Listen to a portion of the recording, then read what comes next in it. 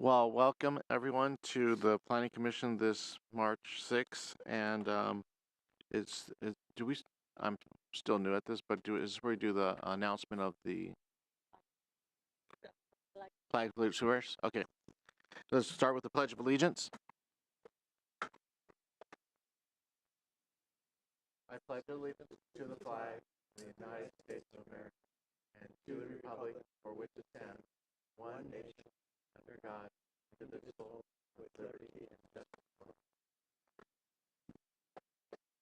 all. Okay, now your TV coverage announcement. Yes, thank you, Mr. Chair, and good morning to the Commission. Planning Commission hearings are televised live on County of Santa Barbara Television, CSB-TV, Channel 20 at 9 a.m. in the South Coast, Lompoc, San Ynez Valley, San Maria, and Arca areas. Rebroadcasts of Planning Commission hearings are on Fridays at 5 p.m. on CSB-TV, Channel 20. Today's hearing will also be streamed live on the county's website and will be available for download in a day or two. Should I move on to the roll call? Yes, please. Commissioner Cooney. Here. Commissioner Bradley. Here. Commissioner Park. Here. Commissioner Reed. Here. And Chair Martinez. Here. Thank you. Okay, so let's move on to the agenda status report. Mr. Wilson. Good morning, Mr. Chair and Commissioners. Today on the agenda, we have 3 items on the standard agenda. We have an appeal of a water well, appeal of a new residence, and we have the energy element amendment by Long Range Planning to close out the day. Staff and appellants and applicants are available on all those items today, and we can continue with those when we get to that. I can move the projection report, Mr. Chair, if you'd like. Please do.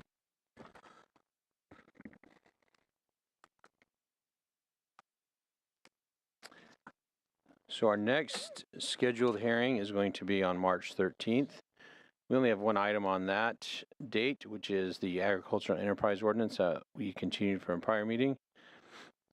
And just as a reminder, it will be here in Santa Barbara. That's due to continued upgrades in the Santa Maria hearing room. So we will be back here next week in this hearing room. And then following March 13th, we will be back on March 27th for the beginning of the housing element rezones, and that one is scheduled to be in Santa Maria. So March 13th, Santa Barbara, March 27th in Santa Maria. And then we did set a special hearing for April 1st for continued hearings on the housing element rezones, and that will be Monday in Santa Barbara, and then we'll continue that item to April 3rd, which is the following Wednesday, and that will be here in Santa Barbara as well. Again, so the housing element rezones on March 27th, April 1st, and April 3rd. And then after that, we will be back at April 10th in Santa Barbara, and we have the appeal of the El Capitan Canyon Campground, which we continued from our last hearing. We have a outdoor cannabis cultivation in the Buellton area, and then we have a lot line adjustment on that hearing date for April 10th. And then nothing is projected on the calendar until none. So we will be working with staff to add items to the projection report after that. So as far as the Planning Commission goes, we're have things tentative until April 10th. So that concludes the projection report, Mr. Chair. Thank you for that report. And now this is where we move into public comment. This is the opportunity for the public to make comments about matters that are not on today's agenda. And I don't know if we have anyone that's online or... I've not received any physical speaker slips. We do have some folks online. I suspect they're here for our standard agenda, but if you'd like to speak on items not on today's agenda, go ahead and raise your hand and I'll call on you. I'm not seeing any hands. All right. So then we'll move on to the 7th item on our agenda, which is the Planning Commissioner's informational reports. And do any commissioners have any informational reports to give? Yes? Yes, for the 3rd District. I attended a ribbon cutting ceremony for the Strauss Wind Energy Project last week, and then took a kind of a private tour. I thought it was worth reporting because a very important subject in that whole hearing process for approval was potential for eagle strikes, killing golden eagles flying into the towers. And one of the mitigations that this planning commission had a big role, and of course our staff, in having adopted was the Identiflight system. And I got to see it in action, a lot more in action than the Strauss people really wanted. I saw one eagle fly up and it closed 6 towers, one after the other. So out of the 27, one eagle approached each one, flew around, and got bored or just wanted to fool with people and shut down 5 more after the first one. And it takes a while for them to come back up. And I suggested, maybe what we ought to do is have a dog crate with a bunch of rodents in it, and then when the towers had shut down, you release a rodent and the eagle would fly away and catch the rodent. We thought, no, that's just giving it treats for shutting down towers, and they'll get even better at it. But it actually was an amazing thing to see, and really heartwarming to see that all the effort that we put into those hearings will pay off, and you can see how it pays off. So neat thing. And for those of you who are either seniors or want to fake being seniors, I'm taking my seniors hiking group out there on the 15th, and you can see it in action. You just can't talk to each other because that'd be a Brown Act violation. All right. Thank you, Commissioner Park, for that report. And any other commissioners? Well, okay, I see no lights on. So then let's move on to the director's report.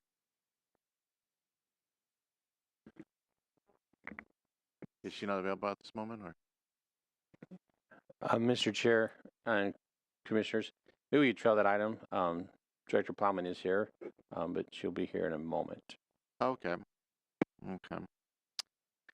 Okay, new situation. Move and adjust. So I take it at this point, then can we even move on to the agenda without we can move on to the first item then on our agenda then and use our time wisely here. And that will be the Bidwell appeal. Yes, the following is a hearing on the request of Geraldine Bidwell to consider case number 23 APL 36, an appeal of the Planning and Development Department Director's decision to approve the installation of an agricultural water well and grading, case number 22 CDP 35. Okay. And so, Mr. Chair, I just wanted to point out for those who hadn't noticed that there was a late submittal on the dais waiting for you this morning. So at some point before public comment, we should take that up. Okay, well, let's wait until we finish to hear from those that presentations. I believe right now is the time that I asked if there's any ex-parte communications of the commissioners regarding this issue or this matter that's now before the Planning Commission. I see no red lights, so I guess there are no ex-parte communications. So I would ask for staff's presentation.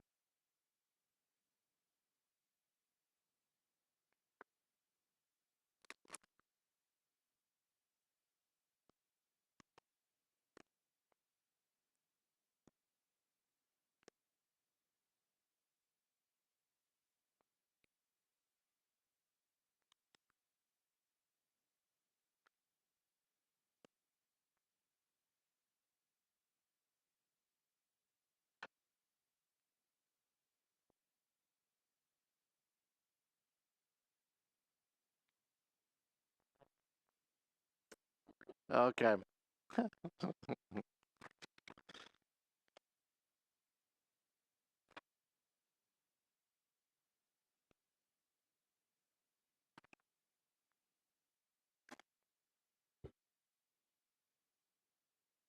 Good morning, Chair and members of the Commission. My name is Sam Broderson, and I will be presenting the Bidwell Appeal of the Mariposa Investment Trust Agricultural Water Well.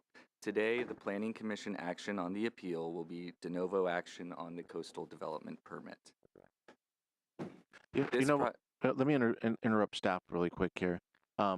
Since the director just came in right now. Why don't I take advantage of that so we can have that part of the agenda just gone? I'm sorry. Okay. Boss lady.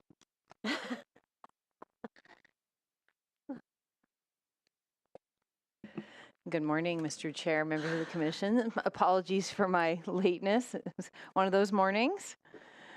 Let me get to my report here.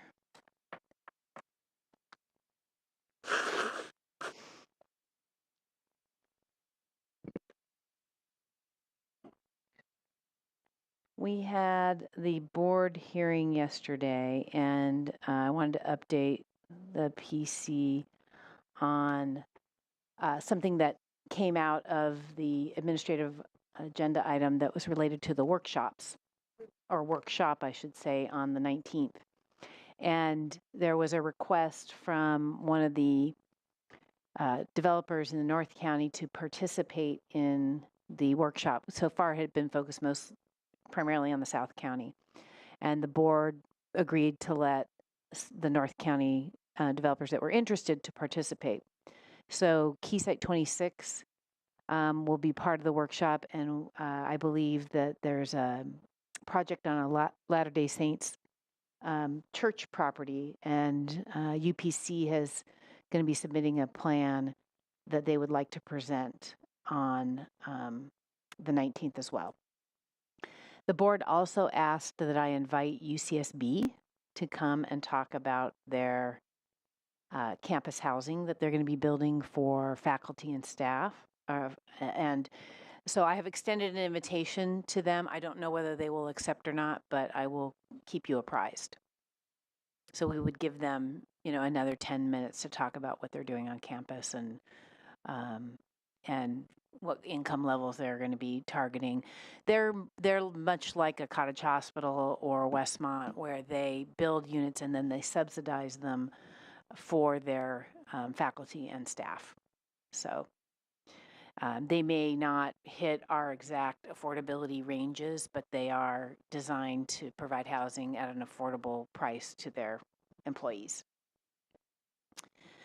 The board also took action yesterday on the appeal of the cell tower or facility in Isla Vista on Camino Mallorca, and they denied the appeal and upheld the project, the Planning Commission's decision. And I don't really have that much more to report other than just the upcoming items. There will be Keysite H development agreement on the 12th, which is next week. That meeting is in Santa Maria, so that hearing room is opening. So that's good news. And we will have the Music Academy appeal on the 7th of May. I think that's it. I'm happy to answer any questions. Yeah, Commissioner Bradley? So getting back to the March 19th hearing, so I'm assuming those North County folks are going to come down here for the whole meeting. That's correct. Okay. Yeah. And on the UCSB invite, I think that's a great idea, obviously. They, at one point, had student housing. We all know Suzanne Elledge lived there for 5 years. So do you know if they have any student housing in there? I mean, I'm not even sure how closely we track it. I know they've got this LRDP. I know they're deficient in providing it. Just a curious thing. So, Commissioner Bradley through the chair. So they do have student housing proposed, but we can't count that in our housing element update. We can only count housing for faculty and staff. So that is what we would have them focus on if they came. But I know that they're working on a project to replace the Munger project that is no longer. Okay. Yeah. Interesting. Okay. Yeah. That was it. Thank you. Commissioner Reed? Hi, I just had one question relative to the March 19th workshop.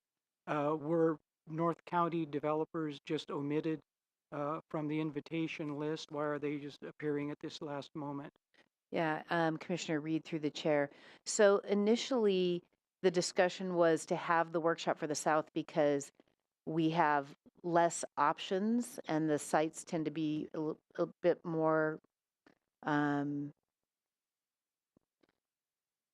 controversial, I would say, on the South Coast. So there was a desire to be able to have the developers who are proposing projects on those sites be able to come and talk to the board about how they would meet the board's criteria that they set forth in a hearing back in January. We have a lot more options in North County, and at that time, we hadn't seen any submittals from the North County, from developers, so we had focused it on the south, but the board opened it up yesterday. Okay, thank you.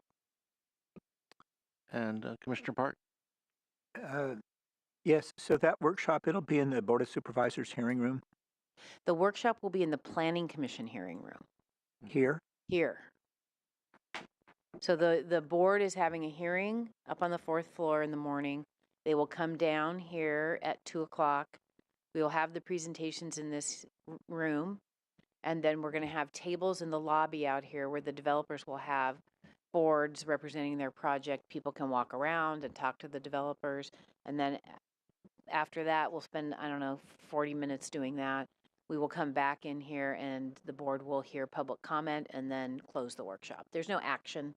There's no staff report or anything like that. It's just an opportunity for people to hear from the development community and then be able to ask questions. It strikes me that any one of these projects, especially in Goleta, could fill the hearing room. And it remains to be seen how that all works out. I just want to have a seat. Can you guarantee that? Yeah, we did talk about that, and Yeah. I can work with Mr. Villalobos, and we can maybe tape off some seats for the Planning Commission at the front. That would be great. It's also available for North County Commissioners via Zoom, too, if you want to participate that way. Speaking of hearing rooms, so the board will be meeting in Santa Maria hearing room, the new hearing room, newly renovated hearing room, on March 12th. Correct. But we're coming here yet again for March 13 on the Ag Enterprise Ordinance, which is chiefly North County issue. That is correct. Pourquoi? I'm going to turn that question over to I know, you Secretary should. Wilson. Yeah, Pass the buck. and Mr. Villalobos.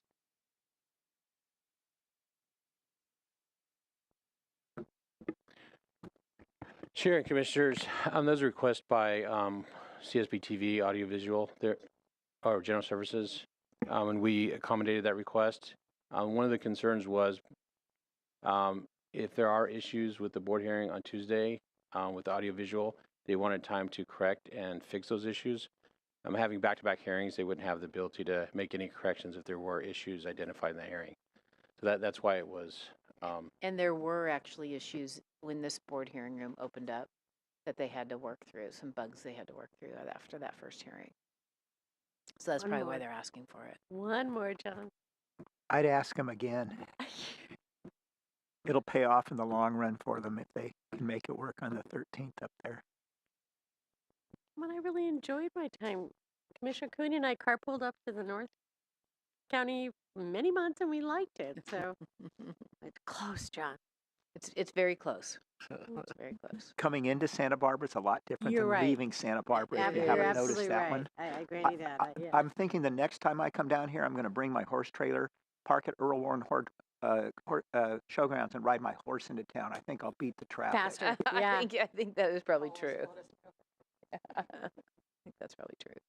Any more questions? Commissioner Bartley, your light's on. No, sorry. Okay, no problem. None. Thank you. Thank you very much.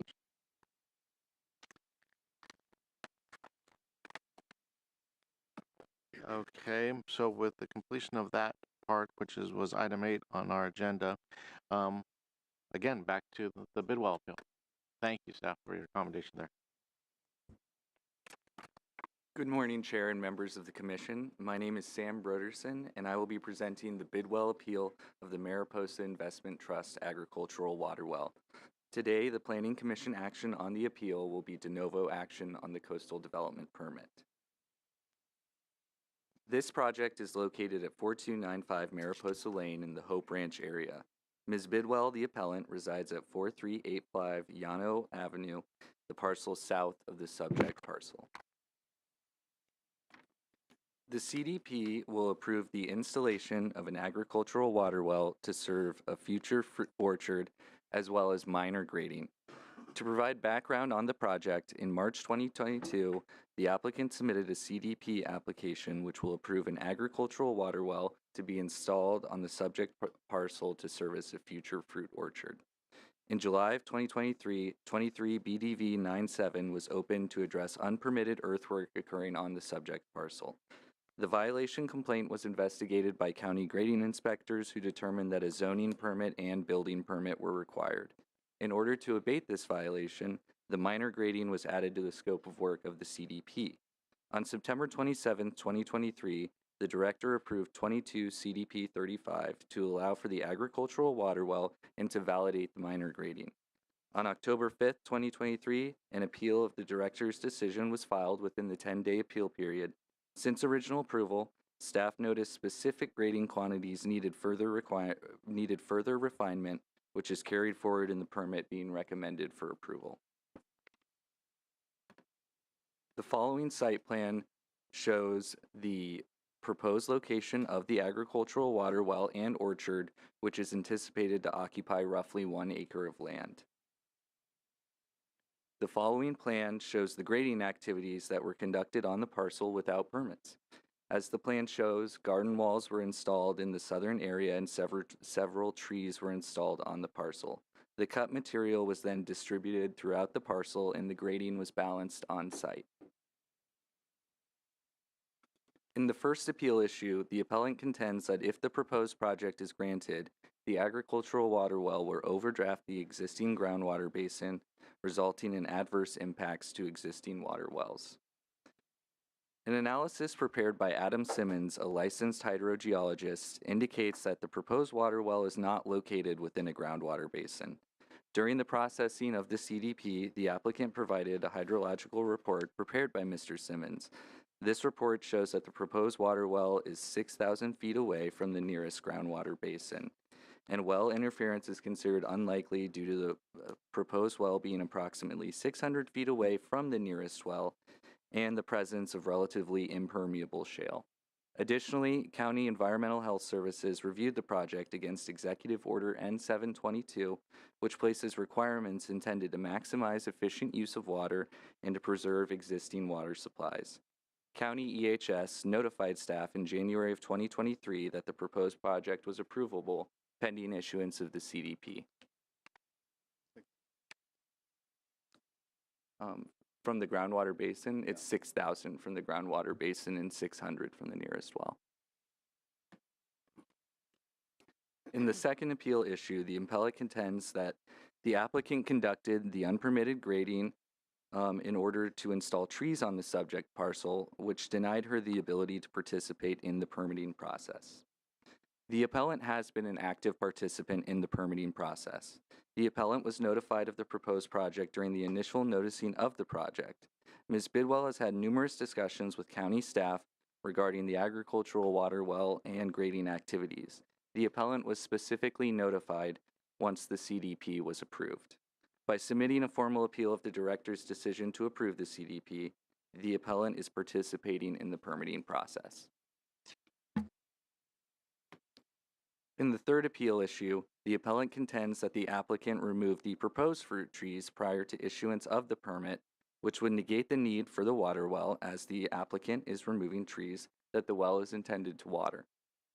Prior to approval of the CDP, the applicant removed existing olive trees in the area of the proposed fruit orchard. Establishment of the orchard is ongoing, and the trees that were removed were replaced with more to be installed. The applicant provided a plan for the installation and maintenance of the proposed orchard and its yields. Additionally, conditions of approval were placed on the CDP, which require a permit compliance case be open on the parcel, and the applicant will be required to submit evidence of the agricultural use every 5 years.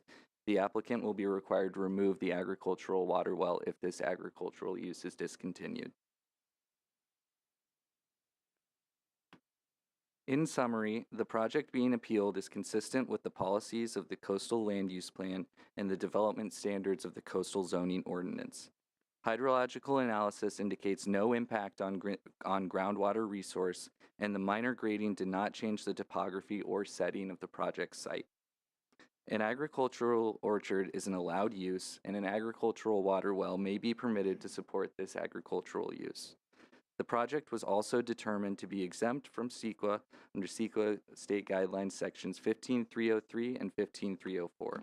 Section 15303 exempts the installation of new equipment and facilities in small structures. Section 15304 exempts minor or public or private alterations in the conditions of land. The required findings for approval of this project can be made, included as Attachment A of the staff report.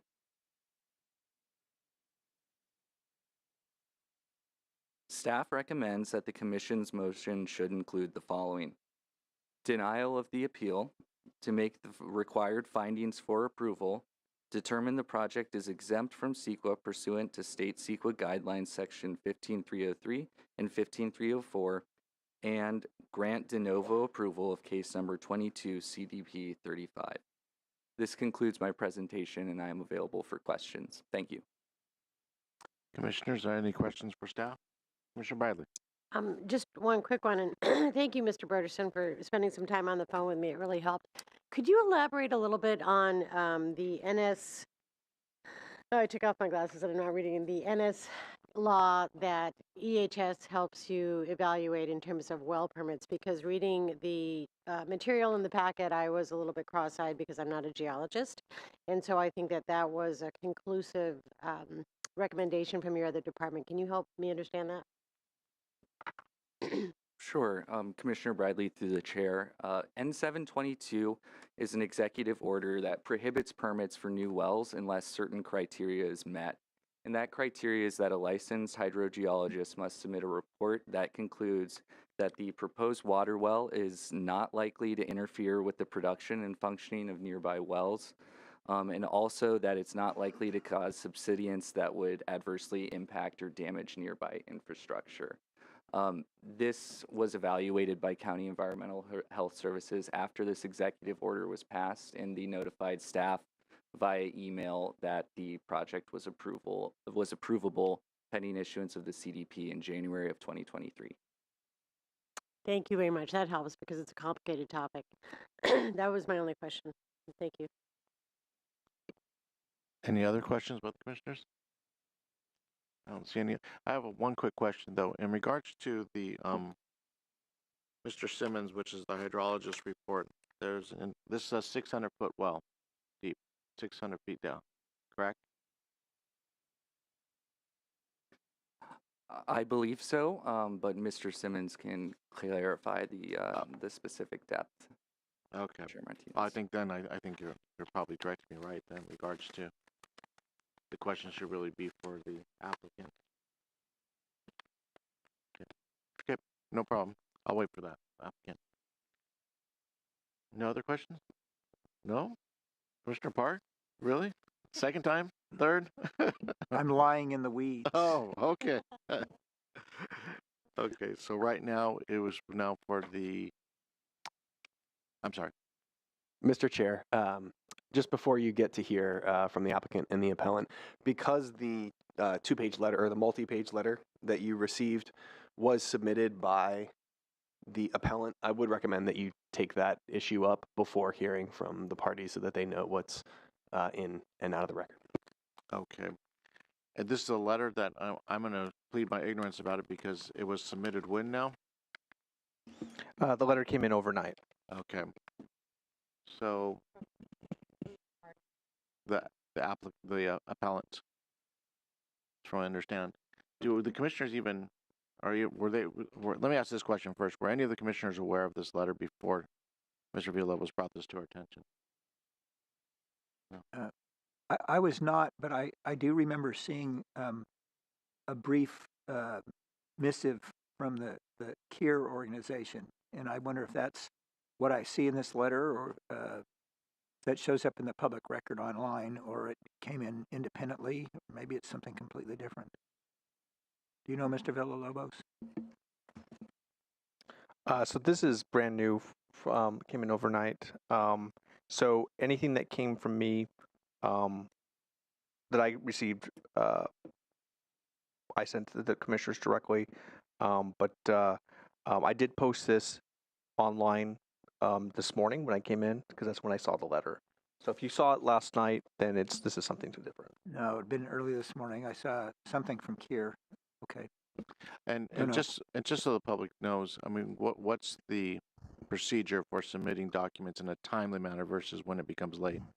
Sure. So for non-legislative items, which is considered permit items, are the submittal deadline for letters longer than a page in length is Monday at noon. Anything that comes in after that, in order to become part of the record, would need to be voted into the record by the Planning Commission, and that requires a 4/5 vote. Okay. Mr. Chair, so just for super clarity, we were talking about the Elkins Cult letterhead that came in overnight. Okay. Yes. And then we had another one on this case, but this was within the correct time from Riker Frau for the applicant. Yes, that came in. Yeah, that came in before noon. Thank you. So I guess, my question to the commissioners first are, did you even want to consider looking at this letter to determine whether or not we make it part of the record, or just take a vote in regards to the timeliness of this as being so belated that we just move on with what we have in hand? Mr. Reed? Well, I would think due to the size of this letter and its very late submission, I would not be in favor of admitting it. Mr. Bradley? Same. Commissioner Cooney? Well, this is not a courtroom, as we've often discussed. So potentially this could be admitted as part of the testimony of a witness, but with respect to admitting it on its own into our record, it's fairly easy to say it's way too difficult to read, absorb, and follow up on in the time we had prior to the hearing. Okay. Commissioner Park? Just as a practical matter, I don't want to break and take the time for us to read through this. I know for myself, I can see that the letter is really only 2.5 pages long, not even that. And then it has a brief letter from the Kier organization, which is about 2 pages long. But I've already seen something from the Kier organization, and I don't want to go through it and see what did I see already, what did I not see already. It would take a lot of time. On balance, the letter's from a Los Angeles firm, and they may not know our general rules and policies, and I'd want to give them a break on that. On the other hand, it's pretty easy to look them up on our policy manual. And finally, to be in the utmost of practicality, I don't think the letter says a whole lot that's new and earth-shaking. It's not going to be spoken of in the oral discussions, because it's only 2 pages of points, and same with the Kier thing. So on balance, I think let's not take the time to admit it and read it. So with that in mind, then I would just have a voice vote of whether we admit it. No. There's no motion. No motion. No motion to admit it. Okay. So we don't admit. Okay. Let's move on then. So now we have the appellant. Okay. Just so for the appellant and the appellee, this is limited to I believe it's 15 minutes in regards to each side, and so keep track of your time, because whatever time you use now and then come back for rebuttal is all part of the 15 minutes. And if you could announce who you are whenever you're speaking, that'd be much appreciated. Good morning, commissioners. My name is Ernest Guadiana of Elkins Cult. I'm a land use attorney, and I represent Ms. Bidwell. Regarding the late submission last night, I would just like the commissioners to know that I was actually retained after the deadline had already passed, which is one of the reasons why the letter was submitted late. With that said, as noted by the commissioners, a lot of this is oral testimony that was already in the record and just kind of emphasizes certain points in that, which I will bring up now. So my client, Mrs. Bidwell, owns the property adjacent to the applicant's property at 4385 Llano, which is within Hope Ranch. The first point one of the points that was submitted in the letter yesterday was that the proposed use is for a commercial orchard. Specifically, the The initial Simmons report that was included in support of the CDP noted that this is a well for a commercial orchard. This property is within Hope Ranch that prohibits commercial uses and limits uses to residential uses. For that reason, we believe that this CDP should be denied because the purpose of the use is negated by the fact that the proposed orchard is not allowed. Now, more importantly, my letter emphasized the Kier groundwater letter that was submitted on February 22nd, 2024, which was not addressed by either the applicant in either its Monday letter or its prior letters, or by the staff report. Now, with that said, it is required under the Santa Barbara County Code that all wells within 1,000-foot radius of the proposed well must be considered and placed on a plot plan along with the application, and then included in the hydrogeological and well extraction study.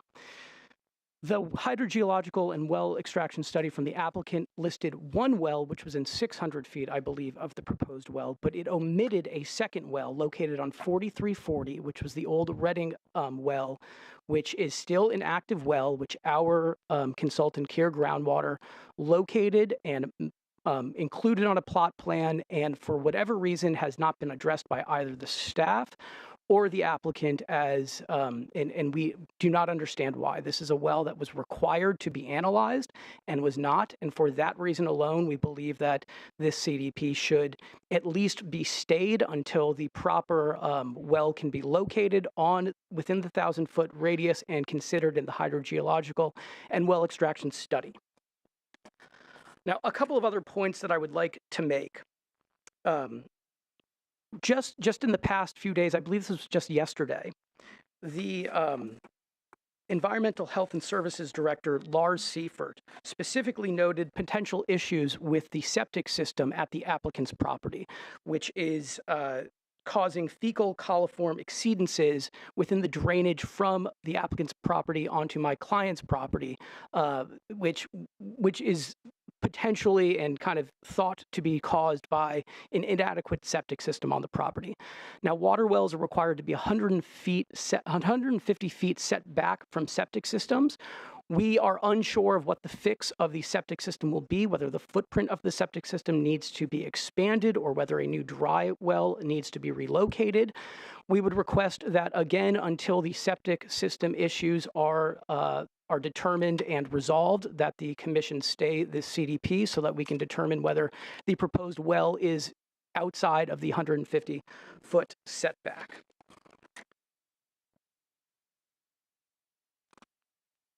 One other item that I would like to bring up is the fact that the proposed orchard is located within the canopy of certain protected oak trees. Again, we believe that this is unallowed under the code, and this would remove a certain portion, if not, a majority of the proposed orchard. Again, since the proposed orchard is not of a sufficient size, we believe that the proposed well is negated. Now I would like to introduce Jordan Kier of Kier Groundwater just to fully explain his thoughts on the 4340 Llano well and how he determined it was within the 1,000-foot setback.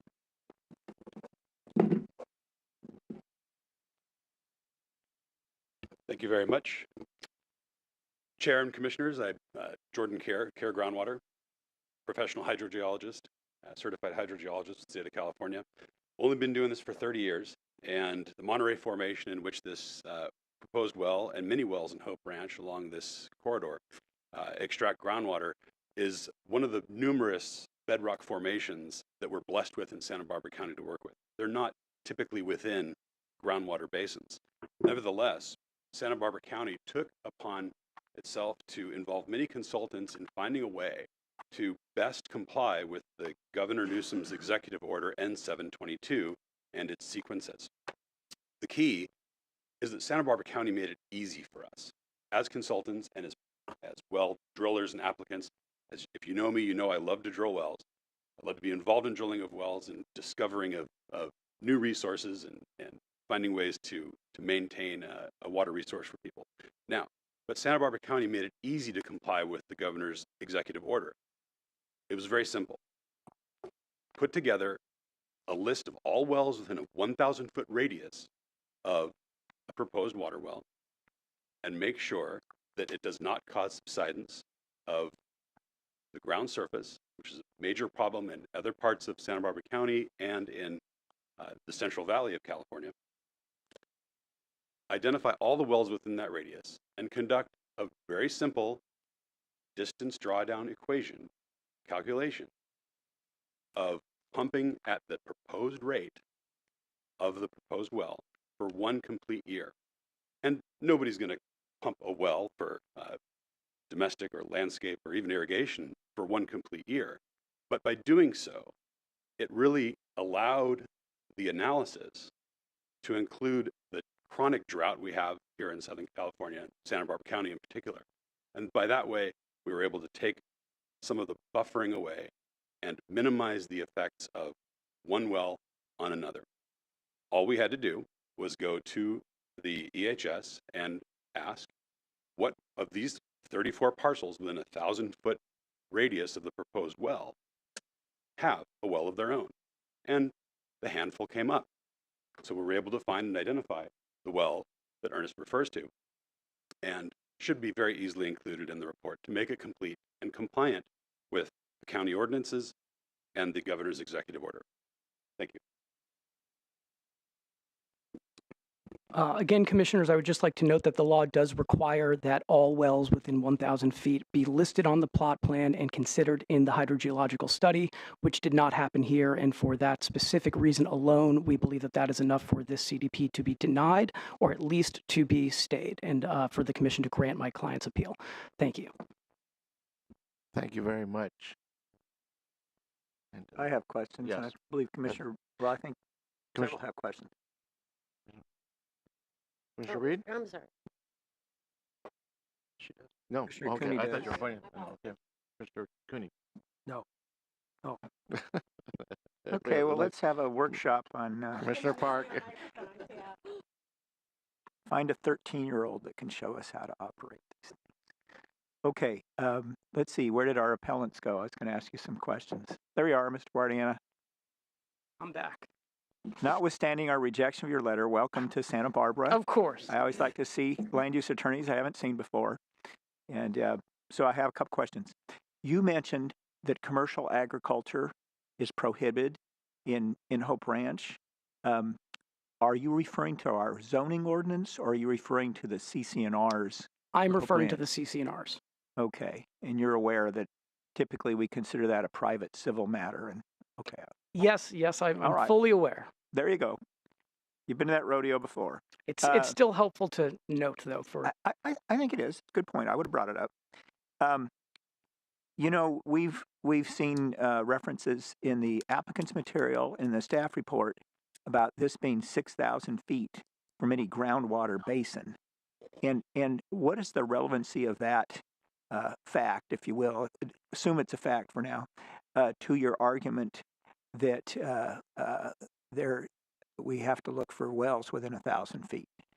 Well, this is specifically required, and Mr. Kier can speak to this probably a little bit better than I can, but it's specifically required under the county's code. Let me pull up the code section. It is 34A 25A, which does not discern between basins or anything like that. It just says all applications for new well construction permits shall include all required items of section 34A4 and the following intended use and location information. And if you go down to number A5, it specifically says a plot plan indicating all nearby wells within 1,000 feet of the proposed new well. It's very straightforward. It doesn't matter about what the formations are like or anything like this. As Mr. Kier noted, this was a very simple situation to deal with. You just look for all the wells within a 1,000-foot radius and you list them all. And it is quite possible that the hydrogeological study will confirm or potentially confirm that the well does not impact, that the proposed well does not impact the well within 1,000 feet, but this is something that is required to be done, and this analysis is required to be performed under your code in compliance with Governor Newsom's executive order. Okay. Last question for you, and it might be something you refer to somebody on your team.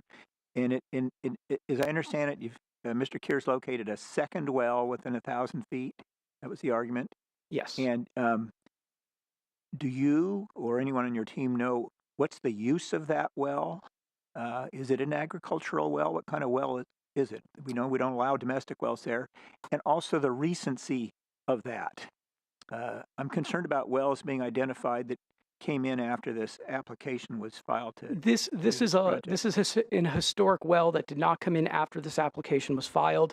I know it's an active well. I'm not certain if I'll allow Mr. Keir to explain if he knows what the use is. But again, the code does not list uses or anything like that. You're just supposed to identify all wells. Oh, I know, but we just like to get the gestalt of the case. So here we are, Mr. Keir.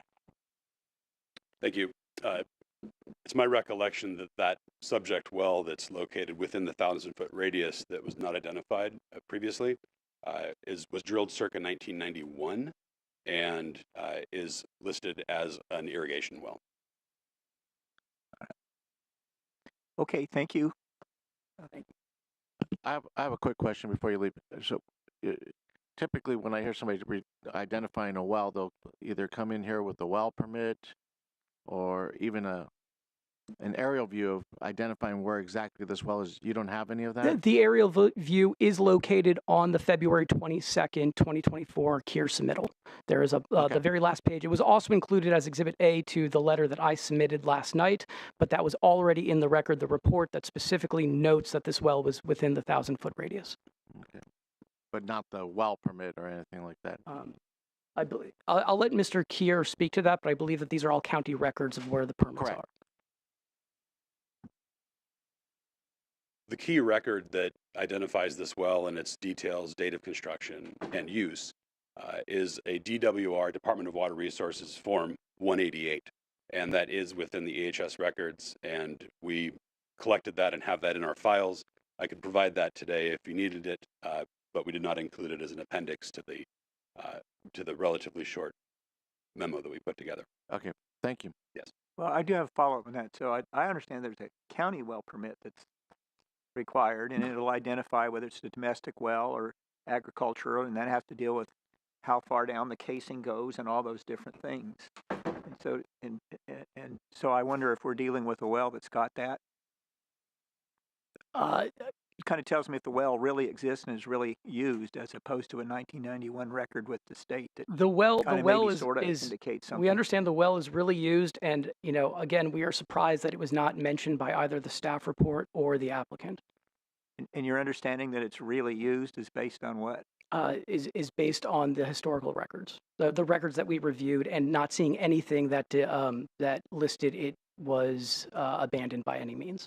Well, but the historical records are the 1991 DWR document, but that exists in the absence of any county required well permit. Okay, correct. If that's your evidence, that's your evidence. Thanks. Thank you.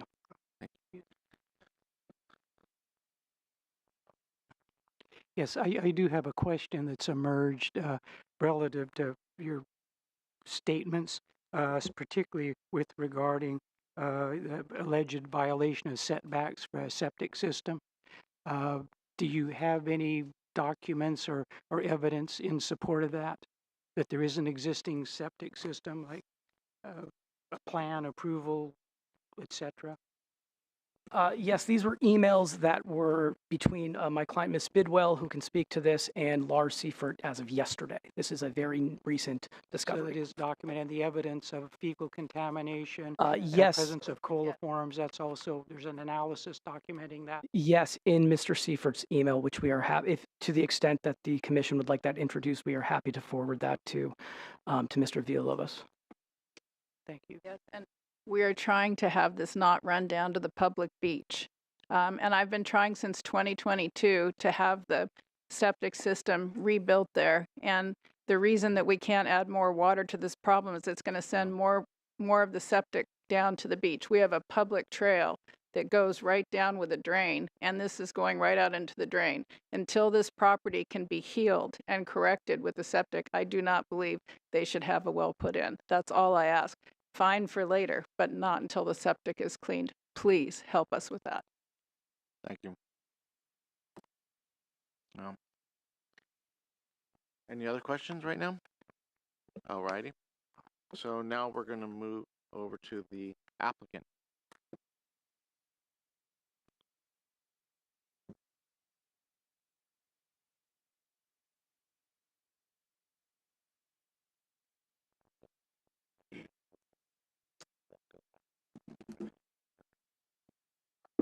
If you could please state your name.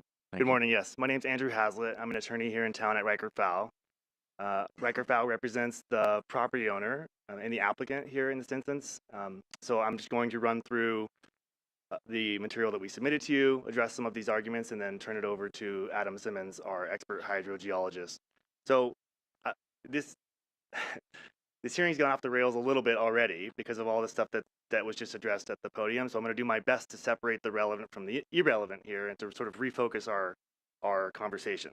So on October 5th, when this appeal was submitted, and on October 9th, when a letter was submitted clarifying the primary topics of this appeal, there were 3 issues identified. Those identified issues are in the staff report, and they're in all the other materials that were timely submitted. Those are, these are the issues appealed. That there was a potential to overdraft underlying groundwater. And both the staff report and our materials have made clear this is not in a groundwater basin. Now, to the extent there's any other new evidence about overdrafting or impacts, we had an expert hydrogeology report, that expert by Mr. Simmons, that was peer reviewed by the county's own hydrogeologist, and nothing discussed today is at all relevant to whether or not there's going to be overdraft or there's impacts to existing wells other than rhetorical questions. The second item is grading in excess of 50 cubic yards. And both the staff report and our materials discuss this inadvertent de minimis issue, which is easily rectified by this commission's de novo approval of the revised project description now. And again, neither of these issues have been discussed by the appellant. The third issue is the removal of pre-existing trees. That the removal of those trees was entirely consistent with the coastal development permit, was not in violation with any regulations, and Mr. Broderson confirmed that the county verified the compliance of the coastal development permit with later enacted regulations, legislation, etc. Right, as these new government executive orders came down, governor's executive orders came down, the staff identified those, they asked for the applicant's input on them, and they were addressed. So now, far after the maximum period to put these issues in contention to give the county and the applicant notice, we are discussing 4 new issues now. So the first being a supposed missing well from the study. Now, I will ask that we pull up the Cure Groundwater report, please, or to the extent it's in front of you, please look at it. Because the third page from Cure Groundwater is a diagram which identifies the supposed missing well. And if you're there with me, you will see on the left side, there's a blue dot on the yellow line at 1,000 feet, not within 1,000 feet. And indeed, Cure Groundwater's letter, can we pull this up? Okay. You know, we need to follow along with it. Great. It's Cure Groundwater's letter. It was submitted on February 22nd. And it wasn't in the packet, so it should be in the packet.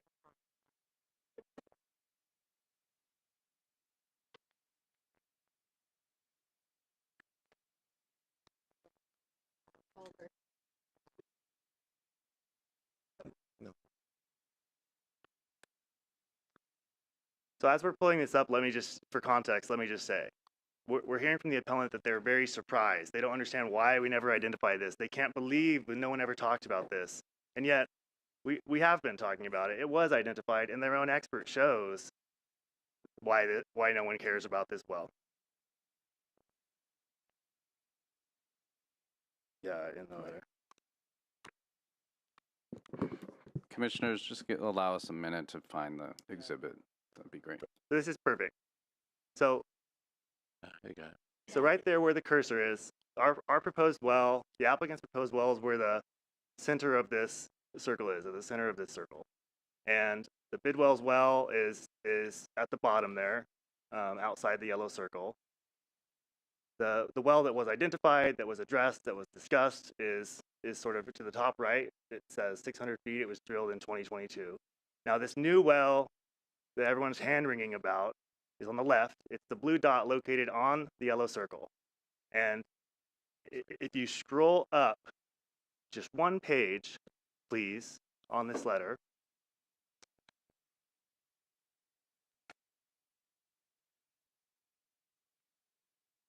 stop, please, you will see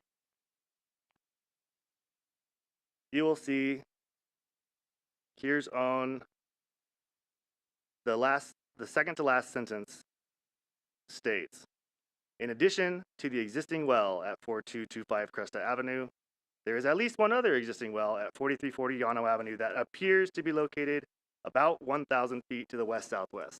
Now, it's 1,020 feet away, okay? This is a non-issue. It was identified, it was addressed. I appreciate the commission's questions about the use, what type of well it is, when it was permitted. It's simply not relevant. It's 1,020 feet away. Everyone's known about it the entire time. Cure Groundwater's own report shows it's not within this yellow radius. So, more importantly, this is a new issue we never talked about before. This is the fourth issue, the supposed missing well. Mr. Simmons can talk about it. Now, issue 5, new issue 5, the Hope Ranch CCNRs. Community CCNRs have nothing to do with this commission's decision. The county doesn't interpret or enforce CCNRs. The application included approval from the Hope Ranch, and if the appellant wants to dispute the validity of this, she's more than welcome to do that through a civil action against Hope Ranch. Now, sixth issue, septic system, again, not relevant to the validity of the issuance and approval of this CDP. Mr. Simmons, I understand, can discuss it, and I've never heard anything about the canopy of protected oaks before today. So again, it's hard to really be prepared to address these issues when we were never put on notice about them. But I'll turn it over to Mr. Simmons to discuss the other hydrogeological concerns to the extent they're relevant. Actually, let me just back up very quickly to the Hope Ranch CCNRs. In addition to them not being relevant, Section 5.01 says nothing about orchards or commercial use of the CCNRs. Let me just say that for the record. This commission doesn't need to worry about that, but suffice it to say, CCNRs do not prohibit what's been approved here.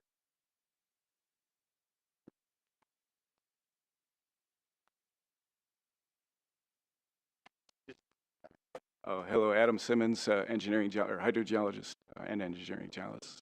But I'm happy to answer any questions. But in terms of the discussions about the well, and it's very complex, and unfortunately, most of it's boring, but it is important, and it's all been evaluated. There wasn't any sweeping, trying to hide things. I mean, everything's above board, and I'm happy to provide answers to any of the questions that might come up. But I do feel that everything that's been submitted is right on, spot on. So, and in regards to, I don't know which topic you want me to talk with first, but it sounds like the 4340 was an issue, and I had actually met with the folks to the north of them.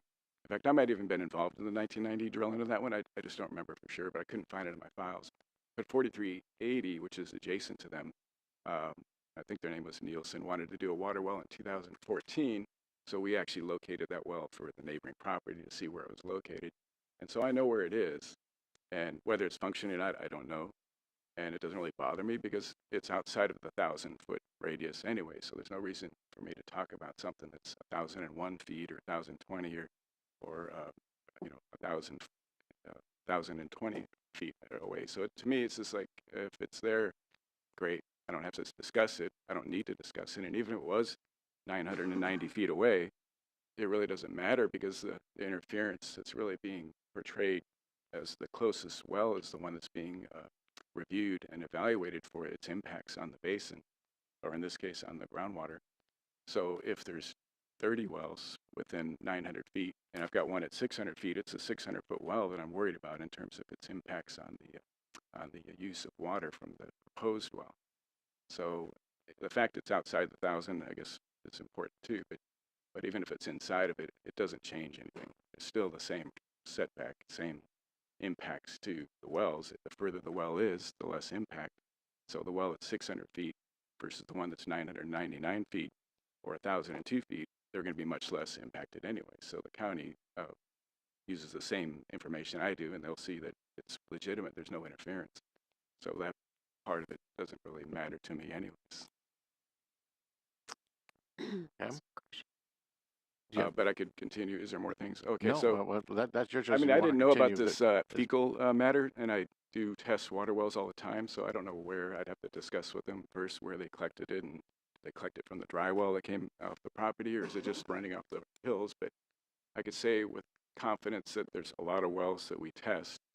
In fact, most of them have some type of bacteria in it, so it doesn't mean that it's contaminated from humans. It could be, you know, squirrels or birds, or it doesn't matter. But if you do get a reading, I could take a sample just about anywhere from the runoff from the streets in Santa Barbara to Hope Ranch to Goleta and measure it. I'm going to get something that shows there's fecal or at least bacteria. We hopefully not E. coli, but there's usually a sample everywhere. So I find that a little jaded in terms of reality. Is it actually coming from a septic system, or is it coming from some squirrel activities? But I don't want to see septic systems failing, so I'm happy to help if we need to improve anything over there. But I haven't seen the data yet from that particular study. But that's just my take on overall impression of that too. And it simply can't be germane to this appeal when the evidence hasn't been submitted and we don't know anything about it. The scattershot approach is not relevant. you need to be on the mic because nobody's going to hear you on the. This scattershot approach is not acceptable. It's not right under these procedures, and it's not germane to this commission's approval. So we'll reserve the remainder of our time, but we're happy to answer questions at this point. Okay, Commissioner Bradley. Mr. Simmons, in case people in the room don't understand, you're pretty much a celebrity in town. The fact that you're here, I'm surprised you don't have clients waiting out the door to talk to you, because I know your time is precious and your opinion is valued.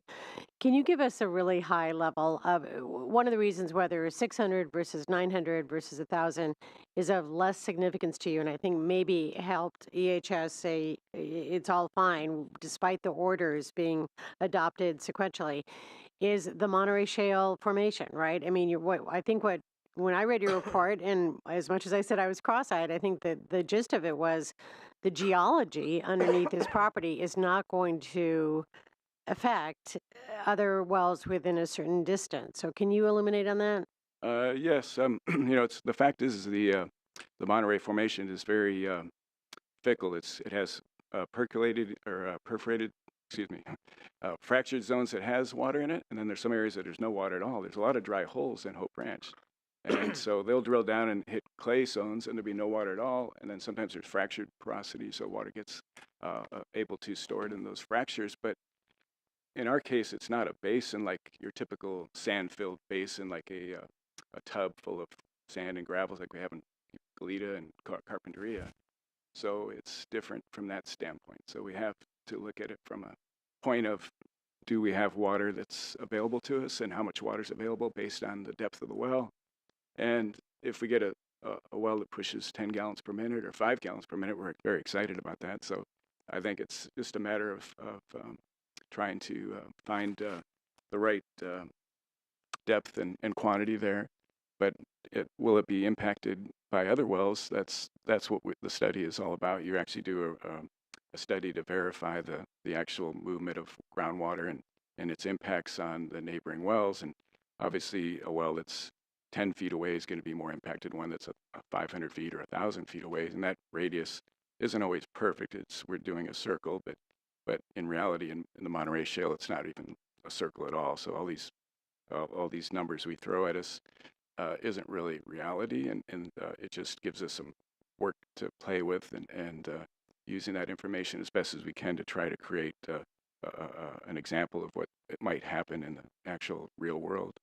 But in our case, yeah, if we have a well that's 600 feet away and we find that the interference is less than 5 feet, which we have in this case, by pumping our 4 acre feet per year, we can extrapolate that same data and say that a well at 900 feet would be much less, 1.7 feet or 1.8 or whatever the number is, but still less than the 5 feet of drawdown that's the threshold that the state's asking us to meet in terms of its impacts on the neighboring water wells. So the idea is to try to keep a point where you know where your balance is and know what your depths are and how much impacts we have as we move out radially from the well itself. And as we get further and further away, the impacts are lessened. So it's really about the first well, and as close as a proximity is where we have to worry about the actual impact to that well, and if we need to adjust distances or reduce flow rates to meet that setback, that's what we do. But once we start piling on, I've had wells submitted in Montecito, which there's a cluster of wells there. It's not the Monterey Formation, it's the Sespe Formation typically, and it's also a very poor formation for water. So neither of those areas are Monterey Shale or Sespe are zones that are desirable by districts. The districts say Montecito, they don't want to drill a well that's going to be 10 gallons a minute or 5. They want bigger water, and the same with Hope Ranch. Nobody's drilling any wells out there for domestic or for use for agricultural or domestic for the bigger use. So the point is if we are able to drill backyard wells and still meet the requirements and setbacks and not impact other wells, I think it's a betterment for Hope Ranch because they want to supply a clean supply of water. And if we can obtain water from the ground beneath us, and albeit very poor quality, or I should say poor quality, it's not seawater, but it's poor quality in terms of salt-sensitive plants. Therefore, the water that does come out of the well isn't really something you want to use for your avocado trees. And I know avocados are planted out there, but most of that was from district water. In the old days, even this property and the Bidwell's properties were all avocado trees, but they had district water in those days that could do that all the way up into the 90s. And there's currently lots of ag properties too that are filled with water, are filled with avocado orchards. Even on Villa Reblada, they have some orchards there too that are producing for agricultural purposes. So I don't think anybody's really complaining about that, but hopefully that answers it. Thank you. Commissioner Park. Yes, I've wondered from reading the files what was the exact relevancy of the statement that you emphasized in your report that the nearest basin is 6,000 feet away. Yes, that's important in the sense that they want to know how is that basin going to respond to this new well that's being placed in there, and is that well in overdraft, or is that basin in overdraft, and can that well contribute to potential subsidence and so forth? So it's more about its impacts on basins that are more vulnerable, which Goleta is amazing, and so is Carp and all those bigger basins. But other areas like Cuyama, we put a well in, you really have to think about, okay, is it going to subside? Is there enough water? So there's a lot of information that unfortunately is a long answer to your question, but the bottom line is, yes, you don't have to find a place that's within the basin. If we're in bedrock, the likelihood of subsidence is near zero, unless there's some crazy people trying to drill a bunch of holes out there. But there's just not a lot of water being pulled out. So in our case, it's a point to be a certain distance from the basin. We do that for all of our studies. And in fact, we're in this bedrock material that is really non-water bearing, even though we can produce water on a small scale. For us, it's not considered a big source of water. But that's why my point was to say that we're that far away from the Goleta Basin, which is where we are. Okay, so the proximity to a defined groundwater basin, it's another factor you'd look at aside from the proximity to nearby wells. Correct. But one doesn't replace the other. I mean, if you find it's not in a basin, it doesn't mean you we don't look at the nearby wells, right? Yes, we still drill wells in the basins, so we still have to play that too, but we have to look at how that impacts not only the individual wells within 1,000 feet, and or the regional basin itself. And that's another discussion too that has to be discussed because some basins are a little more fragile than others. So I just have to identify that we are outside of anything that's going to be impacting anybody with concern for groundwater, other than potentially neighbors if we get too close. But in our case, we've proven that even the wells that are 500 feet or even 300 feet away will have minimal impacts based on the low flow that we're producing at 4 acre-feet per acre. That's an average of 2.5 gallons per minute for a year. We pumped it continuously, so we're talking very small numbers. And this is again where the presence of a basin might be relevant. If you were in a basin, you would expect it to be in geology that would transmit water much more quickly and make a more likely impact to the nearby well. Not necessarily likely. I mean, I can drill wells in Santa Maria, for example, and they've got so much water there, it's like drilling into a lake. But Yeah. it still has to be balanced. You still have to show what you're using, and you have to throw all these numbers in there so we come up with a balanced equation there. Yeah. Okay, thank you. Sure. Commissioner Reed, please. Yes, yeah, thank you. I just would like to talk, Mr. Haslett. Yeah, regarding your statements, I've not seen a lot of hand wringing on the part of the other commissioners nor myself, and I fully accept the findings of your hydrologist relative to the relatively isolation of this well due to its presence in the Monterey and its lack of communication with the Goleta groundwater basin. I do have a question though. I don't know if you have material on it or not, but in the description of the project, it's claimed that the output of this well is going to be 7.5 gallons per minute. This is a question that's better actually for Mr. Simmons, but Yeah. I just the estimate. I have some questions relative to that. And according to the description, this well is going to be not observable entirely underground. Yeah, that's probably a question for me and not the attorneys. No offense, but no, the 7.5 gallons per minute was just a number that I threw out. You know, saying if we pumped it on a 50% on, 50% off basis per day, it's 7.5 gallons per minute for 8 months, which is a typical agricultural time period because we don't water during the winter time. As you can tell outside, nothing needs watering. But I do that only because that's really what I'm hoping to do. But I don't have to stick with that number. But my goal is to have a 4 acre-feet per acre. Project description. Yeah, the project description. So if I run it for a full day at 3.77 or 7.5 gallons per minute, that comes up to the 7.5 gallons per minute, and that's per minute. It's 1,440 minutes per day.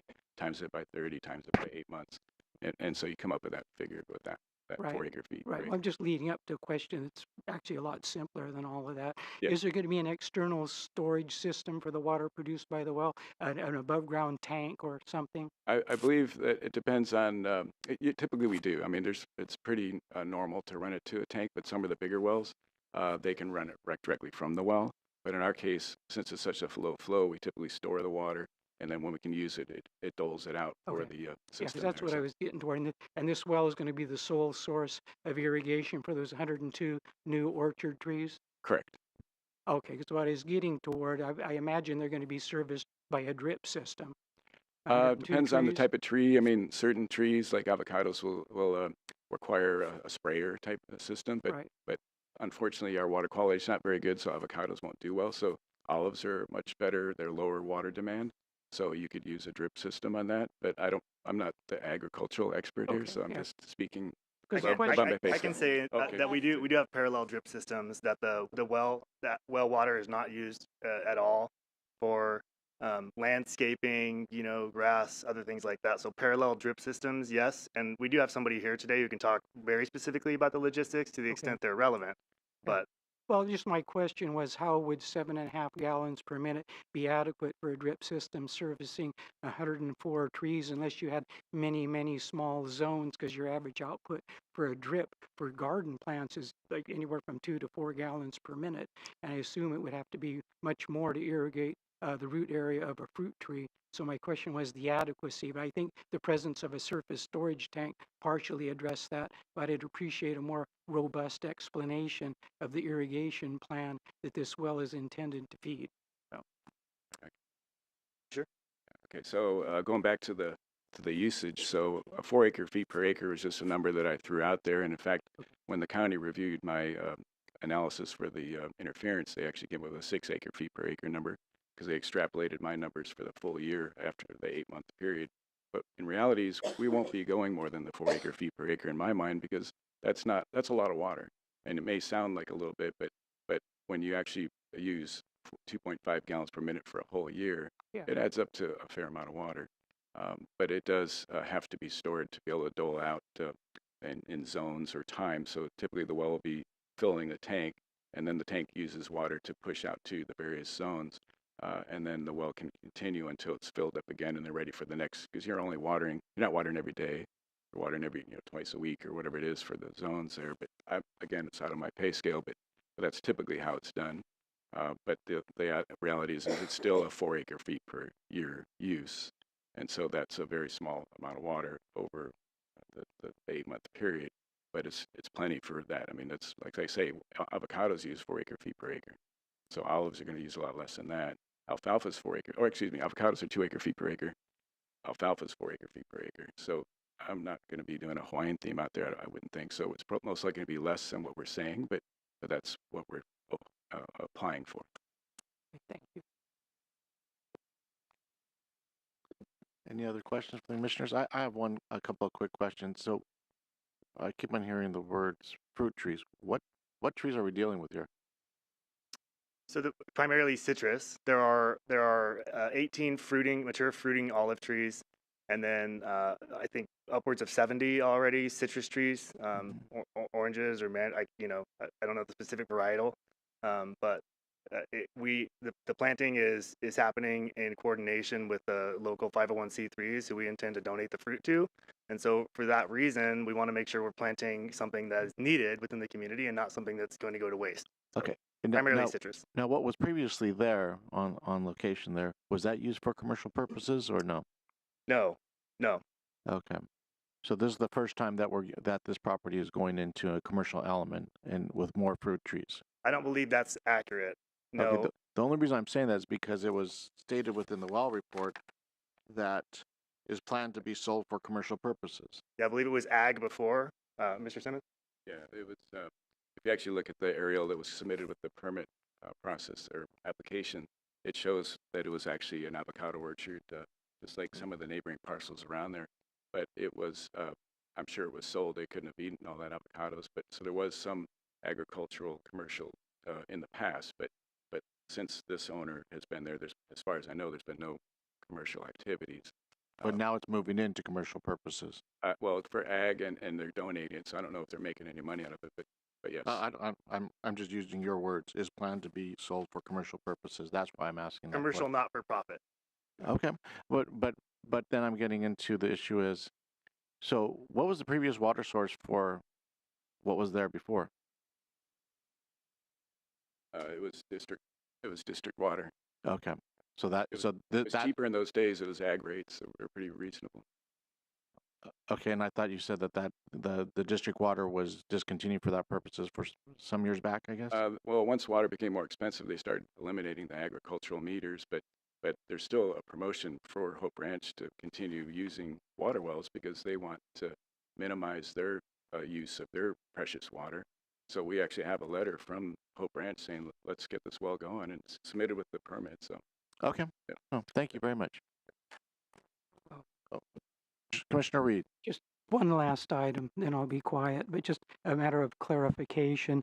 I noticed in the product description, and I just, based on the last question, a question relative to the production of these fruit trees. I know it says in the description it would be donated to a local nonprofit for consumption by their employees. Is that going to be, well, it said it in the description, I think, for consumption of their employees. Is that going to be the entire output of this orchard, or is any of it going to be sold for profit on the open market?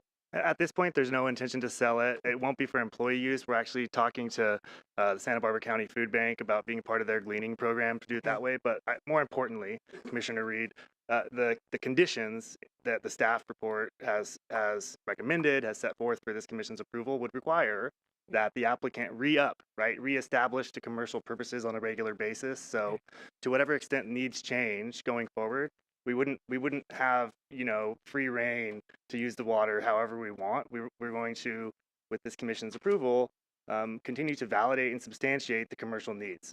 Correct. Okay, thank you. All right. Thank you very much. Thank you very much. So, is there any public comment, Mr. Villalobos, in regards to this matter?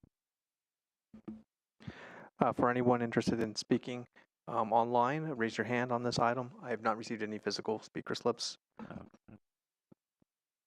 And not seeing any hands up on this item. okay, great. So now we go to the appellant, if they have anything to rebuttal. Well, 7.5 minutes they have reserved. Mm-hmm. Yeah. Thank you. I will. I'll be quick.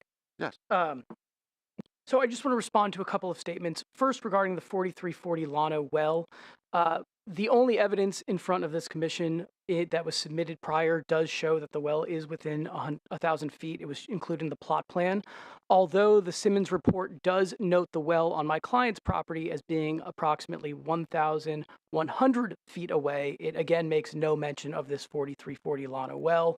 For that reason, I believe that should, at the very minimum, be included in the hydrogeological study and included on the plot plan before this CDP is approved. One other item, although obviously this is not as big of an issue, regarding the commercial purposes of the site. This orchard was never the size of what it was before. I believe it was less than 30 trees in the past, and it is now going up to 102. Again, under Section 5.01 of the Hope Ranch restrictions, it specifically says that Hope Ranch is exclusively restricted to residential uses permitted under Section 5.02A, which does not list anything about orchards. No business or industry hereunder shall be conducted on a lot except as expressly permitted hereunder. And again, the Hope Ranch CC&Rs do not discuss any type of commercial use for orchards. And one last point regarding the septic system, that was not included in the appeal since this is very, very new information that was directed by Mr. Seifert, the EHS director, just as of yesterday. So thank you. And my client would like to add one additional. I'd like to add one thing. There have been no trees on that property producing fruit for 20 years, none.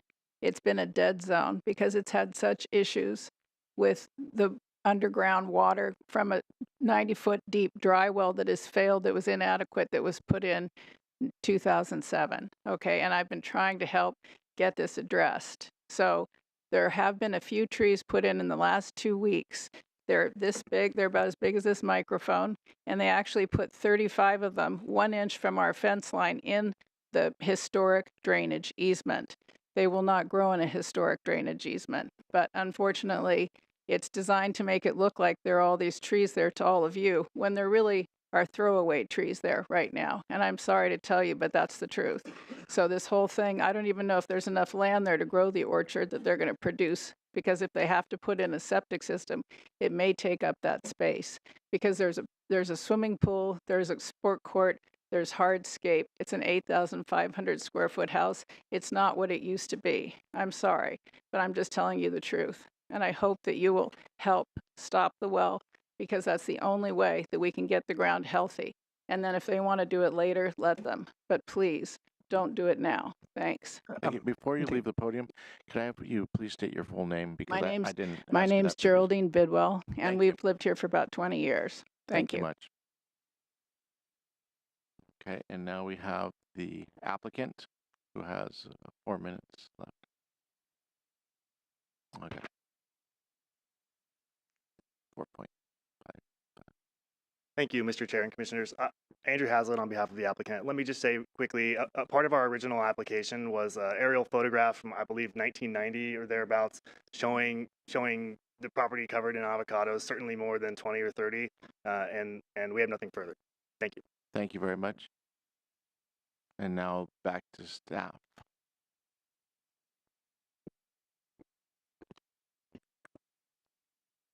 Chairman Martinez, my name is Kimberly McCarthy, and we are happy to answer any questions that you want. We don't want to go too far off the focus of the appeal, but if you do have questions about the orchard and the ability to have a commercial orchard, it is a permitted use. We don't typically distinguish between commercial and other. You don't have to make money on it. This particular applicant has chosen to donate the orchard product, which is consistent with the ordinance, as would be selling it from the ordinance. We have no indication that the planting of these trees in any way is going to impact the oak trees, which is a new issue. I have spoken this morning with a staff person from Environmental Health Services. I do have information on the septic system. It's not part of the appeal, but I'm happy to go over what I've learned today if that's of interest. Any Chair questions from Martinez. the commissioners? Chair Martinez, can I add one more thing too? Regarding the governor's order, I remember when this came out, and this department specifically worked with EHS to come up with a process on compliance for the executive order. And EHS reviews these projects, they take the information, and they determine that it is compliant with the executive order. So we do feel confident that this was reviewed and meets those requirements. Thank you. Mr. Bradley. Thank you. Ms. McCarthy, I'm struggling a little bit because this whole thing about environmental health and the septic system is brand new information. I wasn't prepared to talk about it either. So I could ask you a couple questions and then we can decide whether we care about it or not, or I can just ignore the whole thing. But I think it's better, since it's been brought up, even if it doesn't end here at the Planning Commission, which I don't think it will, to understand what information you have from EHS about that. And help us out. Commissioner Bradley, through the chair, thank you. By no means is this definitive information. This is based on a phone conversation that I had with Jason Johnston of the Environmental Health Services. Through some research that I did, I determined that the septic system located on the subject property at 4295 Mariposa Road was installed in 2006 and 2007. The review of the septic system was in coordination with a coastal development permit issued for the existing single-family dwelling and the existing on-site accessory structures. The design and implementation was approved and permitted through environmental health and through the building permit system as well. The well has functioned properly since that time per their records. Apparently in 2023, septic system, sorry. Why you say, okay, thank you. I was going, wait, we can go there. Apologies, too many water things. The septic system, in 2023, there was a storm event that flooded the property owner's basement. There was a sump pump in this, as I understand, there was a sump pump in the basement that failed. There was a backup system that pumped that floodwater drainage into a utility basin or a sink that then took that water out to the septic system. It overwhelmed the septic system. The septic system wasn't designed to accommodate that. That failure was reported to environmental health. They investigated. There were corrections made. There was a pumpage report provided to environmental health. The problem was solved. The septic system was deemed to be adequate. And according to Mr. Johnston, there is no indication that the septic system currently serving the single-family dwelling and accessory structures on this property is failing. I have a follow-up question on that. That was really helpful. You mentioned that the crisis over the overage was reported to environmental health. And environmental health has a completely separate purview than planning and development. They're a sister agency, and you work hand in glove. So do they have a routine? They actually require pumping and reports on septic systems routinely, right? Can you help me understand that part of it in terms of maintenance functions? Chairman Bradley, Oh. Commissioner Bradley through the chair. Wow, I have not done this for a while. Yes, there are routine, and as a matter of fact, the inspection report submitted in 2023 as a result of this event recommended that they pump again in 3 years. So that's part of environmental health program to continually monitor private septic systems and make sure that they're functioning adequately. Okay, thank you. I didn't have any other questions about anything raised, so thank you. One quick question. With this turning into a commercial orchard, whether it is or not within that definition, does the water runoff program start come into place now?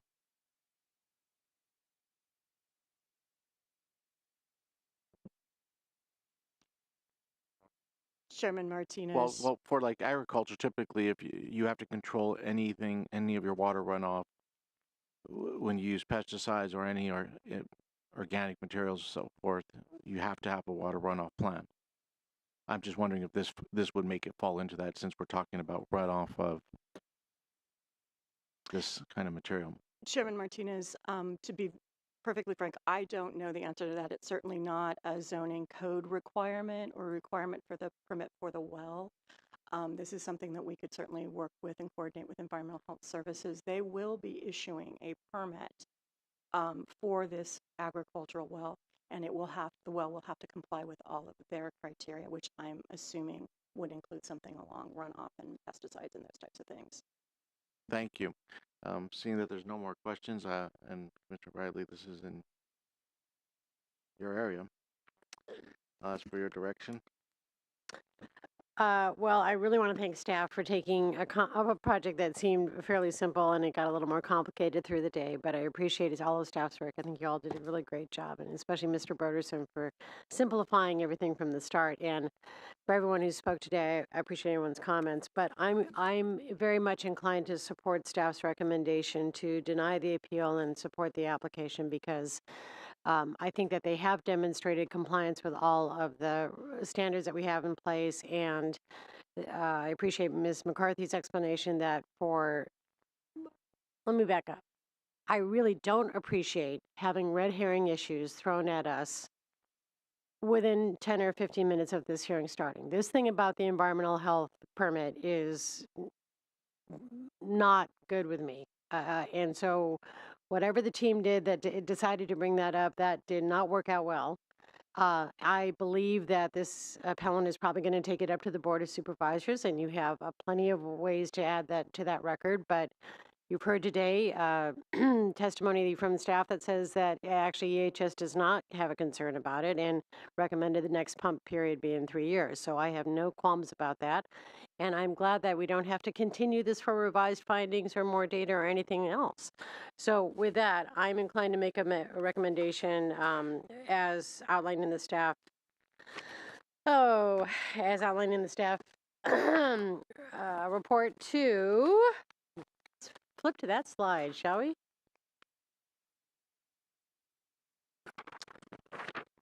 I'll start on reading it. My motion would be to deny the appeal, thereby affirming the director's decision to approve case numbers 22 CDP 35 and to make the required findings for approval as specified in attachment A of the staff report, including CEQA findings.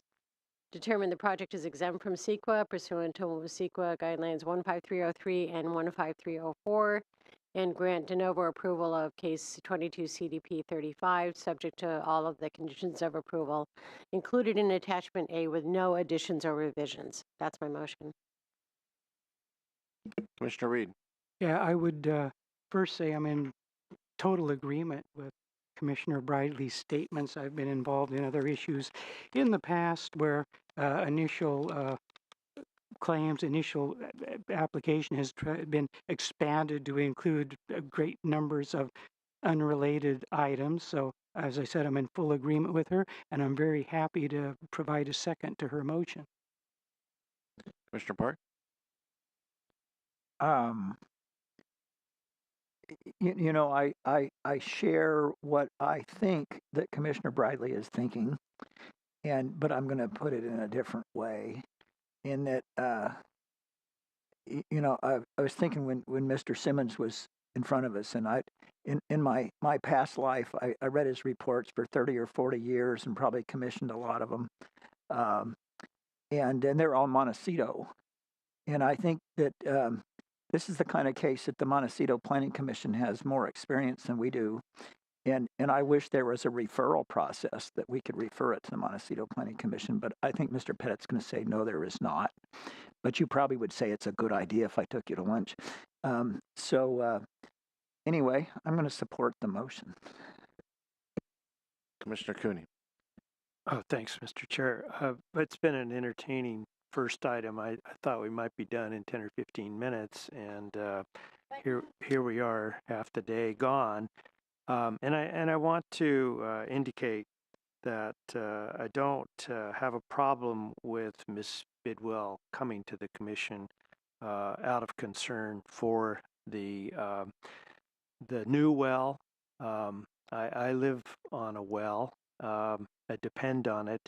I would be as aggravated as she is if I heard a neighbor was going to put a well within proximity of the well that has served me and my family for 30-some years. But having said that, it does seem like there was an effort to throw anything up on the wall that might stick, and it went well beyond the threat to the water system in the neighborhood. So I have no reason on this record to object to the motion, and that would be my vote. And being the last person to speak on this matter, I can appreciate Commissioner Cooney's statement regarding, I thought this was going to be a short matter with what we've had in front of us. But like sometimes in trial, you think the other side's not going to show up, and they show up, and you're in a big one. But I would say this: I'm going to support the motion. I think that there's a lot of civil issues that are going to be around, and this is kind of exhausting the administrative realms of it, and there's still another element of that. And I will conclude with that comment, because I'm just going to focus on what we have in front of us and what we had before us, before any of the new stuff that came up. So let's just do a verbal. All in favor, say aye. Aye. Aye. Thank you. And Mr. Chair, can we take a short break? I was going to say that right now. Why don't we take it right now? Why don't we come back at 10:50?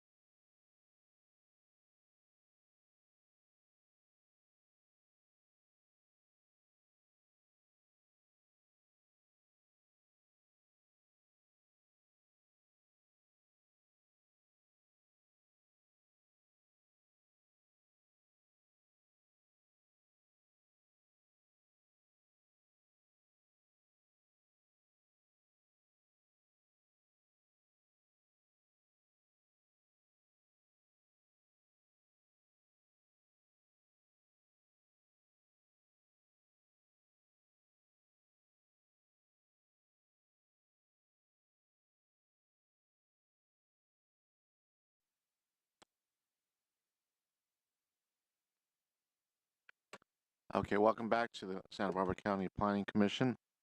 And we're ready to move on to item number 2 on our standard agenda. Mr. Villalobos. Thank you, Mr. Chair. The following is hearing on the request of Waleed and Tamara Afifi appellants and Ian and Mindy Noyes, Senate, as well as Senna Woodall parents, to consider case number 24 APL 1 and case number 24 APL 2 of the director's decision to approve land use permit case number 21 LUP 401 and to determine the project is exempt from CEQA pursuant to CEQA guidelines section 15303. Thank you. And before we move on to staff, I'm going to ask any commissioners if they had any ex-party communications regarding this item. Mr. Reed. I did have a brief meeting with Maribel Aguilera, who wrote is an attorney representing the Noyes group. Commissioner Briley? I had a conversation with Mr. Jeff Shelton on Monday, no, actually yesterday, about the design, the process they had been through, and some of the matters in the appeal. Okay, and I will disclose that I received a text from Maribel, attorney Maribel Aguilera, asking to meet with me, and I responded to that text and consented to that, and we had that meeting yesterday, and it was a short meeting regarding her positions for her client. Anybody else? None. All right. So let's move on to staff then. Chair and Commissioners, I do want to take a quick moment to introduce Tatiana Cruz, who's the assigned planner on this. This is her first hearing, but she's been with us for a couple years, and so we just want to introduce her to the Commission and welcome her to this exciting and fun opportunity to present. Well, welcome.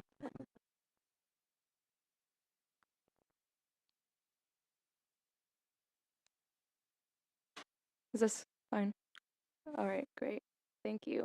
Well, good morning, Chair and Commissioners. My name is Tatiana Cruz, and I am the project planner. Today I'll be presenting the Afifi and Noyes Woodall appeals of a proposed single-family residence in the Mission Canyon area. As you'll see on the screen, this project is located on a vacant lot. It's in the hatched red at 2632 Montrose Place in Mission Canyon.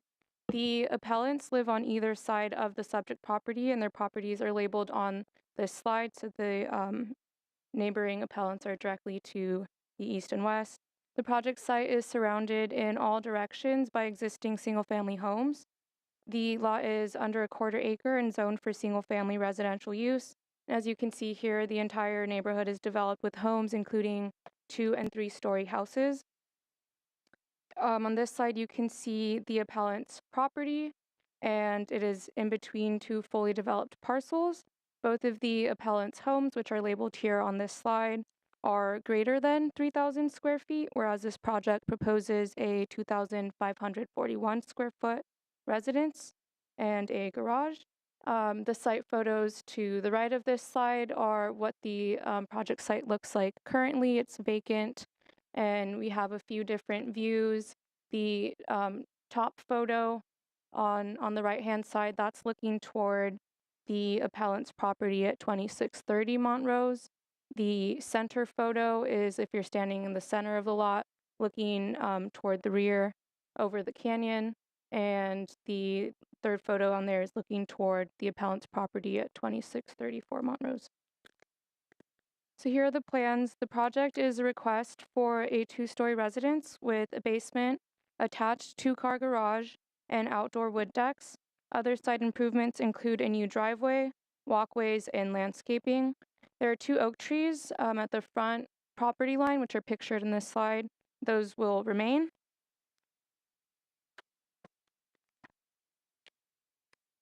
A quick timeline. So the applicant applied for their land use permit in 2021, went through 4 public design review meetings before getting final approval in December 2023. After the project was approved by the SBAR and the director, 2 neighbors filed an appeal of the director approval. That brings us to the hearing today. As discussed in detail in the staff report, the proposed project is consistent with all applicable ordinance and policy requirements. I'll begin introducing our response to the appeal issues on the next slide. We do have 2 appeals. They were filed separately, but the topics of concern were repeated, and we received a total of 18 appeal issues. So just to avoid being redundant, I'll address the appeal issues by topic. They're numbered throughout the presentation as they appear in the staff report. I also noted at the top of each slide which appellant raised the concern. So to start, the appellant asserts that the development is too big for the portion of the lot the applicant is allowed to build on. However, there are no policies, building envelopes, or other restrictions on the project floor area. In addition, the Board of Architectural Review found the project similar in mass, bulk, and scale as other homes in the neighborhood. And the project is smaller than the appellant's homes. The appellant's homes stand 3 stories tall, over 3,000 square feet, whereas this project proposes a 2,541 square foot home. The project was appropriately designed with consideration to the topography and the slopes, and it meets the required setbacks and height limits. Therefore, the development is not too big for the site. Next, the appellant asserts the development is too close to their property and that it violates their privacy and views.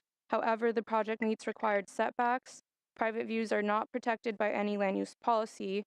And nonetheless, the orientation of the proposed house, including decks and windows, were carefully considered with the owner's privacy in mind and the neighbor's privacy in mind. As you can see in this diagram, the applicant went so far as to prepare a neighbor view study. Next, the appellant asserts the property is on a narrow street with difficult fire truck access and that the project increases fire hazards to neighboring structures and may create traffic congestion. However, the road is an existing paved road designed to handle traffic volume for residential use in this residentially zoned neighborhood. In addition, the county fire department approved the project and did not raise any concerns with accessing the site. In addition, the project will meet California Building Code, county fire code requirements, including for fire safety and access, and project conditions of approval require on-site construction parking, so we do not anticipate a traffic concern. Next, the appellant asserts that the parcel is, quote, retired due to drainage and soil condition.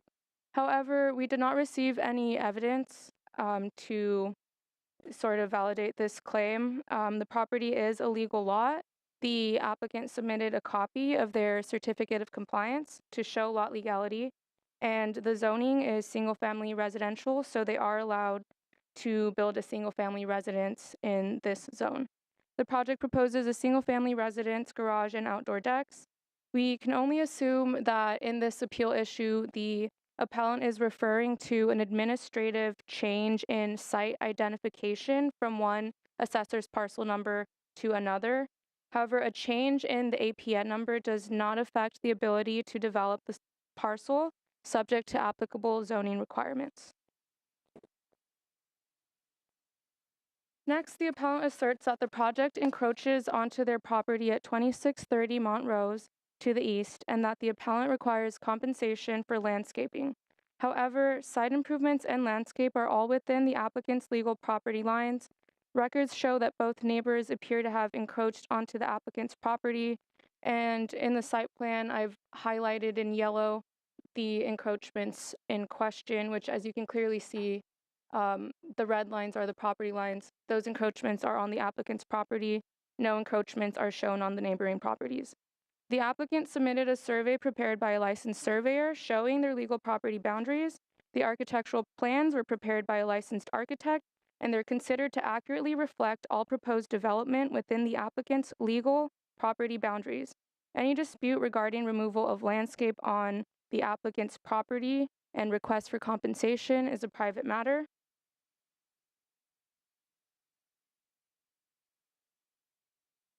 Sorry, this is frozen. I'm trying to advance the slide. Thank you. Okay, next, the appellant asserts that the project is not consistent with the previous approved discretionary permit and that it's inconsistent with the zoning ordinance and community plan. However, the project is not related to any previously approved discretionary permit. It's a vacant parcel. We don't have other permits right now. The project is for a single-family residence in a single-family residential zone that is allowed with a land use permit. We have no evidence provided by the appellant to support the claim about policy inconsistency. The full staff report describes why the project does in fact meet all applicable policies in the Land Use and Development Code and in the Mission Canyon Community Plan. Next, the appellant asserts that the project will compromise the geologic stability of the hillside and their property at 2634 Montrose Place, that the project does not have plans to address stormwater runoff, erosion, and drainage, and that they aren't aware of plans to address potential hazards of construction on site. However, the appellant did not specify potential hazards or provide evidence to show how the project would compromise geologic stability. Contrary to the appellant's assertion, the project does have plans to address slope and geologic stability. They also address stormwater runoff, erosion, and drainage. The project approval is conditioned to require an erosion and sediment control plan, to implement stormwater runoff retention and reduction measures, and to implement erosion and sediment control measures during grading and all throughout construction.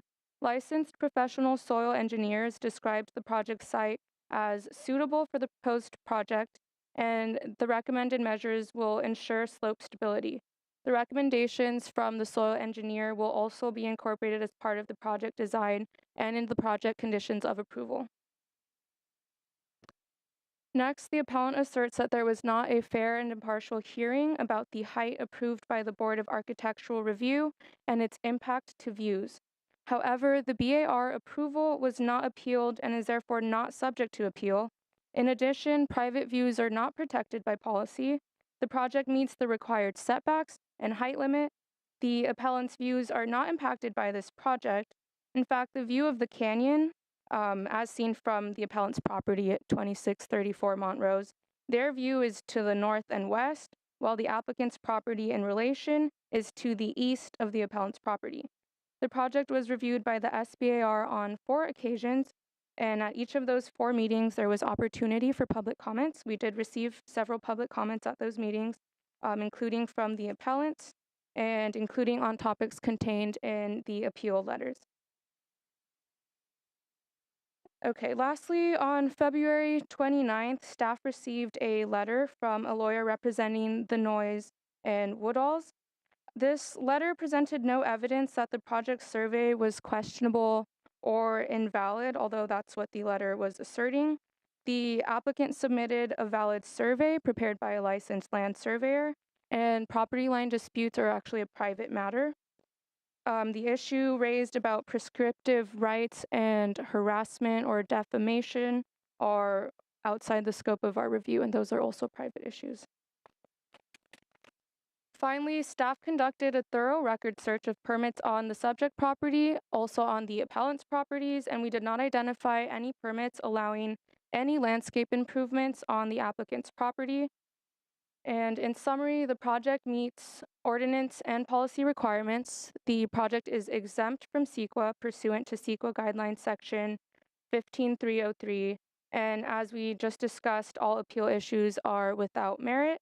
For this reason, staff recommends that your commission take the following action: deny the appeals, make the required findings for approval of the project, determine the project is exempt from CEQA pursuant to state CEQA Guidelines Section 15303, and approve the project. That concludes my presentation for now. Thank you guys for your time. Commissioners, any questions that you have for staff at this moment? Mr. Cooney? I don't have a question, but I want to compliment you on your presentation, the organization, the detail, very easy to understand, and the issues are presented clearly, so looking forward to the hearing, but for a first presentation, it was fantastic.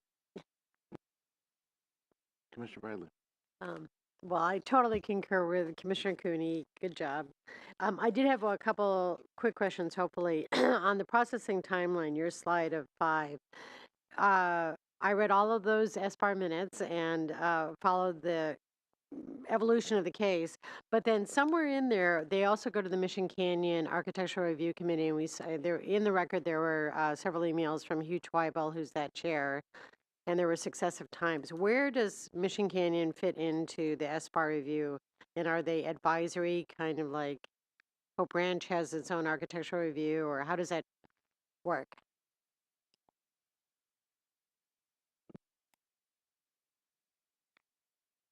Chair and Commissioner Bradley, the Mission Canyon Association is a private association that the project goes through separately. So that went through somewhat concurrent with the BAR, but is not required by our process. I do believe the applicant is going to speak to, Mr. Shelton is going to speak to that process a little bit in his presentation as well. Okay.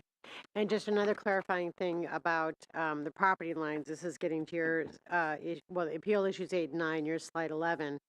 So if I understand it correctly, the appellants never provided a separate survey contesting the ones associated with the case plans, right?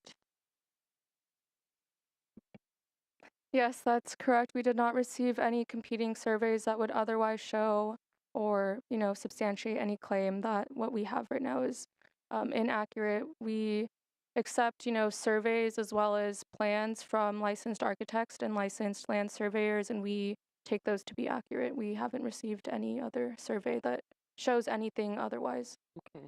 Thank you for that clarification. That's all.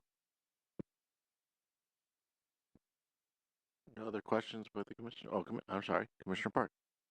Yes, I want to echo the comments about the well-organized presentation, but also the very well-organized staff report, which I'm sure you prepared. I was confused by something. It was my confusion, not anything created by your report.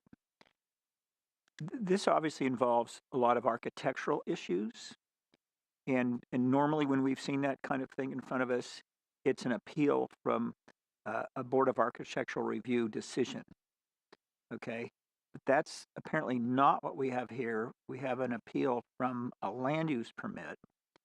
And I'm kind of trying to figure out, does that create a difference in what we do? Chair and Commissioner Park, what that means is that the decision of the Board of Architectural Review to grant approval to the project is not subject to appeal or subject to change. You can still, of course, discuss issues regarding neighborhood compatibility and mass, bulk, and scale under your authority, but the action of the BAR is not subject to appeal, nor is for example, the question about whether it was a fair or impartial hearing. That hearing is passed and that action is no longer subject to appeal because the appellants did not appeal that action. Well, let me focus on the architectural issues.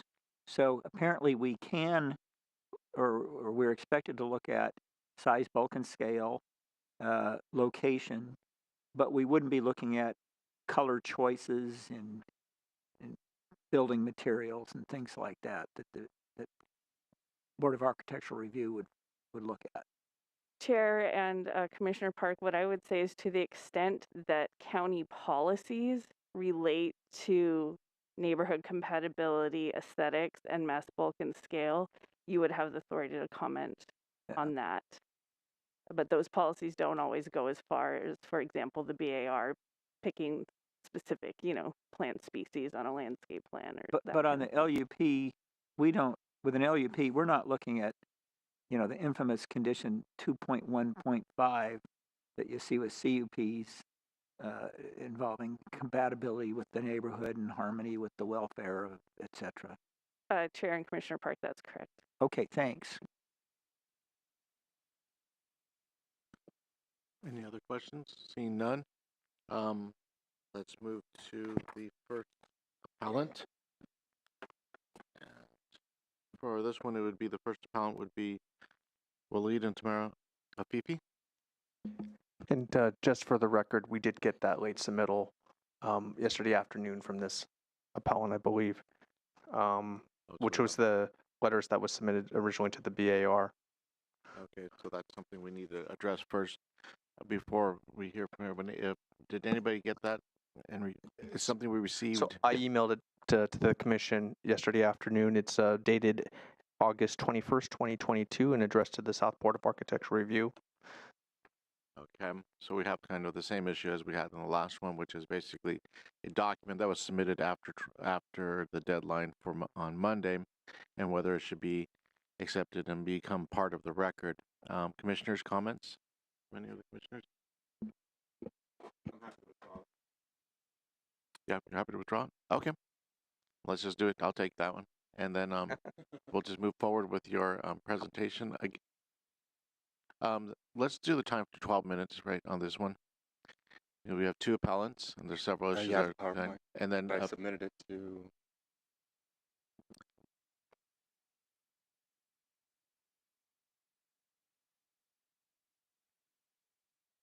I can go and get started as the PowerPoint's getting pulled up. Okay, perfect. Yeah, that's it. I think that's right. And I don't know if this is on. It is. Okay. It is on. Oh, perfect. All right. Okay. Perfect. Now, before your time starts, I just want to make sure that everybody knows that, okay, so each party, each appellant, as well as applicant, is going to have 12 minutes each, and you can reserve time for rebuttal when you are speaking into the microphone. We appreciate that. And please announce your name so that it can be part of the record. Thank you. Yes, thank you, Walid Afifi. So first of all, thank you for taking time to do this appeal. Some information that I've heard may make it so that some of my arguments are not under your purview. And some of this, frankly, is our lack of expertise and knowledge about the process, which has been a frustrating one from the start. I'll just say that, first of all, I also wanted to, this has already been corrected by the staff, but on number 3 of our appeal, which I will be withdrawing, at the time I understood that the parcel was retired due to poor drainage and soil. That led me to further investigating the parcel and the split. And it turns out that in fact was not the case. So I withdraw number 3 from our appeal. But that story that emerged is a very interesting one and an important one, and helps explain why why we were so bothered by the fact that their survey goes 15 feet into our property, and which is really the starting point and the ending point of our frustration with this project in many ways. So let me just sort of go through what we've discovered that sort of led us to really dig into the records. This is the lot 562, the certificate of compliance in 89. These were 2 lots that were owned by the same person that in 89 were split, and the parcel number was retired and created in 2 parcel numbers. Now, as you'll see in the county records, these parcel numbers are variously defined in incorrect ways, right? So that's part of also the problem. But this is the lot 562. I point to the angle, if nothing else, of the left side of that lot, which is our lot, and of course on the left side is the law's land. This is also the 1990 plan approval. We bought this property in 2018, but this was the property that we essentially bought. It was constructed. It fits perfectly with where our fence is. If you measure the distances there between our property and the fence, that's in fact exactly what where the fence lies. And again, I ask you to look at the angle. This was another approval in 1996 for an addition. Again, you see the angle. Again, you see the lines, and the distances are in fact where our fence lies. This is, as far as I understand, our property, which is the property that we bought in 2018.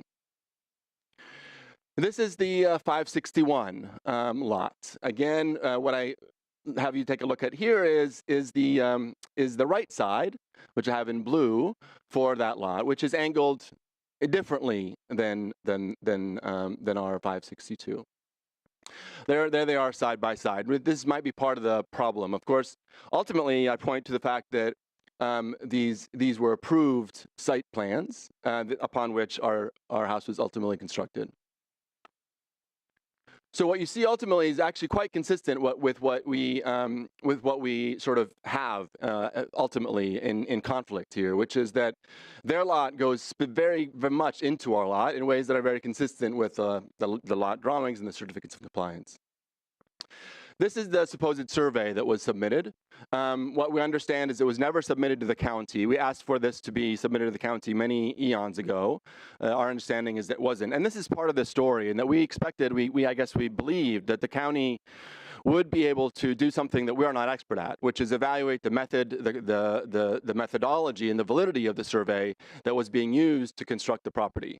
The argument that the survey is not relevant here is, in fact, false, because where the house lands is directly related to where the property lines are according to the survey. So to suggest that we can't argue the survey seems a little bit absurd, given that it's so tied to where the house is constructed. In orange there is where are essentially where they're drawing. This is their drawing of our fence, and so you can see how much. And that the other one is our house. So you can see there. Made it worse, of course, is that their construction plans, which you'll see here in a second. But anyway, so we talked about the parcel split history.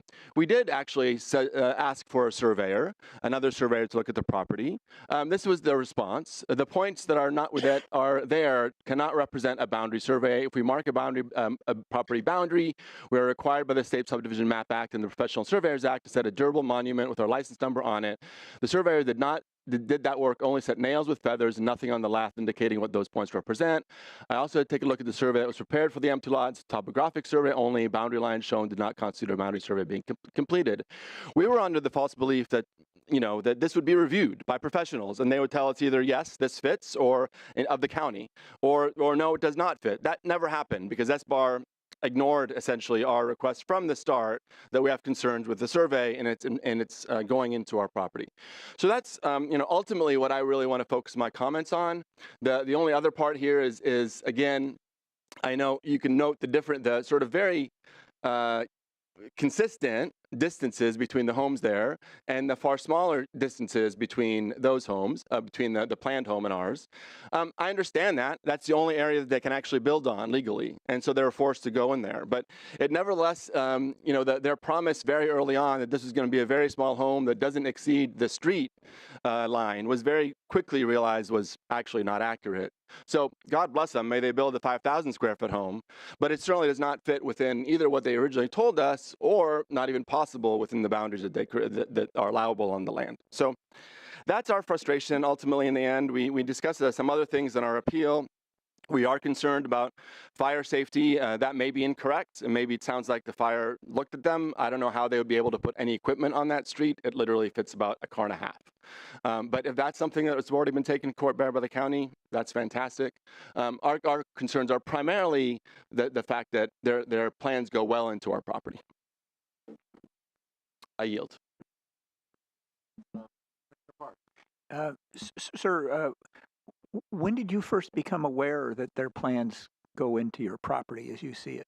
Yeah, so I mean, immediately, pretty much immediately, and so that's when we noted it from the first remarks in SBAR.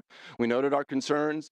We were under the false belief, frankly, honestly, like I said, that there would be a professional reviewer from the county that would sort of mark it. And the reason we expected that is because the surveyor, Davis, said that they were planning immediately to submit it to the county for review. That didn't happen 2 years ago. Apparently, they've been contacted again last 3 weeks. They said that they do it then. Apparently, still hasn't happened. So that was why we sort of were waiting, frankly, for response to that. But we didn't dig further, frankly, until this because once we learned about the parcel number issue, then we're like, okay, we really need to dig into what is the history here, and that's when we started to pull out those records. And this first went in front of SBAR, I believe it said in 2021. So you've kind of been aware of this issue 2.5 years, something like that? Well, we've been aware of the fact that this proposed survey goes into our property, yes, and we've been aware that supposedly there's going to be a review of it, and we actually contacted surveyors who said this is actually not a legitimate survey. So why was I going to pay $10,000 for another survey that said we can't find the markings? We're not going to be able to find the markings, so we're not going to be able to do a survey that's actually going to be able to be submittable to the county. Okay. I don't necessarily join in the accuracy of your impressions, but it's certainly it's your right to present them, and it looks like you've had them for a number of years. Correct? He's going in deliberations. Yeah. Okay, thanks. Commissioner Cooney. Thank you. Mr. Fifi, I just want to check one of the numbers that you gave us. Your presentation was very comprehensive. I heard you say that they built a 5,000 square foot house. No. No. I said if they want to build a 5,000 square foot house, no, I did not say they are or they're planning on it. It was just a hypothetical. Okay, thank you very much. Commissioner Bradley. In your presentation, thank you very much for this. It was very helpful. You have on your slides U1. Can we scroll back to that? It's I think the second slide, third slide. Sorry. That's it. Yeah. So it's titled Original Site Plan 1990 Approval. Yeah. So was this, and maybe I missed a chapter here, but was this an approved project then was not constructed? No, this is actually our home. Oh, this is your home. Yeah. Okay, I got it. This is our home with the lot lines that were approved by SBAR at that time. Okay. And again approved for the site addition for the addition. Okay. All right. Thank you for that clarification. That's all. Okay. Any other questions? Commissioner Reed. I have a question, with respect to the original survey or being, correct or incorrect. So the present situation is kind of that Venn diagram looking item with that pie-shaped wedge. Essentially, yeah. And your position is that they are intruding on your lot. You're not intruding on theirs. Correct. And you said your concern pretty much begins and ends with that item of the intrusion and the matter of your fence.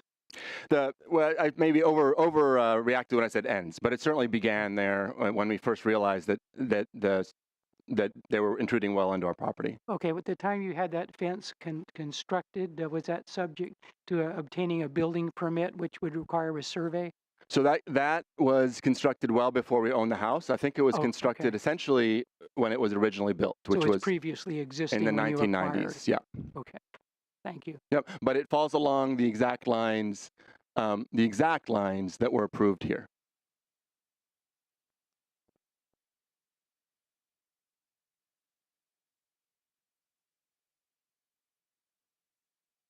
Okay, I don't see any other questions from the commissioners. Thank you. And you have 5 minutes, 38 seconds left. Thank you. Thank you. Now we'll move to the next appellant, which is Ian and Mindy Noyes and Senna Woodall.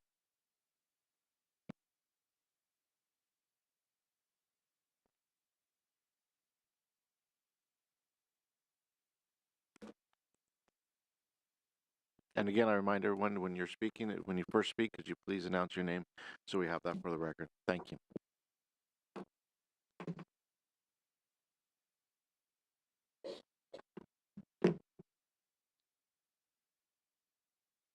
Good morning, Planning Chair and Planning Commissioners. My name is Maribel Aguilera, and I represent Mindy and Ian Noyes and Sina Woodall, who also lives there, Frances Landbeth, who is an 80-year-old and the mother-in-law of Miss Noyes. So my clients own the property on the adjacent side, 2634 Montrose Place, that is on the other side of the AFP. So AFPs are on one side, my clients are on the other side. And we pulled the map that the property is located in a high fire zone that was designated by CAL FIRE, and therefore fire safety is extremely important. We did have the fire department come out twice, the fire marshal, and inspect the property, and they said they would get in contact with planning and development, and I believe that did occur. We didn't hear back from the fire department. So the issues here were created because of the boundary dispute that continues to come up. So Miss Woodall and the Noyes hired 2 surveyors who came out and tried to get a survey of the property, but they said, we cannot locate the lines. So this used to be one lot created into 2. And so they didn't even become aware of the issue until December, which was 2 months ago. During this time, they've had a surveyor. I personally contacted Fargen Surveys, who came out and spoke with the surveyor that Ms. Law hired, and they were supposed to coordinate and look at the survey, and that never occurred. And the issue is that the survey hasn't been approved by Santa Barbara County. That generally takes 3 months. And so while it seems that it is valid and it was done by a licensed surveyor, it has not been approved by Santa Barbara County. That, like I said, that's an interactive process that takes 3 months. And so that is a huge issue. So we've had surveyors to come out and said, we can't do the survey because we cannot locate the points, and Santa Barbara County has not approved it. And so we do not have clear boundary lines. Then in 1993, the retaining wall that exists was permitted by Santa Barbara County for my client's property. And the deck, the outdoor stairs, I provided a copy of photos. I don't know if you guys received them. I give them back. So if we can have okay. So if you can look at the stairs and the retaining wall was permitted by the county for the purpose, for the benefit of our property, and the stairs are just wooden outdoor stairs. So Ms. Law is asking that the wall is removed, that the stairs are removed, and part of the deck that is really there for fire safety. And so that creates a huge issue. And I know that Mr. Park and Mr. Martinez are attorneys, so they we understand that the prescriptive easement issue that I raised in the letter is a civil issue and will have to taken up in court. However, we do want to raise it because it was created when the county permitted the structures, thinking, we all thought and believed, that it was the Noyes Woodall property. And so until today, while we have a survey that was provided by a licensed surveyor, it hasn't been verified and it hasn't been adopted by the county. And that is really the issue. We tried to get a survey and we cannot because they cannot find the lines. So our request is not that you deny the entire project. Our request is that you move it 10 feet to really endorse that we do have the right to the 10 feet from my client's property to the boundary of Ms. Law's property. And now you will hear from my clients.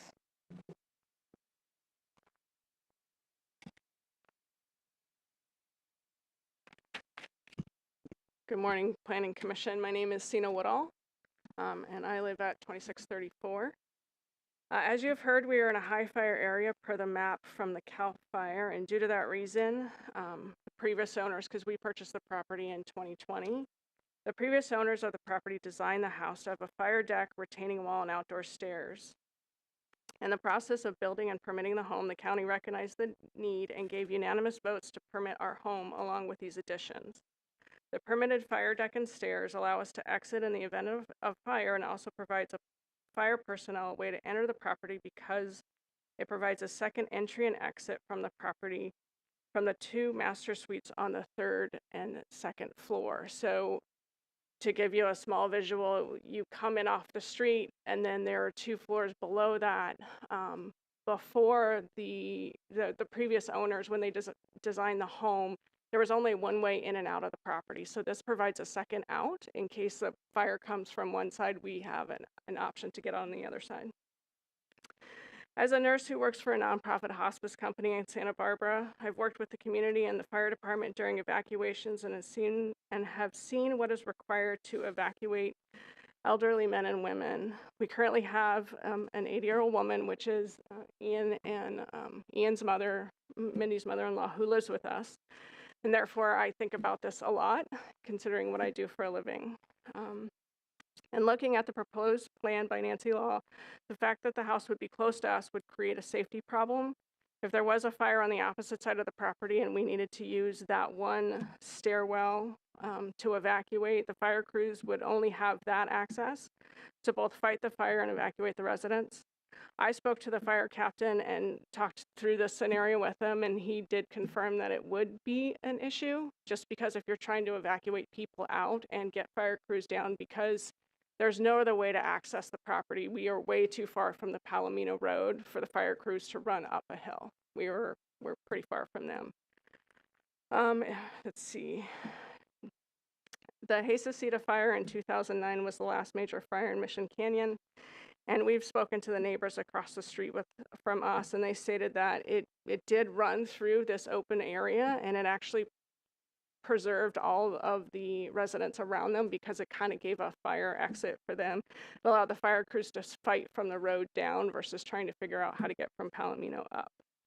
I asked the Planning Commission to think about the safety of the residents both at 2630, 2634, and below us, and with the fire crews in this consideration as well. We request that you require the building to be moved, and thank you for your time and attention. Ms. Woodall, thank you for your comments. And I was reading your appeal letter, and maybe I'm just confused by where this photo is taken. But what you're asking is that these stairs that you have relied upon be retained, but there's questions about whether they're on your property or the adjoining property? Correct. Can you So clarify that? if you look at the drawing plans, their line and what they're proposing is to remove that retaining wall and a portion of those stairs to leave just sort of like a little tiny stairwell up and down the property. Okay, so they're replacing what we see in the photo with something that's different. That's my understanding. Okay. I'm not an architect, so it's my understanding from the view. Okay. All right, and then just fire. And we were talking about the width of that stairwell, and you know, when you have two properties that are close and a width, the fire crews. My ex-husband was a firefighter, so I'd had these conversations before as well. Okay, so how much distance is there from your our fire house to your property line? From that stairwell's I think about 4.5 or 5 feet wide. Okay. And it's right outside the deck, so it's not as if the deck is here and the stairs are out here. They're probably less than 12 inches from the fire deck. All right, thank you. Thank you. Or is there another? But I have is questions. Well, wait, I think there's still one more speaker from the. I'm Mindy Noyce, and I also live at 2634 Montrose Place. Thank you for having me, commissioners.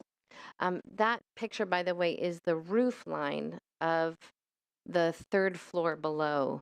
So that's being taken from the second story looking down. Does that make sense? Yes. Thank you for having me. Throughout the review process of the proposed project located at 2632 Montrose, we have sought to share our concerns in ways that were respectful and appropriate to the process as outlined by the County of Santa Barbara. From our earliest communication with the applicants in the spring of 2021, we sought clarity about the boundary lines and communicated our desire to address the existing prescriptive easement that has been in existence since 2008. We articulated our desire to address the existing easement to Mrs. Law multiple times. We also highlighted the need to address the existing easement during the invitation for public comment through SBAR, along with our deep concern about safety in the event of a fire. As you know, our home is located in a high fire hazard area. The issues regarding fire safety, easement, and boundary lines have yet to be resolved by the applicant. We have tried to address the issues with Ms. Law for the last year. She's refused to address them and has instead chosen to make false statements about us to the neighbors. I would like to briefly highlight a third issue that we outlined in our appeal. The present plans necessitate the removal of mature trees and vegetation, along with long-standing retaining walls that were carefully designed and already permitted by the County of Santa Barbara to stabilize the soil, mitigate erosion, and promote effective drainage and wastewater management around our home. So far, the response to these concerns from the laws and the Planning Commission has effectively been, trust us. We recognize that we are not soil, hydraulic, or geotechnical engineers and have never suggested that we are in a position to render a professional opinion on the matter. Our inquiries are for clarity about the proposed plan. We want to ensure that the retaining walls already permitted by the County of Santa Barbara as a part of the initial construction of our home to shed water away from the house remain intact. These walls are also integral to the structural integrity of the exterior stairs and also the home around. Moreover, we are downslope from the proposed project. The retaining walls, mature trees, and vegetation offer our home protection from the impact of the removal of the estimated 600 cubic yards of the hillside. We remain profoundly concerned about potential damage to our house from water runoff without the walls, trees, and vegetation. Lastly, I would like to especially note that we have repeatedly reached out to the laws for further clarification about their plans and to address the easement outside of the opportunities for public comment and the appeal process. We sincerely hoped that we might be able to resolve these issues with the laws directly. We have been saddened by their lack of openness to these overtures and their clear unwillingness to meet with us or to even have a conversation. Even more, we have been disheartened by Nancy's increasingly aggressive, hostile, and threatening communication with us.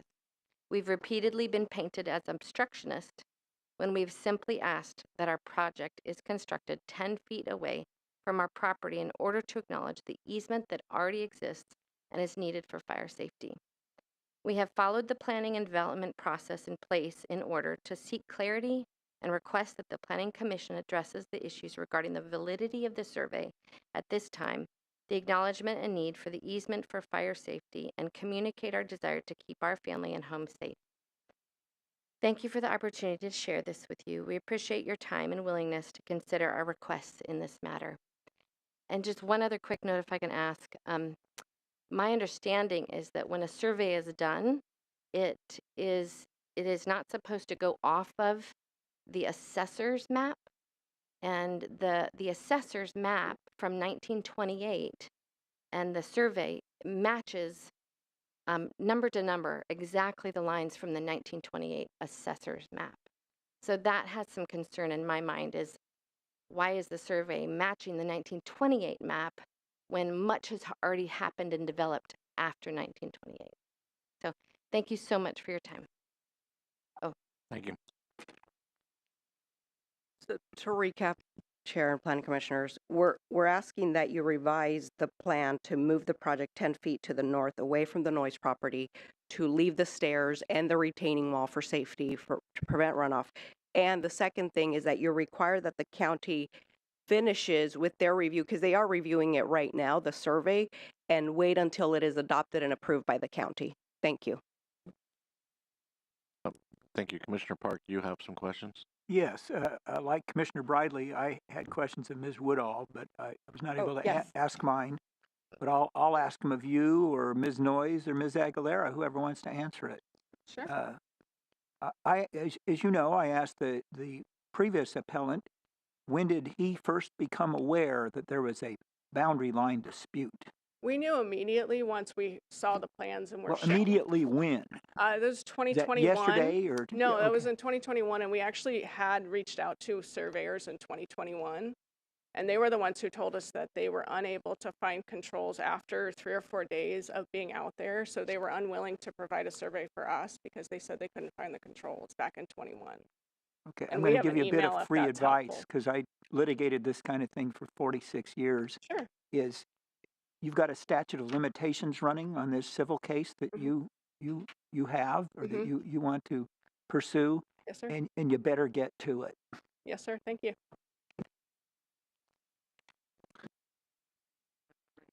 Commissioner Reed. Yes, thank you. I have a few questions with respect to the construction of that stairway and retaining wall. Were they existing prior to you, or were they of your own construction? No, they existed since 1993 and 2003, so they've been in existence since Okay. then. Now, are they that retaining wall? It's basically stacked and locked together landscape blocks without a permanent foundation. Correct. Okay, and what you described as a stairway, it appears to be either railroad ties or timbers inletted into the ground. Correct. Do they have risers like a stairway, or are they more function like a ramp? Because I don't see any evidence of risers. They go with the slope of the land. So they're essentially a ramp. It's like a stair step. A ramp. Okay. not a ramp. So there are risers, there are Yeah. steps, you can roll something. And where they emerge, that area you can see at the top of the photo, near where that utility pole is. See the very tippy top? It actually lands at the second floor, Okay, and then And I'm so sorry. It lands at the second floor okay. where the property is. So how does it get to the ground? So that was part of what we were hoping to do once we purchased the property, is to put a stair step, because I'm I'm the nurse in the home and concerned about that. So this stops essentially at the second So floor since- level? There's some actually up by the street. There's a row of about 8 tall right at the street level that goes down down underneath our deck. So ultimately, you can walk out on this Yeah. all the way down to street level? No, not to street level. Okay. What it goes to the second floor. What I was going to Okay. finish saying was that we are planning on putting in stairs, but we purchased the property in 20 and found out about this at 21, so we've had to abandon that Okay. for this sort of issue. So if this represents a fire escape from the third level, you would go down to the second floor, You would- then go out through the you would- second floor to whatever So other there's exit there is? and what's nice for now is that you can access the property that way because of the retaining wall. You can jump on and take off up that direction. Right, thank you. You're welcome. And I just have one quick question then. So for your appeal, you're not disputing the boundary line. You're just saying that your approved building of these stairs and retaining wall is something that, of a legal sense, is a prescriptive easement. Correct. And that's why we're asking that their project be moved 10 feet to keep this intact because it was created to prevent erosion, runoff for safety reasons, the staircase also. Because even the county in the documents called it a fire deck. And so it was really in mind for safety, for fire safety. And so we're not asking that you deny the project, we're just asking that you revise it to move 10 feet away from the noise property. And also, I would say that it was approved by the county in, was it 2008? In 2003. 2003. Yeah, we provided those permits in my letter. Yes. All right. Any other questions? No other questions? One last question. You referred to the loss of mature trees. Are those two trees of relatively small caliber you can see in that picture? Is that what you referred to? No, they're very tall trees. What's the diameter of the trunk? That's what I said when I meant small caliber. It's about that thick around, and Okay. then just the one you can't see is an acacia tree that's pretty large. You're One not of on the them is mic? taller than the Okay. house. Let me give. I know there's 3 of you speaking, but when you're further away from the microphone, anyone Sorry. who's out there can't hear you. I apologize. That's no problem. For the one that you can see, the trunk is probably, I don't measure, I'm not in, it's I don't know, 8 to 10 inches in round. There's another one that's probably 10 to 12, and then there's a giant acacia tree that's not in the picture. That's pretty developed and large. Okay, so that acacia is an Acacia baileyana, a non-native species, right? Any of these trees native I just know species? it's an acacia. Well, the acacia certainly isn't a native species. I know that. So, thank you. Some of the trees are as tall as the house. Seeing no other questions, then let's move on to the applicant.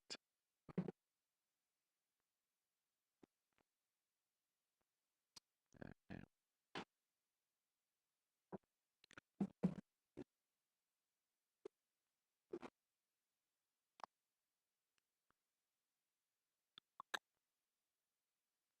Okay, again, like as to everybody who's presenting here, please state your name before you start speaking so you become part of the record, and please speak into the microphone.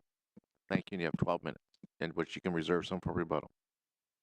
Hello, my name's Commissioners. My name's Jeff Shelton. I'm the architect for the project, and the Laws are with us here in the audience if there are any questions for them.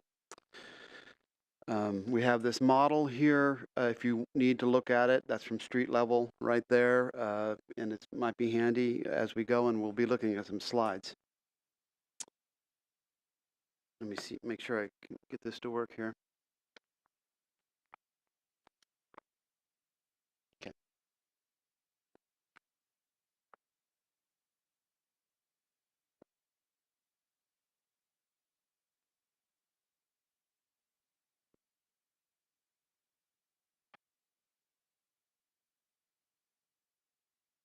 The time's going, right?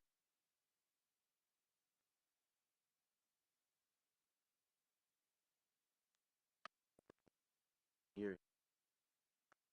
Yeah. The famous architect is Geary, isn't it? In Barcelona. Mm-hmm. Isn't it Geary, or are you talking about the church? The church is. Gotti?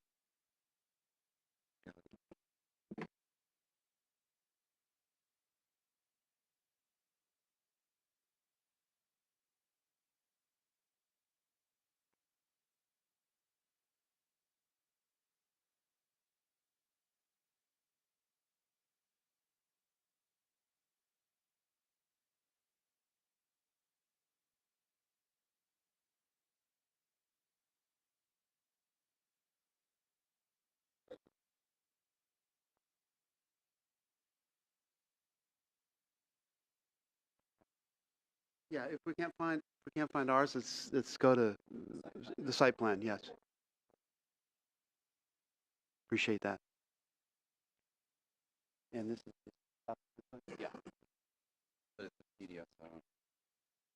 you guys might do it then? Okay.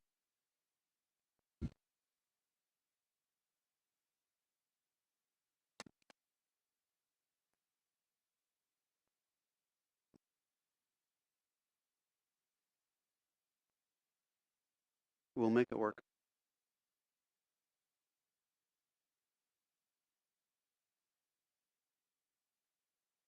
Does it work? Does this work?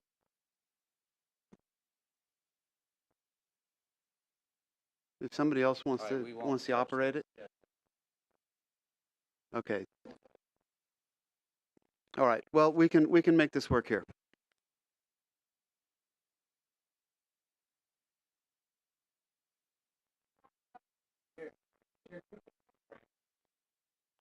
Okay, we'll take a quick technical break of 5 minutes. Thank you.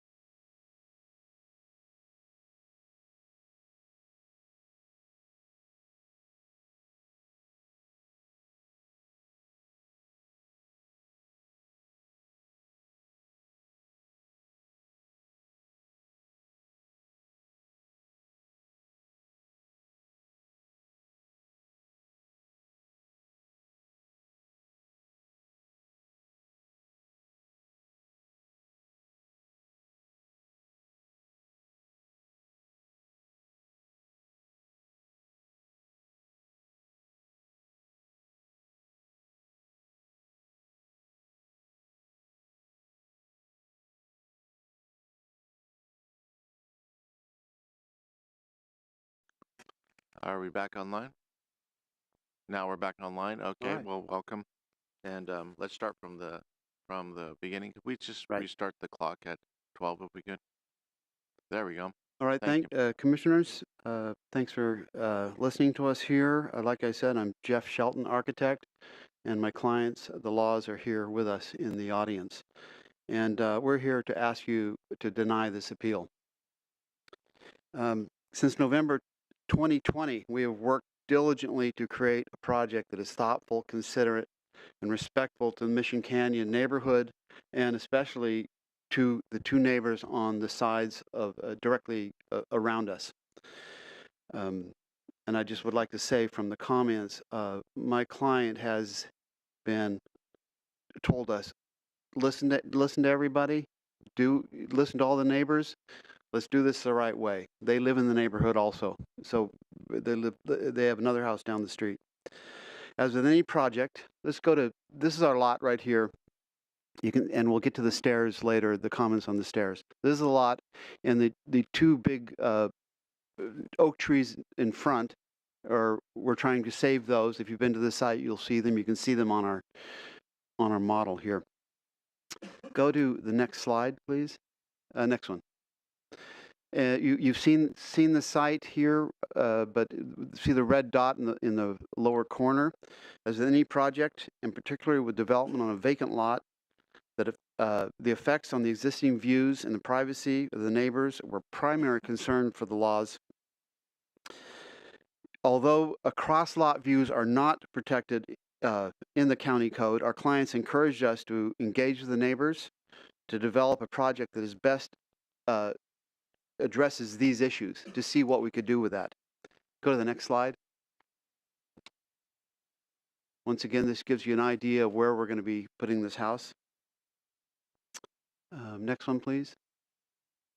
This shows the two neighbors on those houses there. The last neighbors who are on the house on the right here. Go to the next one, please, just so we make sure we get through these. If you have any questions to come back there, these are views from our site, looking one way and then looking the other. This bottom corner a photo shows our street view of our house, and I think we've done address this street view also quite well. We have met with the neighbors numerous occasions, toured their homes. We've been into all the bedrooms and rooms that face our project to look at the views. We've taken photos. We've presented sketches and diagrams on the site to better explain how we arrived at our choices. Go to the next slide, please. We're fitting in right between there. Next, please. Next. Additionally, and you can see this with the model too, we have listened to the guidance of the Board of Architectural Review, and we have positively responded to all their comments and concerns. The neighbors were present at these meetings and were given time to speak.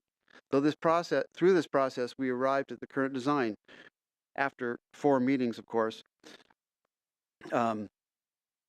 which includes many features sensitive to the neighbors' concerns that they've talked about today. Not limited to, we have a small and minimal amount of windows and openings facing them. We've added wing walls on the upper deck, which we'll get to give them more privacy, so we can't see them and they can't see us. We've staggered our footprint that helps preserve the side across lot views to the neighbors on the west, and a low stepped roof line that helps preserve across lot views for the neighbors above us on the east. Care was also given to the landscape design, which proposes strategic screening along all the property lines, and we took advice from our neighbors of what kind of screening they'd like. Could we go to slide 1 for a second, please?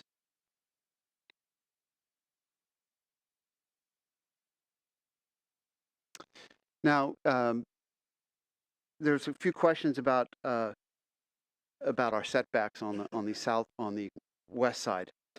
First of all, the garage. We've moved the garage. It's required to be 8 feet 8 inches from the property line. Per the request of the neighbors, we've moved it to 14 feet 8 back from the property line. At the request, we've added fire stairs down to our building per the fire department requirements, access stairs so they can get the hose back there. So we've done, and our building is fireproof, metal with a fire rock board on it. And so we've satisfied the fire department. Through all this, let's go to slide 15, please. Or just start going through, we'll get to the plans here. If you need to talk about where the building is on the site, we're on the flattest part of the site. Go to the next one. This shows the basement and the roof line. Next. And this, we'll leave it on this one. This one shows first on the bottom right, this is the view from the street, how we've dropped it below the other building's heights and been considered. It looks like a one-story building at this level. And on the upper left and upper right shows us the small windows we put up against the neighbors, facing the neighbors. And on the canyon side is where our neighbors get my clients get their views, just like the neighbors. Through all this, we got outstanding and positive comments and approval from the BAR. Although not requested or required, we also presented the project to the Mission Canyon Association's Architectural and Design Review Board at each time of the BAR submittal, so they've seen it 4 times. At each step, the committee has provided letters of support for the project, and we've attached those, expressing the project's benefit to the site and to the neighborhood.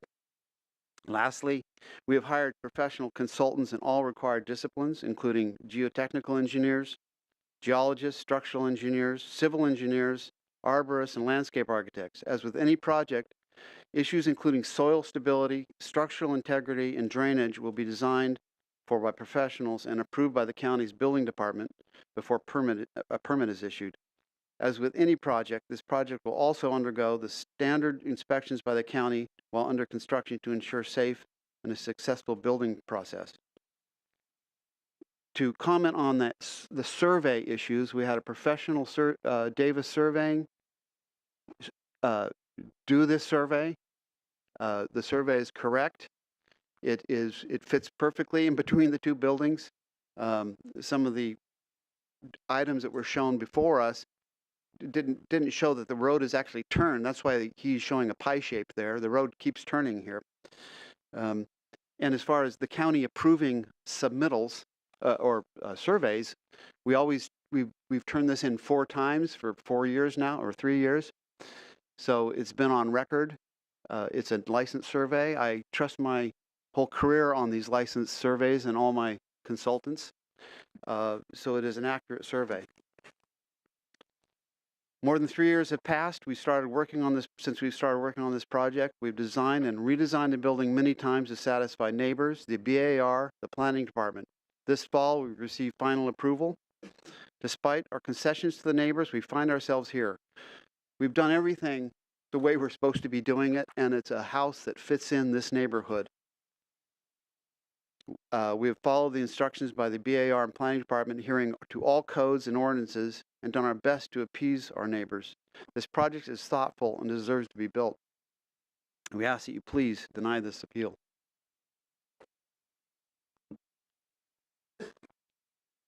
Questions? Yeah. Ms. Bradley? Sorry. Thank you, Mr. Sheldon. Actually, and it's perfect because this slide is still up. Am I reading that to be like an inverted roof line? I think they call it a butterfly roof, you mean? A butterfly roof. Yes. And was that a choice to further lower the profile, or was that part of a view shed consideration? Because, we see a lot of houses, but normally roofs are pitched the other direction. So how does a butterfly roof normally call to you as a designer? Well, it was flat at sometimes. We tried everything, right? But it also hides any PV voltaic cells, hides the roof better from the street for one. Okay. So we want you to not even see anything. Just you're looking right over it. Interesting. Okay, and one other question. So I know you went 4 times to the Mission Canyon thing, and then you also went 4 times to SBAR.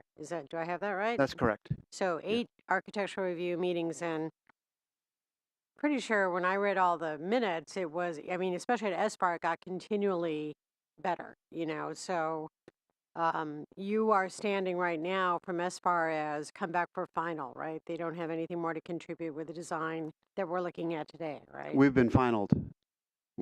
Okay. I didn't know that they would do that before you had a, oh, The, the the, LUP no, was the, issued. the, This the is an final LUP was, appeal. I get something it. was appealed. Yeah.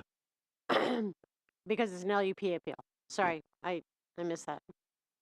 Yeah. Materials board, everything's been finalized. Okay. Thank you. Commissioner Reed?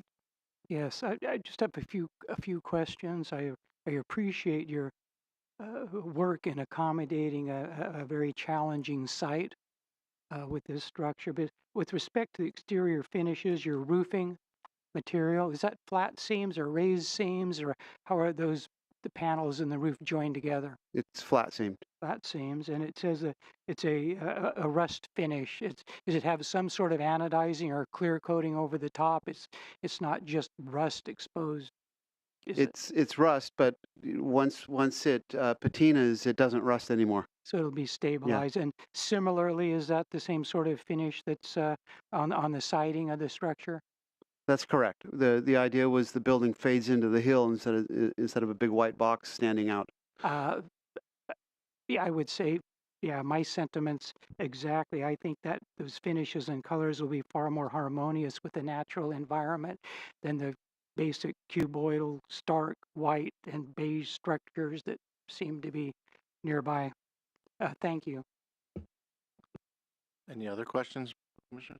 I have one quick question. I could have sworn on your rendition drawings that there were stairways on each side of this property.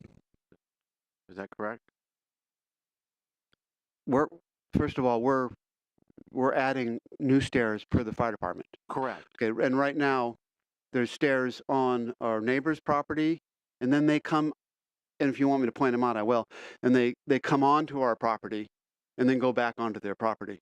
Okay. So those are the stairs that they're questioning. They want to keep them on our property. Okay, but your stairs are intersecting with their stairs, is what you're telling me. We could go to slide 1 if you can, if you want to.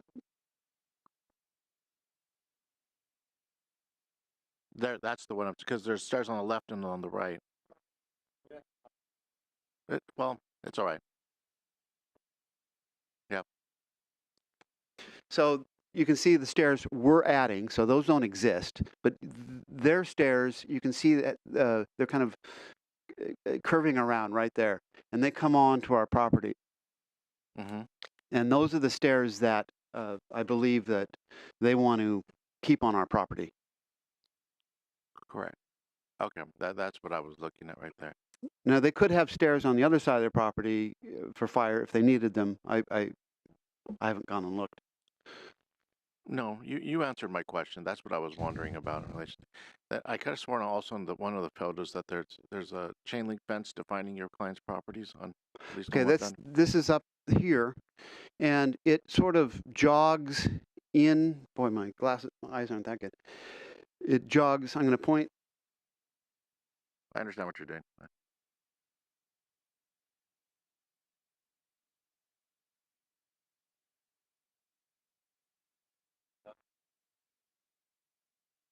Okay.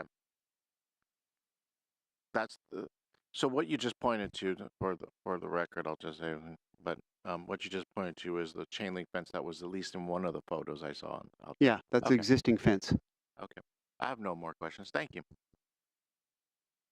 Being no other questions from the commissioners, I've elected to basically take the 2 public speakers. That's all I take we have, correct? Or do we have some people that are online?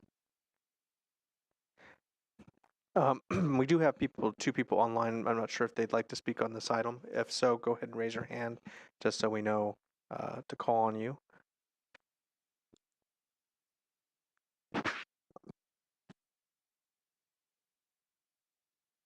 None? Okay, so I'm going to call these 2 public speakers, and then what we're going to do after that is we're going to take a lunch break, okay?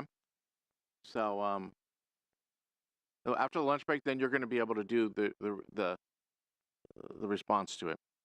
Okay, so let's start with Jonathan Ullman.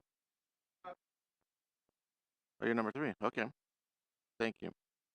And the next one is agenda item 2. It looks like for Brian Robbins. Thank you, Mr. Robbins. For Mr. Robbins, if you can announce your name when you arrive at the podium, speak into the speaker or the microphone, I should say, and you have 2 minutes. Thank you. Members of the commission, good morning or afternoon now. So my name is Brian Robbins. We live at 1108 Palomino, which really hasn't been introduced, but we're downslope from this proposed project. You know, for me, my main concern is completely regarding drainage. I'm a little bit unclear in speaking with Tatiana and going back with some communications. I think pursuant to the issuance of the LUP, soils, grading, drainage all should be introduced. So I don't know if this is the forum for that. I just know that there's a house upslope from us, new construction 5 years ago or something, and they introduced through civil or whomever came up with this great plan to collect all the non-permeable and introduce it into storm chambers, which were just like mini little dry wells, which were completely inadequate. I've already had Adam up there, Adam Simmons, and I just really want to make sure that however they're capturing their non-permeable water, which is below their house, and I've seen some small little catchment things, you know, what happens with all that overflow. So we've been impacted by hundreds of thousands of gallons of water through these last rains, which has now impacted my basement crawl space, and I've had Servpro up there for a long time. So I'm really hoping that that's going to be addressed at some point and addressed in a proper manner that actually works. Whoever, you know, signs off on that, it's got to work. So that's my major concern regarding the property lines and all that. Mission Canyon in our area, very irregular lots, all acre more or less, but always has been really a problem up there to find monuments that have shifted. And so with that discussion being said, it's always a very gray area. I think it is relevant to the siting of the structure. And that's it. Thank you, Mr. Robbins. Okay. With that will what I'm going to ask if we go into lunch break. How long do you think we should take a lunch break for?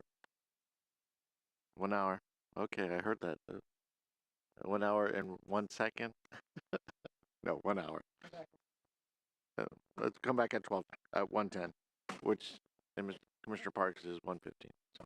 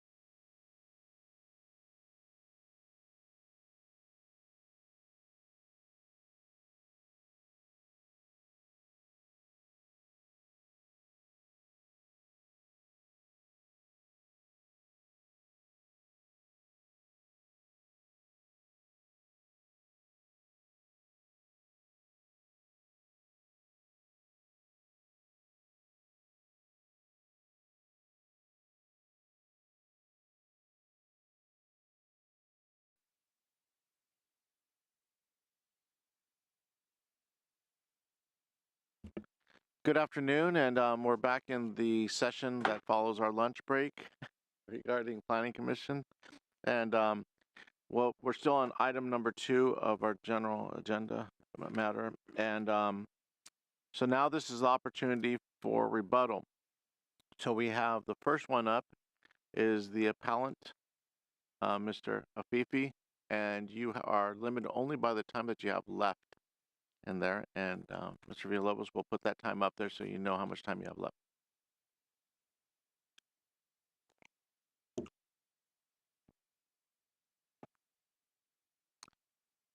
All right, thank you. So, I mean, a lot of what Mr. Sheldon said was not not related to my primary concern, as you all know, with the survey. There was a statement that Mr. Sheldon that you bank your career on the survey, but I will just reread the comment that I included from another surveyor, licensed surveyor, that the points that are there cannot represent a boundary survey. The survey that was prepared for the empty lot is a topographic survey only. Boundary lines shown did not constitute a boundary survey being completed. So while in some cases that career, very accomplished career, might be bet on a survey, in this case it may not be the best strategy. Mr. Sheldon also sort of painted a picture of that I would have loved to lived in this as it relates to our engagements with the laws. We've met twice with Mr. Sheldon, the first time pleasantly when we first started the project. The second time, indeed, we welcomed all of them in to our property to take a look, and we sat down. It was a very pleasant conversation. That was about 2 years ago. We've engaged, the laws have met with us 2 times. That was also about 2 years ago. And instead, actually, there's a series of emails that I'd be happy to share that Nancy Law sent to my wife and I, that paint quite a different picture than what you paint, Mr. Sheldon, in terms of the very caring sort of interactions and neighborly sort of engagements that are supposedly have been happening on this project. I will say that one of the times that I reached out to Ms. Law was I hadn't heard in 10 months. Actually, I reached out to her son, and I wanted to just get an update. And the update that was given, this was July 8th, 2023, the county regs require the house be pulled back up towards the street to comply with slope requirements. They erred in allowing our revised design to go before the board the last time, as they had not signed off on the location. So again, what we see is a process that is not as engaged and beautiful as had been painted by Mr. Shelton. In fact, SBAR twice saw a process that was illegal because of the drawings that had been, and the plans had been drawn in places that the slope did not allow. You know, there's a lot here that I wish we had engaged in, a lot more interactions, a lot more conversation. In fact, a lot what Mr. Sheldon painted as sort of what had happened, I would have loved to have experienced. The suggestion that you know there was two SBAR meetings that we were never notified about, and none of the Mission Canyon Association meetings that had we been notified about as it relates to specifically that they were considering our property. So the idea that we did not attend meetings that we did not know about, again, is a challenge in that case. So that's all. I mean, one of the I think the main things that I wanted to sort of point out. That's the Marshall Fargan is the surveyor. If you're all interested in terms of how, you know, his inability to find the comment that I had. So that's all. I mean, I know that a lot of the questions about the survey seem like they're civil litigation. We were frustrated by an SBAR that didn't seem to never really respond to that or care about that or consider most of the things. What they did do was recommend that they engage with us more. That never happened. So thank you. Thank you, Mr. VP. And for the second appellant, you had like 30 seconds left, so I don't know if you have a little quick statement. That's red. 1, 2, 3. It wasn't very loud. 1, 2, 3. 1, 2, 3. 1, 2, 3.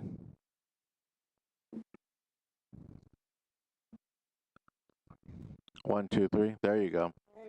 All righty. Okay, you have like 30 seconds. I think I can get you this in 30. All right. All right. One was regarding the staff stating they couldn't find the permits, which we did. I'm not a staff person. I found the permits that show our permitted retaining wall, and that's included in your packet. One was that we had actually hired a licensed surveyor in 21 and again in 23, and both of them have also said that they are unable to perform surveys due to the fact that there's no controls.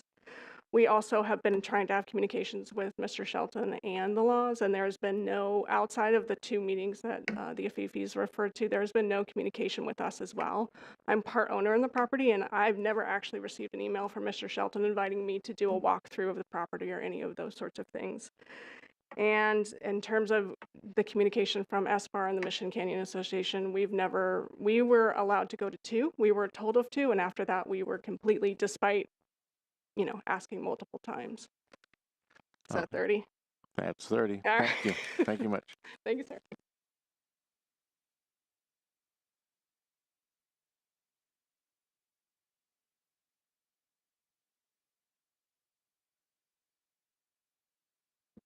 Okay, next is the applicant. How much time is that? 3.5. Oh, so you have 3.5. Even though it says 4, it's 3.5 by our written record. All right. Mr. Sheldon. I don't know if I want to get into all things they're talking about here, but just the characterization, we tried our hardest to respond to the neighbors here. And my client tried. This last client, we've been sending notices, or the county's been sending notices to the house. We didn't know she was an owner of that house. The other owners came. There's multiple owners there, so that's not fair. The county has been sending notices to these neighbors. We've done everything the way we thought it should be done, and the way we've done it in the past.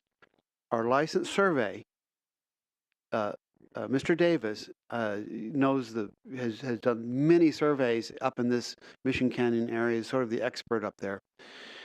He's offered, and my clients offered, using Mr. Davis's starting points, his marks, etc., to these other surveyors who have called, who have just said they'll get the same result of Mr. Davis. They start from the same points down the street and they triangulate.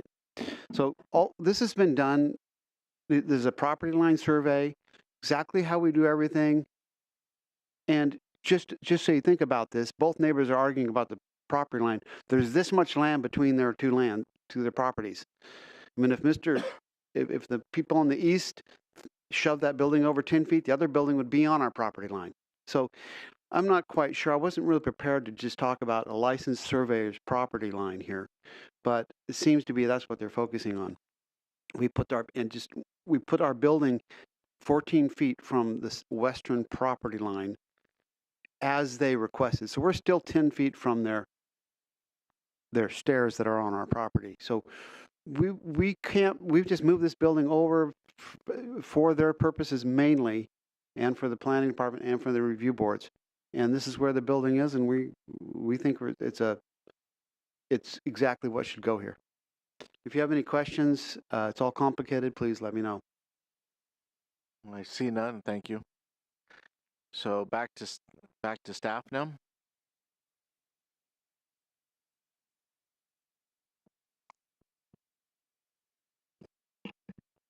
Chair and Commissioners, I would just like to make the following clarifications regarding the stair and walls that have been in question. Staff did conduct a thorough record search of all our permit history. There is no permit that approved the stairs and wall features that are located on the applicant's property. The permits that the appellant referenced and included in their letter simply do not show the elements constructed on the applicant's property. They're not even on those plans at all, not because the plans don't exist, but because those elements don't exist on the plans. Second, regarding the property lines, as we've been discussing, the only survey plan submitted to us has been submitted by the applicant from a licensed land surveyor, Davis Land Survey, and staff is comfortable with the application submittal. The property line disputes are a civil issue outside the scope of this permit approval. And lastly, County Fire does not have concerns with the project and approved the project plans. The stairs in question that are encroaching the applicant's property are not fire safety elements. That's all. Thank you. Thank you. Commissioners, Commissioner Cooney, I know this is in your district. I don't know if you wanted to give a indication of your direction. Can we finish with questions of staff? Oh, sure. I didn't know. I didn't see anybody's light on. Do you have a question, Mr. Burke? I do. Okay. We've heard a theme today from appellants that the way surveys work is surveys get submitted to the county and that an official county surveyor passes on them and judges them as being adequate or not, and that's binding on all property owners. I tried cases for 46 years on boundary disputes. This would be news to me. Maybe I screwed up and was missing something. But is there some process where records of survey are submitted, passed on by some county surveyor, and judged as to their quality, and that they're then considered binding on all property owners? Chair and Commissioner Park, the surveyor reviews maps for lot line plans for maps and lot line adjustments. They do not review surveys such as the one submitted for this. And so you're correct. The process that the applicants described, that the surveyor would be reviewing these plans and is not accurate, because the plans are based on an already recorded record of survey document that's then plotted. And in fact, those various slides that were shown us for the improvements over the years on the appellant's properties by their predecessors in interest, those property lines were all drawn at the instance of those owners, correct? Chair and Commissioner Park, correct. And those boundaries most likely would have also been based off of the record of survey for the property, the same one that Davis Land Surveying used, and the same one that's described in the certificate of compliance that documents lot legality for each of the lots. Okay. Well, I'm going to save my. Thanks for answering my question. I'll have some comments and deliberations. Okay. So again, Commissioner Cooney. Well, thank you, Mr. Chair. Today is a day of complicated cases that appear simple from the outside on a lot of issues, a lot of legal issues that exist, not all of which have been solved, but our narrow focus is the appeal of the director's ruling that this home could be built in accordance with the plans submitted. My instinct is to stick to the issues that were raised by the appeal of the director's determination, and in this case, not even involve a lot of the information provided to the BAR over 4 hearings. I read those minutes also and felt like my colleagues that the BAR did a terrific job in trying to understand the issues with regard to the matters before them, as well as the survey issues. But in the end, I think that matter has to be settled by not even this body or the Board of Supervisors, but by a court of law. And that is a treacherous trail, expensive, and I don't think is more likely to result in settlement than what we're doing here. So I think the best we can do is to affirm the director's action and leave the parties to continue their efforts to resolve the differences with things like the stairs, the retaining walls, and ultimately the location of the property lines. That would be my motion, and I'm eager to hear whether my colleagues agree. Any other commissioners like to go? Commissioner Reed? I sit here on a commission with 3 attorneys with far more experience than I on these sorts of issues, as well as with a longtime planner. And I think the best choice I could make would be to concur with Commissioner Cooney's words and statement. Commissioner Briley? Thank you. Well, Commissioner Cooney stated it well. There's probably nothing we can do in this hearing. I have had many cases where the property in question and the property lines become questioned as a result of, impressions or whatever. I think that the appellants would have the best chance of having their own property line surveyed on their own dime by a different surveyor if that's what they feel they have to do. I trust the architect and the process in this situation in terms of going through the design changes, the review process, and even though the county surveyor doesn't plan check the underlying survey of all these cases, that process has been reliable for decades in the county. So if there's a civil matter about property lines, that is why it ends up being a civil matter. Insofar as our findings are really limited to the land use permit, I would concur with Commissioner Cooney's inclination to support staff's recommendation. But if we did have to have a BAR appeal, I would still recommend that our commission approve the case, because I think this is a really thoughtful solution to the last lot on the block, which is always going to be the hardest thing to develop in a lifetime.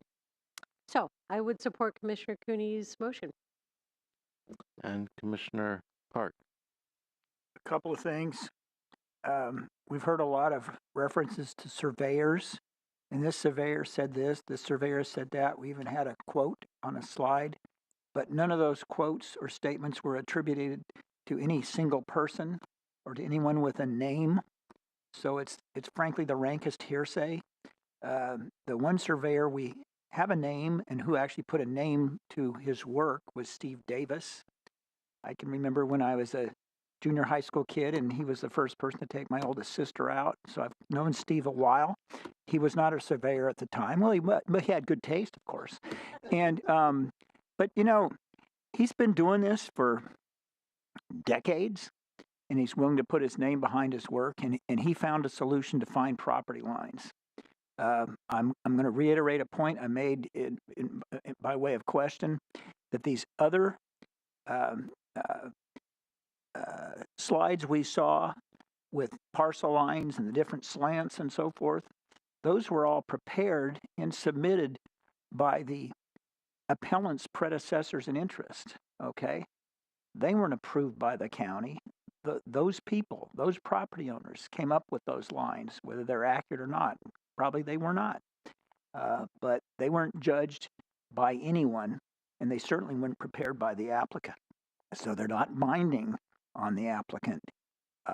It's unfortunate, frankly, that the appellants did not go see experienced real estate attorneys, or maybe you saw the wrong ones. I don't know. Back in 2021, when both say first came to their attention, because they would have been told what the law is about surveys and property lines, and they would have been told, let's get an action filed on prescriptive easements, let's get a declaratory relief action, a trespass action, and it would probably be resolved by now because they have to go to trial within a year. Judges hate those cases, but they'll try them, and they usually take at most a week to try, and we wouldn't be trying to do it here. So I'm not inclined to pay any attention to the survey issues. There were other issues raised on appeal, and they touched upon fire, safety, and other things. I note you look at the landscape plan, it covers every square inch of the applicant's property. So there's no dead grass left to burn or anything like that, which happens in that area. It's all appropriate native drought-resistant and fire-resistant plants mixed with some Australian and South African plants. So that's going to be a very attractive landscape plan that doesn't have large swaths of water using lawn and so forth, and it'll be fire resistant. The building itself, I've got to tease Mr. Shelton because this does have no gaudy elements, no Moorish whimsies. It kind of is redolent of Frank Lloyd Wright, a little bit of prairie horizontalism, and it's all steel. Okay, it's the most fire-resistant building in the neighborhood, and you should be proud to have it in there. And it's much smaller than either of the neighboring houses. Imagine if we denied this project. I can tell you the next project is going to be 5,000 or 6,000 square feet. It's going to burn a lot more, and who knows what. And it won't have Jeff Shelton's name on it that lifts the property values of all the properties nearby. I'm a little biased because in 1964, his brother Ron coached my Pee Wee League baseball team to the Santa Barbara City Championships in Laguna Ballpark. And that was probably the high point of my life, but his brother's gone on to much bigger things. But I think this is an appropriate project. The property line issue is one you should resolve somehow in the courts or however you want to do it. Should have happened already, but here we are, and so I'm going to support the motion. Okay, so we mean the last. I'll make mine short and to the point is that I do see where the one appellant did indicate and submitted a permit with the 534 square foot retaining wall. Unfortunately, it doesn't have any location of where that wall is supposed to go, but I'm well aware of Marshall Fargen. I respect his opinions. I work with him a lot. So these are obvious civil issues because somebody, to issue a permit, has to have at least the existing plat of what we were just hearing from staff today. So I don't have no objections to the project itself. I understand that it's really coming down to the property lines. And with that being said, that is a legal issue that should be resolved in a civil court. Thank you. So, Mr. Cooney? Everybody ready? Anything else? Okay. I have one question of staff. The first suggested action is to deny the appeal, and the case cited there is 23 APL 00036. Was there another number for the other appeal, or is there only one?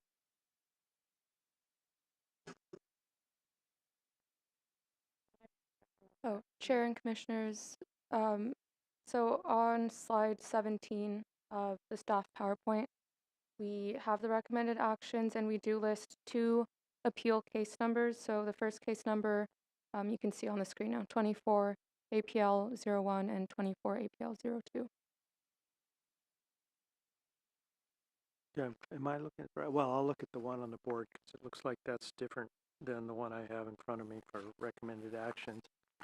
So the motion is that the commission deny the appeals of the cases stated as 24 APL 0001 and 24 APL 0002. We make the required findings for approval of the project, case number 21 LUP string zeros 401, that we determine the project is exempt from CEQA pursuant to state CEQA guidelines section 15303, and approve the project, case number 21 LUP 0401. Do we have a second? Second. Commissioner Biley. So I'll take just a voice vote. All in favor of passing the motion? Aye. Aye. Anyone against? Anyone abstained? Pass.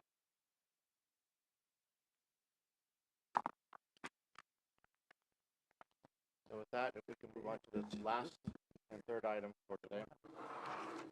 With that, we'll move on to the last and third item for the day. Yes, thank you, Mr. Chair. The following is a hearing on the request of the County Santa Barbara Planning and Development Department that the County Planning Commission recommend that the Board of Supervisors adopt a comprehensive plan amendment, case number 23-00004, amending policy 8.3 and research action 8.3.1, the energy element of the county comprehensive plan and adopt the proposed amendment to Chapter 11 greenhouse gas emissions of the Environmental Thresholds and Guidelines Manual to implement greenhouse gas emissions thresholds of significance in compliance with secret guidelines section 15064.4.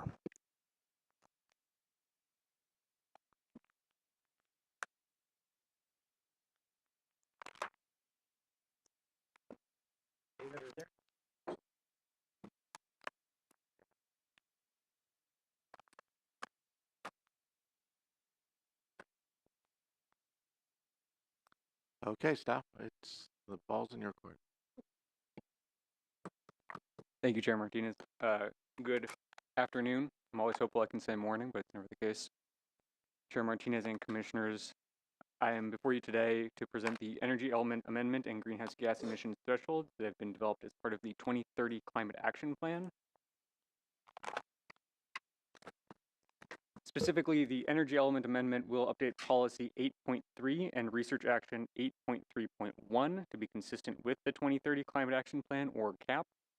And the Greenhouse Gas Emissions Thresholds will involve amending the Environmental Thresholds and Guidelines Manual to include new quantitative GHG emissions thresholds of significance for non-stationary sources that the county will use to analyze environmental impacts. For a quick background, the energy element was adopted in 1994, replacing the 1981 energy conservation element. It contains long-range policies and mechanisms to encourage energy efficiency and alternative energies in the county. On May 19, 2015, the energy element was amended to include policies 8.3 and Research Action 8.3.1. This was done at the same time that the 2015 Energy and Climate Action Plan, or ECAP, was adopted. The proposed amendment is to update the policy and research action to be consistent with the 2030 Climate Action Plan. For GHG emissions background, in 2015, a threshold was adopted for industrial stationary source projects, which covers things like oil, gas, mining, and renewable energy projects. The stationary source GHG emissions threshold is still in effect. It's not part of the proposed thresholds amendment today. With the adoption of the ECAP in 2015, projects could rely on the EIR that went with it for GHG emissions analysis. However, in 2018, the ECAP progress report given to the board showed that it was not effectively mitigating GHG emissions, so projects could not use it any longer for GHG analysis. Since projects couldn't use the ECAP environmental impact report any longer, in 2021, the board adopted interim GHG emissions and thresholds, while final thresholds were developed as part of the 2030 CAP. And now those final thresholds developed with the 2030 CAP are before you for approval. I will pass it to Garrett Wong with the Community Services Department Sustainability Division for an overview of the 2030 CAP and climate planning in the county. Thank you, Ben. Good afternoon, Commissioners. Again, my name is Garrett Wong. I'm the Climate Program Manager in the Community Services Department, and I'm leading the development of the 2030 Climate Action Plan. The plan is an update to the 2015 Energy and Climate Action Plan and seeks to achieve the board-adopted goal of reducing carbon emissions 50% below 2018 levels. We've been developing this process, or developing this plan, based off of what's called a greenhouse gas emissions inventory. It's an annual snapshot of where all the activity in the county generates carbon emissions.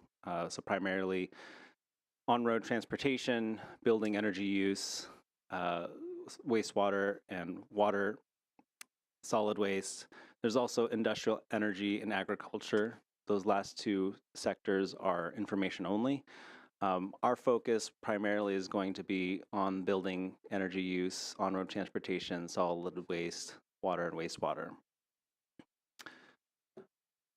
Our process began almost 4 years ago, but we started with deep community engagement, holding listening sessions, roundtables, setting up an equity advisory and outreach committee, doing a lot of online engagement as this was during COVID, and then also doing a number of different presentations and workshops with the community.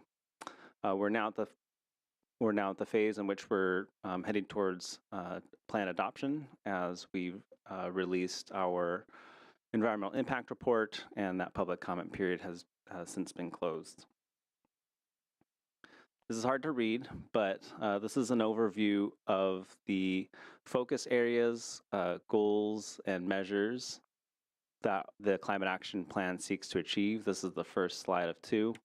But primarily, our major focus is really to reduce emissions from the energy that we use, transition as much of our buildings to use clean electricity as much as possible, to increase the availability of affordable housing in the region, to reduce long distance commuter trips, and then transition the vehicles that are still on the road to be zero emission as much as possible.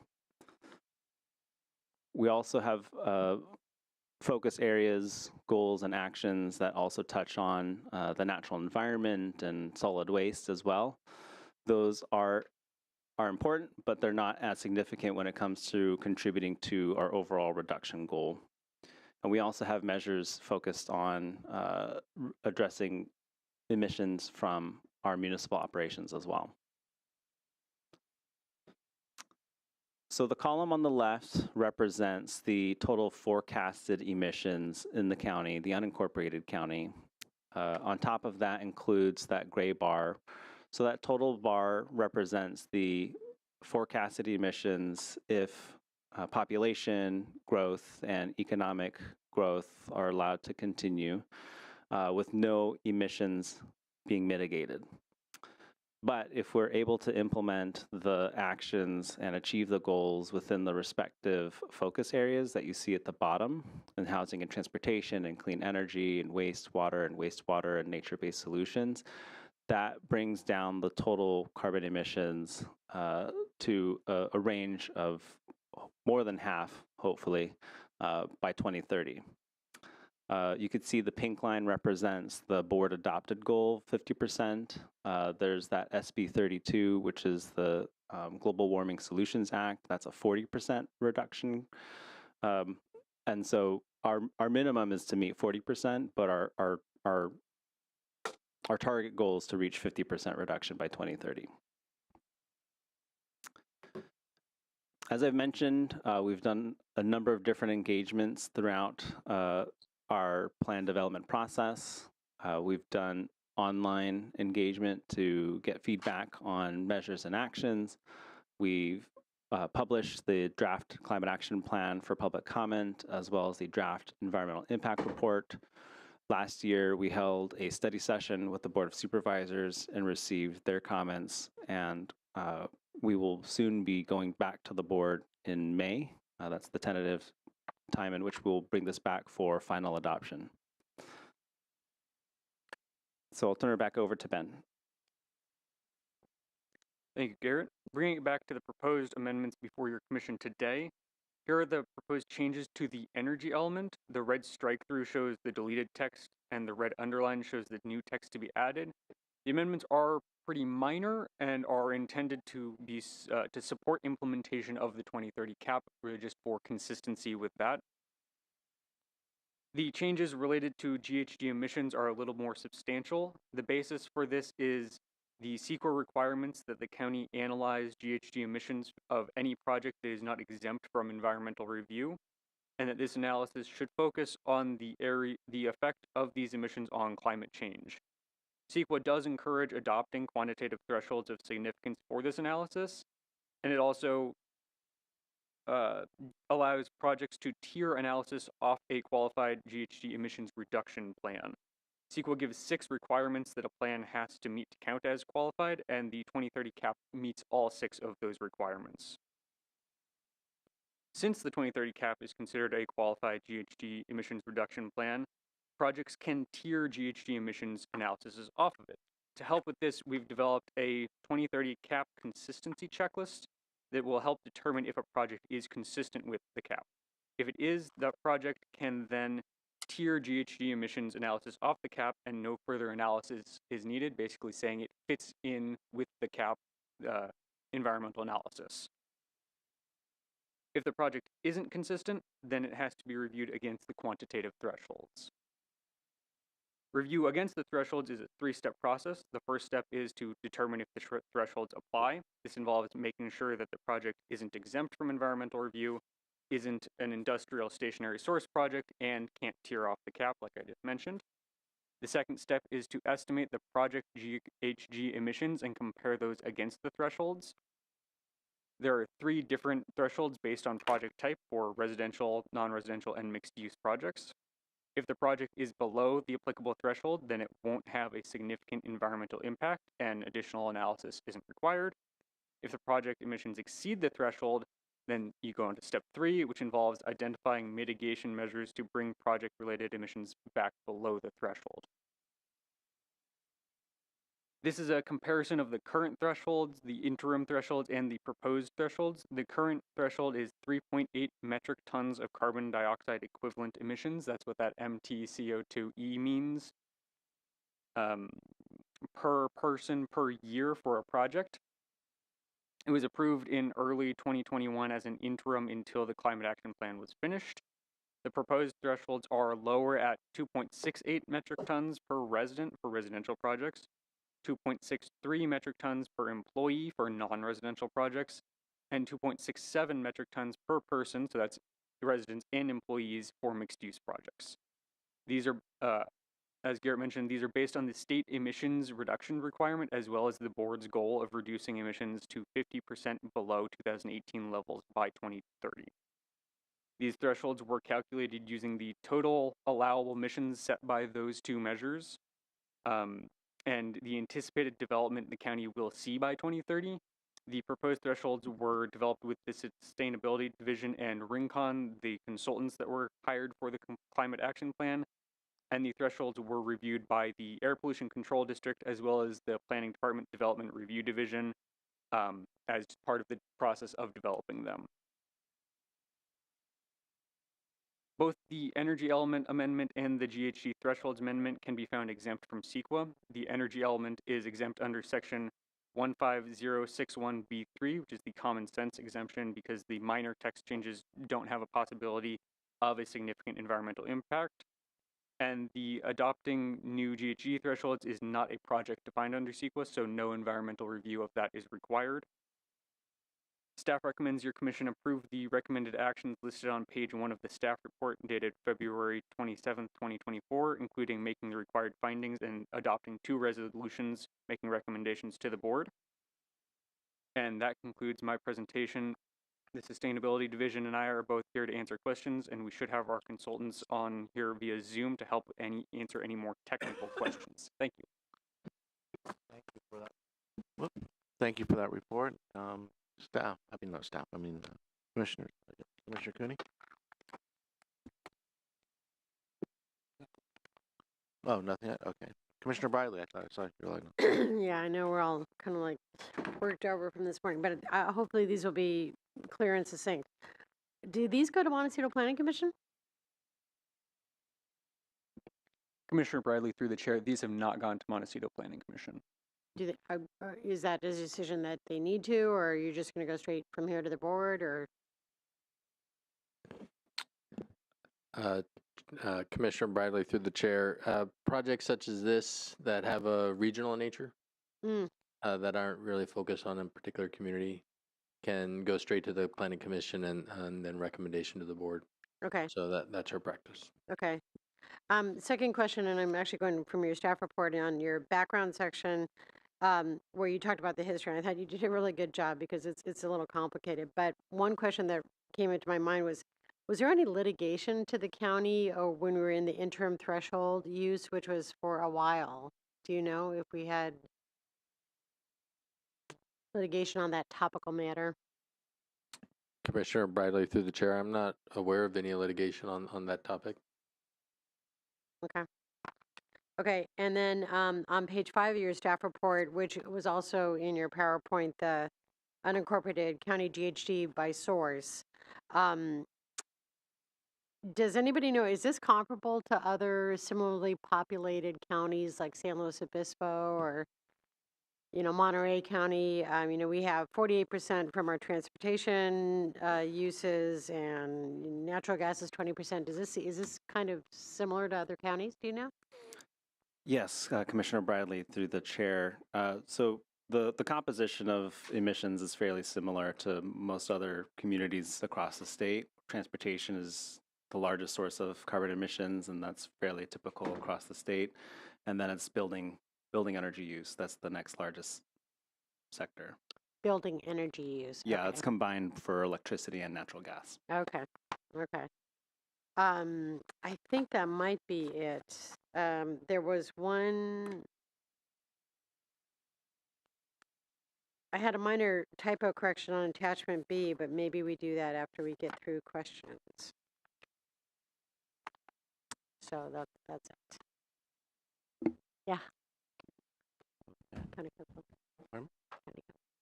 Oh, Mr. Pettit? Commissioner Bradley, through the chair, just in response to your question about the litigation, I was reminded that the Keysite 2 litigation did raise GHG issues. That was a case where the county had approved an addendum to an earlier EIR, so it wasn't the use of the interim threshold specifically, but it did raise GHG analysis questions, and the county did prevail in that situation. Thank you. Commissioner Park. I wanted to touch on a couple of things. One of them is agriculture, but I think I'll leave that to Commissioner Reed, if you don't mind, Mr. Reed, and then I might pick up after that a little bit. But two things I do want to touch on. I'm not sure if I understand what level of review by this planning commission is expected of this. Sometimes we get things where take a glance at it, check the boxes, and let's all go home in the next 15 minutes. Or is this something where we really want to dig into it? But because there are some issues regarding GHGs that I've thought about a lot and faced in some of the development review projects, but I don't know where to address them in the general sense. I want to try to do it now, so bear with me if you will. And there's two things I'm going to work on. First, oil projects. We've had a number of oil projects that essentially been denied in one way or another. Exxon trucking proposal, and there are others. And there will be more that come in front of us. And there may be litigation that forces us to do things that we're not inclined to do. When I looked at the first Exxon trucking proposal and asked them how many metric tons of GHGs would be coming into the county, being emitted, if Los Flores Canyon was turned back on. And by turned back on, as you probably all know, because I harp on this so much, there's a co-generating plant that burns natural gas, and it generates the steam that basically powers all of those oil platforms in Los Flores plant itself. And the number I was given by Exxon employees themselves was over 300,000 metric tons, which is a huge piece that's missing from this pie chart that's on page 5 of the staff report. It's something that I think was even brought up by members of the Board of Supervisors in some hearing a few years ago, and they were told, well, we can't do anything about it. I note that when Era Oil, which was one of our Cat Canyon applicants, was doing a very large project in Kern County, they said, well, this project we're doing is the equivalent of taking 80,000 cars off the road. And what their project was a very large combination greenhouse solar system that would use not solar panels, but solar thermal to then create steam and then run these things. And they claimed it would take 80,000 cars off the road. They never built it. There was a problem with, of course, oil prices dipping down. So I'm just wondering where this fits in. This potential, either through a Cat Canyon thing or Las Flores Ranch, or Las Flores Canyon. They're not running right now, but there will be projects coming in front of us where they'll ask us again, and there will be litigation, just like there was litigation that was just concluded. Can you enlighten me on this one, and then I'll move on to the next one? Because I think if there's some likelihood that we have to deal with it, and it's such a very big number, it ought to be in a plan somehow. Even if the plan says, hey, the Board of Supervisors thinks that if you're going to run a processing plant in order to put that oil into a pipeline or into trucks, then you ought to electrify it with solar panels or something. Commissioner Park, through the chair, I'll let Garrett speak a little bit to how the climate action plan may talk about that as well. But as far as GHG emissions and how we, the county, analyze that, we do have existing thresholds for industrial stationary source projects, which is what those kind of projects would be. I believe it's 1,000 metric tons of carbon dioxide equivalents. I know it is, yeah. That's not part of the proposal before you today. It certainly sounds like it's something that would be worth discussing, but as far as what's before you today to make a recommendation to the board on, that's just non-industrial stationary source projects. It's non-industrial, but it's stationary.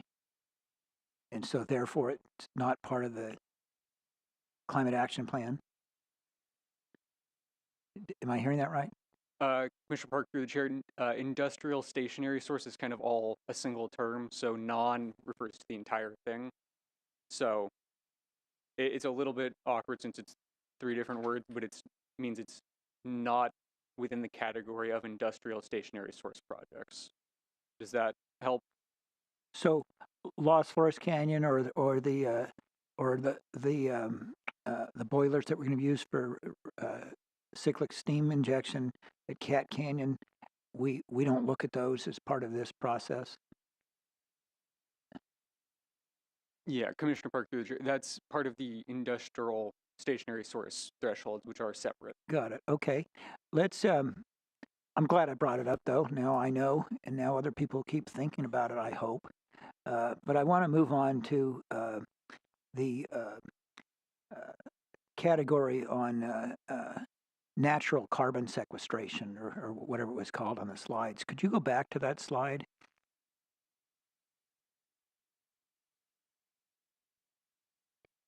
Was it this slide or the pie No, chart? it was the one that listed various programs.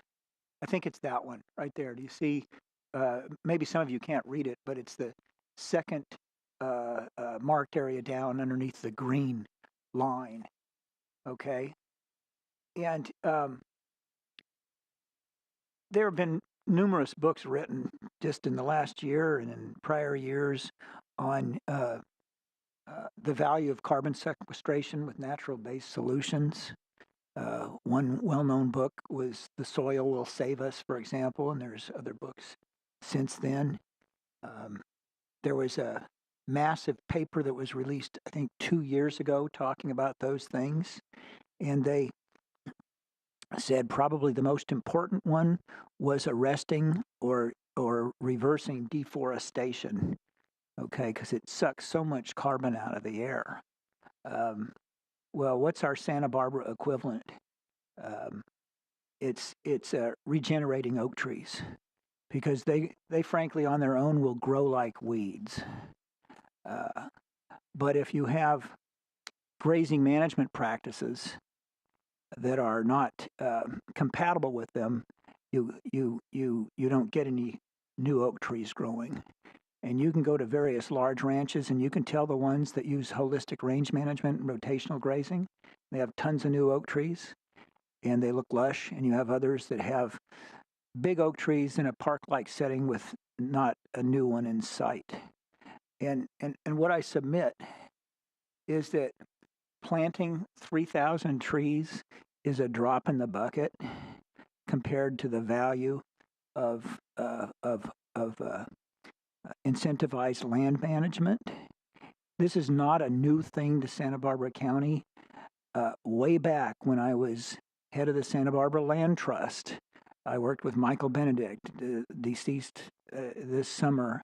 He was on the Planning Commission. We worked up a program for the All-American Pipeline, where instead of spending $1 million on planting new baby oak trees, that would go to incentivizing a grazing management plan, and that was the basis of the funding for the Sedgwick Preserve. And it's I think our conservation element ought to be amended to have modern practices instead of planting trees, because when one plants trees, you're planting trees that no longer have their tap roots, which is what makes oak trees so drought resistant, and most of them die. We saw this. I don't know if any of you took ERA, the ERA project field trips when we were looking at Cat Canyon. I don't recall anybody was with me, but I went up to see one field where they'd planted oak trees. Little kids had planted them, and it looked really impressive, except when I pointed out they're all dead. But on the way up on the service road, you could see new oak trees by the thousands underneath the old oak trees. They just weren't being impacted by cattle. So what am I getting at? It seems to me these are not very useful recommendations, and there's a lot more useful recommendations out there. I'll just point on one more and then I'll be quiet. The 6,000 acres of compost application. Mr. Reed and I were just at the Ag Forum. There's about 750,000 acres of land in agriculture right now in this county. About 120,000 of it is in row crop and orchards, and the rest of it is grazing land. So applying compost to 6,000 acres of grazing land is next to nothing when you've got 500,000 acres out there that can benefit from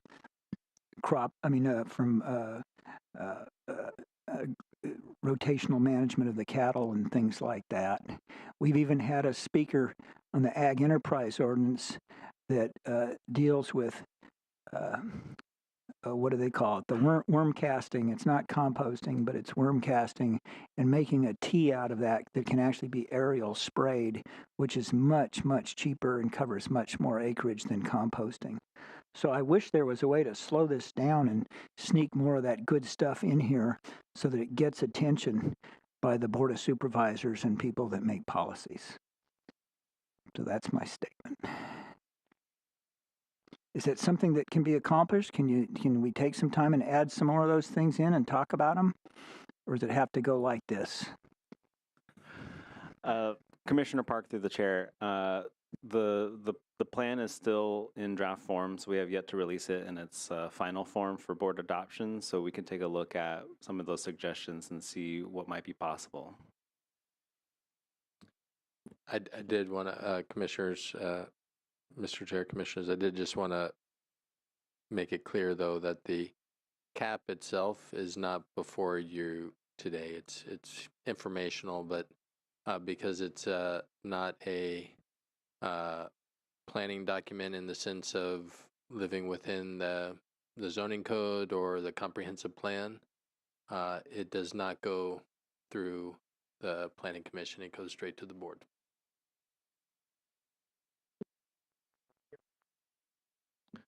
We are here today specifically on the energy element modifications and the greenhouse gas thresholds, which tie into the cap, and so the cap is being discussed tangentially.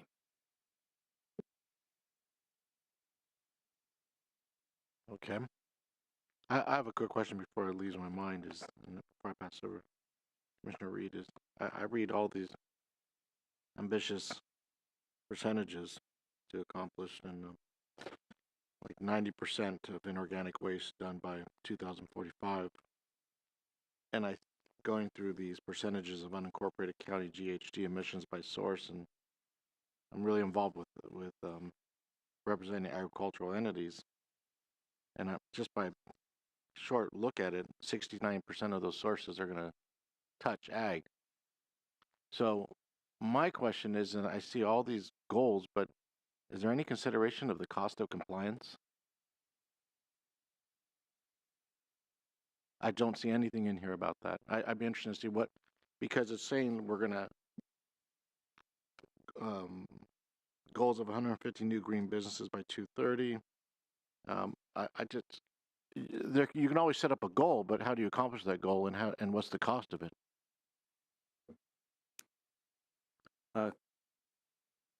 Chair Martinez, so we're doing a couple of things. So one, we're looking at the costs associated with implementing the climate action plan. So that's mostly the county's costs, the staff costs. We're looking at the costs of the county's municipal operations as well, because we're looking at our buildings and our fleet that we manage and how we're transitioning those to be less carbon intensive. When it comes to the cost of compliance, these are all things that are still TBD. Where as far as the agriculture sector goes, all the action items that touch on the ag sector are mostly going to be voluntary. The ones concerning off-road equipment and vehicles, we'll likely have to start to look at some mandates for those, but we're going to be developing those policies in close coordination with the Ag Advisory Committee and stakeholders to make sure that when we do start to look and consider these types of these ordinances, that we're requiring things that are technically viable and they're economically viable as well. Okay. To me, that sounds, and just from a businessman's perspective, it's putting the cart before the horse. When they should be together. And because if you're giving a percentage and then you're trying to figure out how much it's going to cost, well, you already established the percentage. Is that what we're doing here? We're establishing the percentage, then there's going to go back to the drawing board and say, well, this is how much it's going to cost to comply with it. Is that what's happening here? So the board sets the goal for emission reductions, and we look at it from a technical standpoint and consider, well, what is the likelihood that we can reduce the carbon intensity of any particular sector, given the available technology, given the time it takes to turn over that technology, and then also behavior change. So these are ambitious goals and targets across the board, and we do our level best to consider the amount of resources that the county has to put forth, the resources that other agencies and entities are bringing to the table, like the utilities or the state, to help incentivize early action and early adoption. And then we look at the time at which we need to hit those goals and targets that we've set for ourselves. And then if the voluntary measures aren't enough, then we need to look at enforcing mandatory ones. Okay. Well, unfortunately to me, it sounds like this is basically what I've heard in the past and what I've experienced personally is that the cost of compliance is basically the means of assuring compliance. And okay, that's my comment for the day. Chair Martinez, if I may, I'd like to add on to that also, just to reiterate, the information you're seeing about the CAP today is informational. It's not the complete story. The CAP is still a draft waiting to go before the board. So the relatively limited amount of information you've seen has just been to color your decision on the energy element and GHG thresholds. So it would be, I think, prudent to consider that you're not necessarily getting all the answers to the questions you may have just from seeing this small bit. And that's what I'm hearing. I'm hearing that, and I'm just my point being though is when this information of setting these goals and even studying them, there should be a tangent to that or ancillary project to say how much is going to cost the business owners, the private business owners, to comply with these issues and the implications upon. We're talking about low-income housing. Well, that becomes even bigger because there's going to be less jobs. And you got another element, then everything. It's a rolling snowball effect in my mind, and this is my personal comment, but I appreciate what you're saying. Commissioner Reed. Yes, thank you. Okay, first, before I start off, I get it. I know the benefits of reducing carbon emissions. It was something we talked about way back when I was in graduate school, probably before you were born. At that time, we were not sure what the increasing carbon would do. We thought it would freeze the planet first, and now we've arrived at it's going to warm the planet. But do not worry. I see and accept the benefits of reducing emissions. I do that in my personal life. I'm a meticulous recycler. I've put in double pane windows. I've put in insulation. I have electrified my home garden equipment to electric, which I think is superior, except I can't find an electric lawnmower will cut my lawn well, although I hope someday to do that. So I get it. I even bought a plug-in hybrid about 3 weeks ago. So when I drove back and forth, I'd use less gas. I even put in a level 2 charger. So I see the benefits. Okay, so now what I'd like to look at, these GHG emission thresholds, these numbers, what do they really represent? I don't care about the mathematical calculations and computations that you use to arrive at these, but what do they really represent? Okay, I'll answer it for you. That was sort of rhetorical. I think they represent the sum value of carbon emissions from people going about activities of daily life and the economic activities that individuals and businesses undergo in order to eke out an economic existence. Pretty much on? I think so. Okay, so, and I really understand your obligation to come up with these thresholds to meet legislative requirements and statutory requirements. So I've got that. I do think, though, that were we to endorse these, approve these, wouldn't we kind of, by so doing, be giving tacit endorsement to the climate action plan and the methodologies you would intend to implement in the event a project or some level of activity would exceed these guidelines? Won't we also be endorsing the methods you intend to correct those? I'm sorry, Commissioner Reed, through the chair. Could you please restate that question? Okay, wouldn't you, if we, approve these thresholds, wouldn't we also be giving, by doing that, kind of tacit approval to the methodologies you intend to use as part of the climate action plan to mitigate or correct projects or activities that result in carbon emissions exceeding those guidelines? It would seem rather silly to approve the guidelines and not approve the methods of correcting them. Commissioner Reed, through the chair, hopefully I can interpret what, just make sure I've got everything you're asking. The correction would primarily come from the mitigation measures a project might require if it's not meeting these. Right. Those are broad-ranging possibilities that an applicant would work with us to develop. So I don't think that you're necessarily really able to review, approve every or close to every method that someone could use.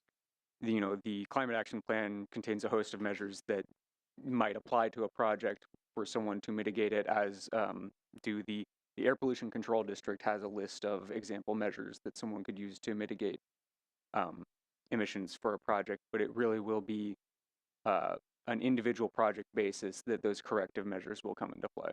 Right. I understand the part about APCD. I sat on the Community Advisory Board for APCD for a couple of years, so I'm pretty familiar with numbers of those. But what I was actually kind of getting down to, a lot of these measures, and this is one of the reasons why Commissioner Park and I work together on a lot of issues, particularly relative to agriculture and kind of the resource-based economy of the North County, of which our districts cover the predominant portion. A lot of these solutions seem appropriate and rather innocuous if you happen to be a resident of the more urban areas of the South County and where, primary population is wealthier, retired, a lot of high-tech employees, a lot of employees, government employees, living in the cozy confines of a government job even the building next door and whatever. Where, a lot of the people in the North County, it's much more a resource-based economy. Big ag, oil, and there is an interrelationship between those. And often they kind of absorb much of the brunt, a lot of the sort of controls, bans, and mandates included in the climate action plan. So, as providing a voice for the people and businesses in our districts who often may be disproportionately affected by many of these measures relative to people in the South County, we like to provide a voice for them, since a lot of these measures much more directly affect them and their ability to earn a living, provide their needs of daily life than people in other portions of the county. Another thing I always notice in all these plans, there's always a great deal of talk about economic justice, environmental justice, and it generally seems to be focused toward low-income communities, historically disadvantaged communities, but we have a larger question.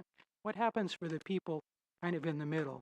On the top, the wealthy, the very well-to-do, they're not really going to be much affected to this. Maybe they'll buy a Tesla, sell their Range Rover, things like that. People in the bottom, there's an abundance of plans and programs for them.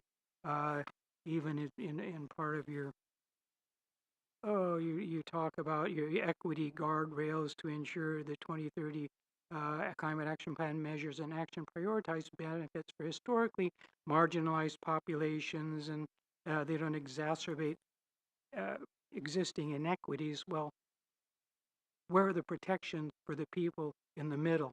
I know you make a sentence about you're going to ensure that all community members, especially marginalized communities, have equitable access and affordable funding and financing mechanisms and to high road job opportunities. Well, which that may mean one thing for a new entrant into the employment market, somebody in their 20s who can easily learn and accommodate a new career. But if you're looking at people, in their 30s, 40s, maybe 50s, who've achieved a good financial state, but are looking at all the everyday expenses such as supporting families, making mortgage payments, car payments, other financial obligations, people who have well-paying jobs, head of household jobs in perhaps energy, development, and ag, what happens to them when some of these measures might put them out of a job? Are they going to be suddenly retrained for these high road job opportunities? They're going to learn to code. They're going to learn to scramble about on other people's rooftops, putting in solar panels. Just exactly what? And a number of years ago, Governor Newsom, there was a lot of talk about just transition, etc. A lot of that seems to have vanished. So I think in the end, we really need to look at the downstream effects of a lot of these activities. And again, I recognize the necessity of controlling carbon emissions. Population is growing. We need to get better at how we do things and minimize production of CO2 if we want to even stay in the same place, much less improve the situation. So I appreciate that. But I think at some point we really need to take time and speak out on behalf of many of those who are going to be most economically impacted by the accommodations that you're supporting as part of the Climate Action Plan. Is the plan, by the way, is it going to be subject to a full and robust EIR, or is it going to be, it will be? Commissioner Reed, Yes. through the chair. So it's obvious that everyone has probably pretty strong opinions on the cap, the 2030 cap, but I just want to remind your commission that the cap is not before you today, nor will it come before you for a recommendation. It's here for informational purposes, but your focus today is fairly narrow, which is some minor language tweaks to the energy element, as well as adoption of greenhouse gas thresholds to replace what have been interim thresholds for the last 3+ years. So if we could perhaps just try to refocus to the recommended action to your commission today, I think that would be helpful. Yeah, if I may, I appreciate your answer. I appreciate the fact you're merely the messenger. Kind of like the housing element we had last time. They were the messenger, but we used it as an opportunity to make some statements about actions we think might be appropriate, like farm worker housing, things like that. So in that, I realize it's not your baby I'm calling ugly. I don't intend to call anybody's baby ugly. I just, part of our role here is to look at programs and projects and help make them better and more receptive. So we all, and I think we're a very diverse group. I think working together, we turn out better projects and programs. So sometimes we take an opportunity. So that's pretty much what we're doing here. Okay, so I appreciate your patience. But my main concern is, as I stated before, I feel like by my approving these guidelines, I'm also endorsing all the current methodologies that are part of the plan, which I realize is not under our purview today, but I don't think you can separate this part without also considering the methodology. So in the interest of not taking all afternoon, I will conclude my comment at this point, but reserve the right to make additional. Commissioner Reed, through the chair, if I may, to answer your question at the beginning of your comments, the greenhouse gas thresholds have existed for many years, both with a climate action plan and without a climate action plan on the books. If the 2030 climate action plan, let's say hypothetically, does not get adopted, the thresholds of significance will continue to exist and be applied to projects. So I guess irregardless of whether you actually make a decision to recommend these to the board, there's still existing thresholds of significance that are being applied to projects today. And if this is one tool that we can use to continue to reduce the impact of carbon emissions in the county, it will likely come back to be, further amended, even in the absence of a climate action plan being adopted. Wow. I don't know if Commissioner Cooney has anything to say, but your comment kind of just took me back to Commissioner Park, who said, "Why are we here?" So. And Mr. Chair, I think we're still in questions, but just want to point out once before we get to deliberation, we do have public comments. I know we do, but Commissioner Cooney has not said anything. He reserved his time. Thank you, Mr. Chair. I don't disagree with any of the comments of my fellow commissioners in terms of the substance and the even the disagreement with the positions being recommended by staff. But I think it's one of timing, and I have always looked on our positions as not being social engineers, but trying our best case by case, digging our way through disputes from people who have different views of how development should occur, but reserving for the Board of Supervisors in this county the opportunity to change, add, or subtract from the existing legislation that is on the books. I can remember going over the greenhouse gas emissions of some North County oil projects, and I think Commissioner Reed is probably, if he was on the commission then, he might disagree with the actions taken by the commission to restrict, but that's a big subject, a deep subject. I think we need much more time if that's how we want to spend it. But I, for one, feel like we need to do the basic business of plowing through the project so that the supervisors, for one, and the community in general get the benefit of our separate thinking. I have one last question. Sure. This is really a question. Okay, on your slide 17, you actually listed the new thresholds, and I I appreciate all the discussion. We are talking about changing the threshold, so we're not in the interim thresholds. We're in, and I know lots of air quality engineers that are probably doing a happy dance that we have these now, or will have them.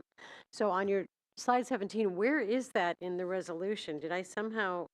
Oh, I just found it. There's a new table 1. I'm sorry. I got it. Never mind.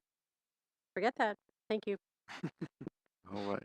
So, okay, so I believe all the commissioners have had their statements to the staff, and we have one public speaker, Mr. Allman. And will we have more opportunity after this? Yeah, for I would take questions? it after this. We would then go I think that into makes sense. deliberations. Mr. Ullman is Thank you, Chair. he left after at lunch. He's online now. All right. Hi, can you hear me now? Can you hear me now? Go ahead. Yes, we can hear you. Yes. Okay, great. I want to thank you all. I sat through the morning. You have a tough job. I'm glad you do it, and not me, but thank you.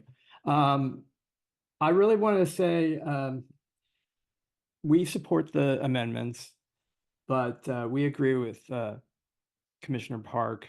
These thresholds for Exxon or Sable or whoever takes over SYU, it's got to be commensurate with what they're actually going to produce. And if the numbers are off, it's unfair. And it's unfair to the people who will have to go by those numbers as individuals. So I'm just talking about consistency. The industrial uses should have to play by similar rules to the regular people. And after all, I mean, Exxon, they got these leases, back in 68, sweetheart deals. And yet we're not really keeping up with what they've been doing. And they've been shut down for 9 years, and we've saved so much carbon that would have put us way over all of these limits. And thank God they're not spewing greenhouse gases like they were. I think our community benefits. And last thing I'll just say is that I think we're all on the same page. We want to do our part. We want to get a hold of this issue before it gets out of control, climate change. So let's just drive less, use less gas, use more electric cars, don't drive, whatever. But just, let's all do our part. And I think that applies to industrial uses as well. Thanks.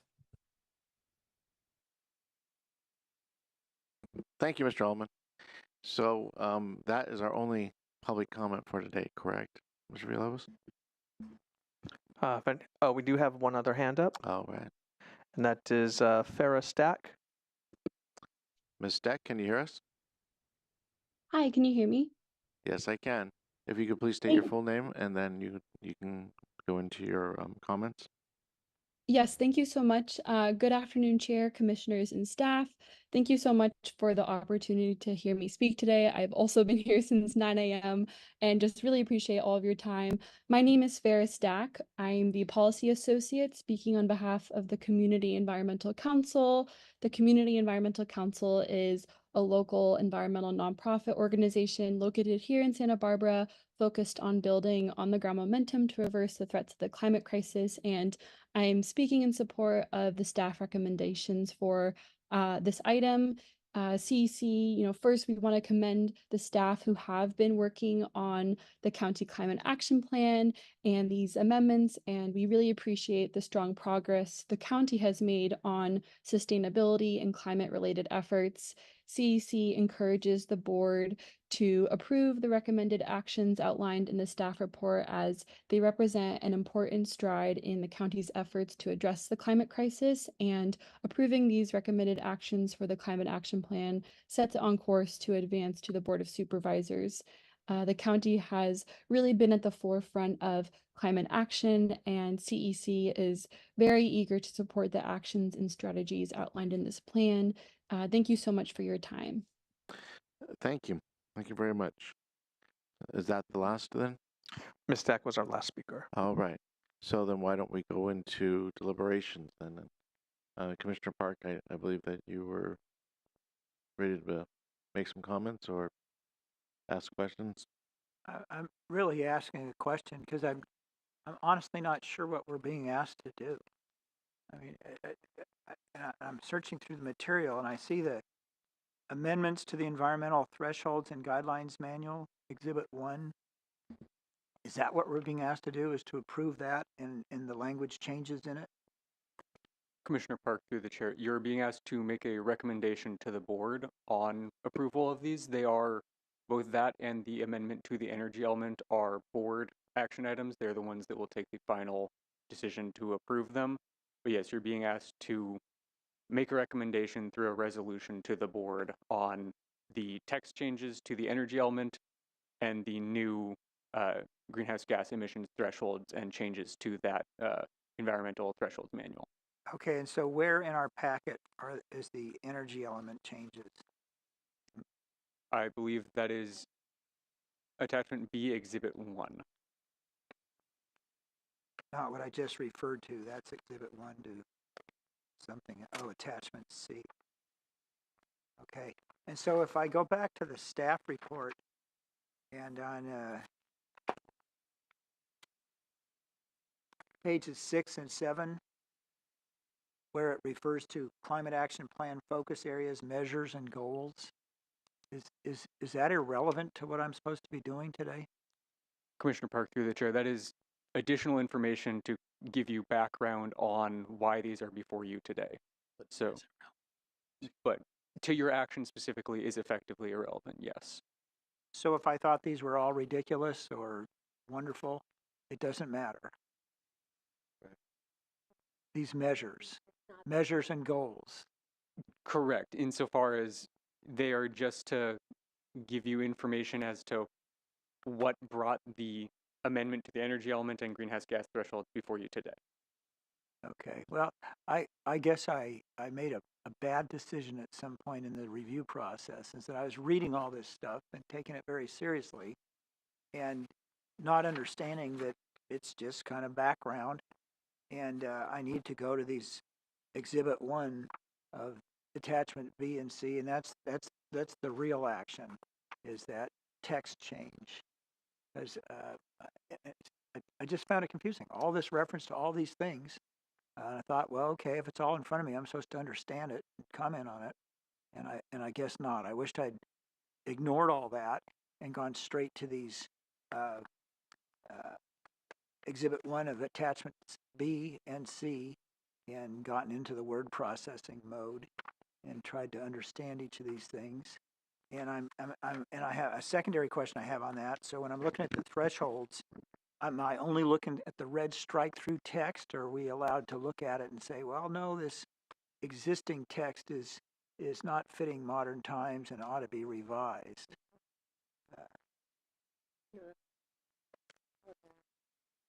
Which text is he talking? I mean, you may think it's funny, but it's, I'm sitting here getting a per diem wondering how much time do I put into this thing or not, and when do I do it? Commissioner Park, through the chair. So I'm not sure which text you're referring to, but essentially you are making a recommendation to the board on updated language to the threshold. So if there is something regarding greenhouse gas emissions specifically for non-stationary sources. So if there is some unchanged language in there that is just existing language that you think should be modified as part of this package, then you can provide that feedback. And that makes sense. So I'm not just looking at the red strike throughs and the red language. The red strike through represents the proposed changes. The proposed. And just okay. like any project before you, it's a proposal, and you have the opportunity, you have discretion to modify that proposal. Okay. Well, at the risk of repeating myself, I spent way too much time looking at the staff report and measures and goals and all that stuff, and have not spent the time that I would want to spend on these particular text changes or potential text changes that I would need to do in order to vote yes today. I'm just telling it like it is.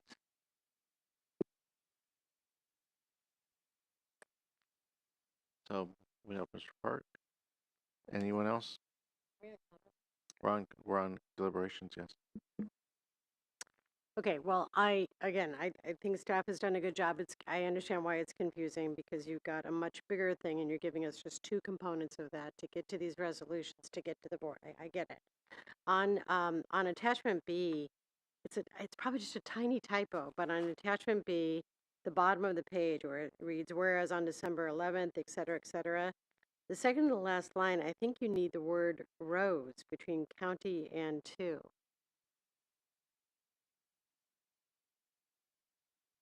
The unincorporated part of the San Diego County is something to 14% above 2000 levels. Don't you need a verb there? Not what's on the screen. It's actually on the attachment B, the resolution. You see that, Ben? Commissioner Bradley, yes, I see that. I'm taking a look at it right now. You may be correct. That's something that we could add in if it's Totally minor, yeah. But as long as it's going to be signed by my wonderful chair to the left, you want to get that one right?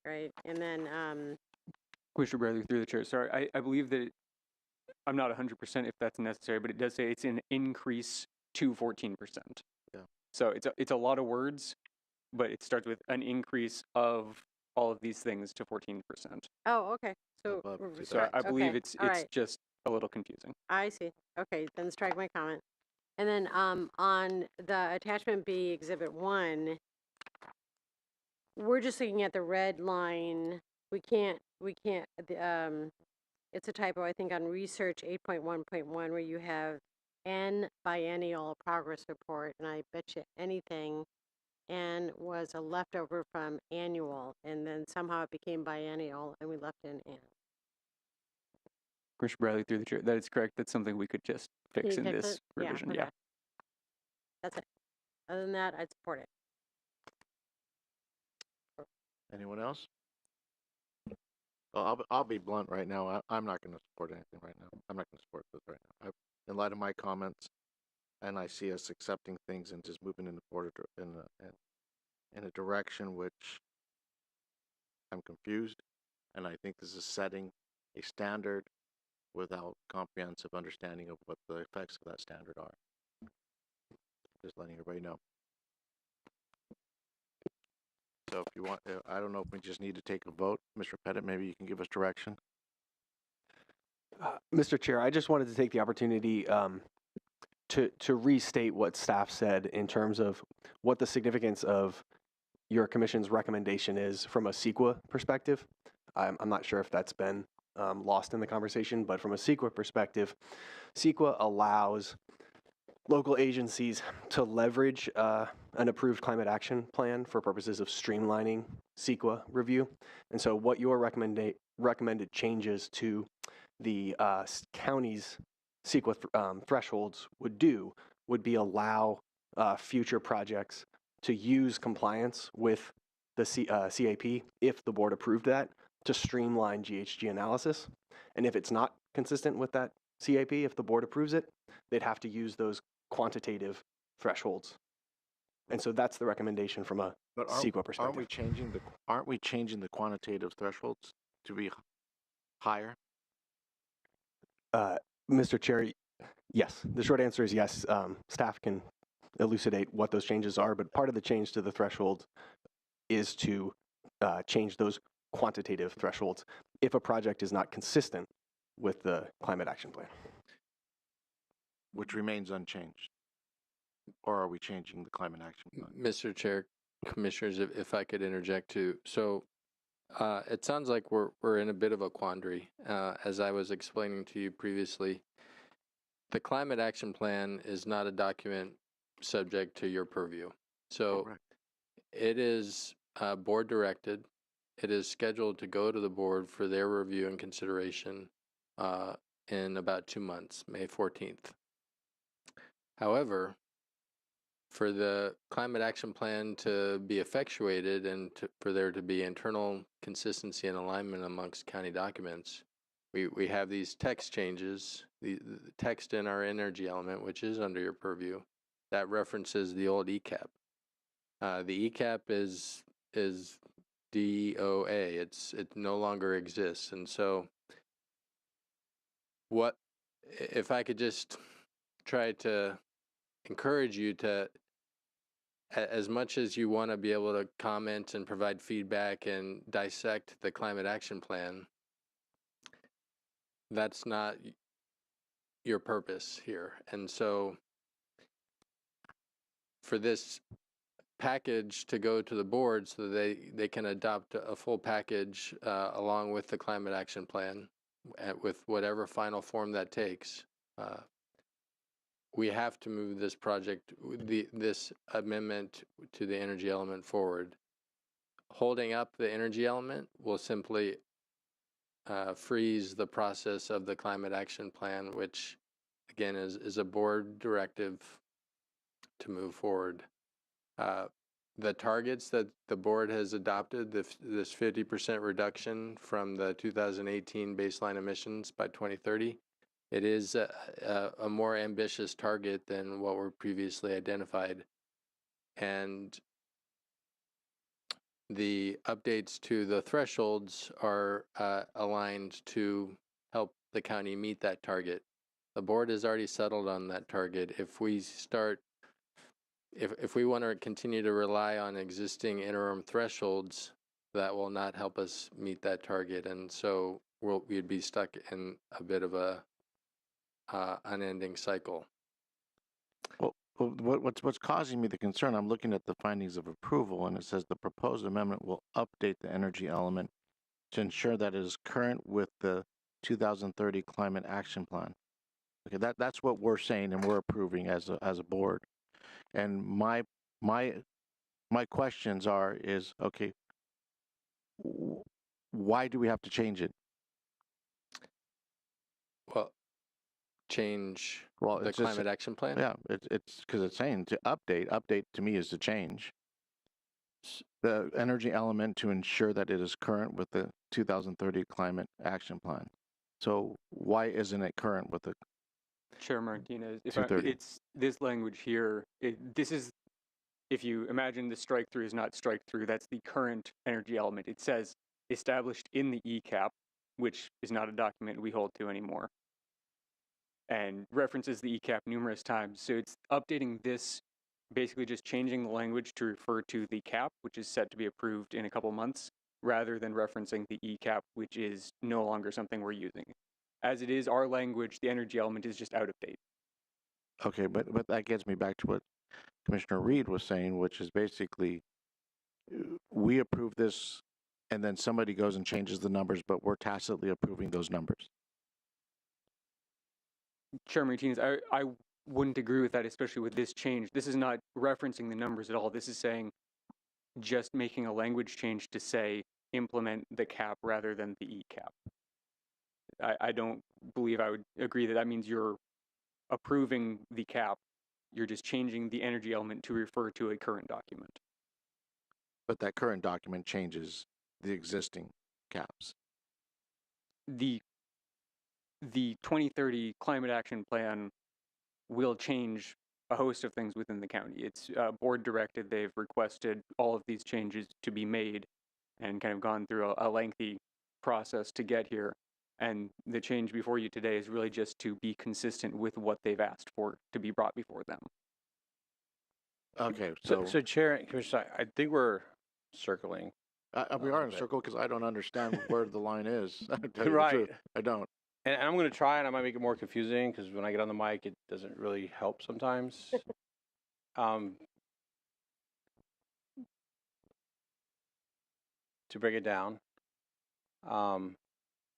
not a song, but your options today are one, staff's recommendations, which is to make these text edits to the energy element and then to recommend approval to changes to the threshold, the environmental threshold.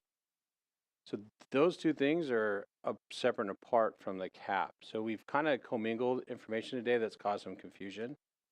So if the CAP doesn't get approved, the energy thresholds that we're talking about today are going to be in place. So that's what you need to be considering is, can the commission recommend to the board to approve these thresholds, which is attachment C, I think. So option one, follow staff's recommendations and recommend to the board to make these changes to the energy element and the environmental thresholds. Option 2 is you don't have enough information today, and you can continue this item and ask staff to come back with specific direction to provide clarification to those 2 things: the text updates to the energy element and the thresholds to the environmental document. Or third is you're not going to be able to support it at all, and then recommend to the board that the Planning Commission doesn't recommend these changes. So those are your 3 options. Follow staff's recommendations, come back with more information, or 3, even with more information, you're not going to support it.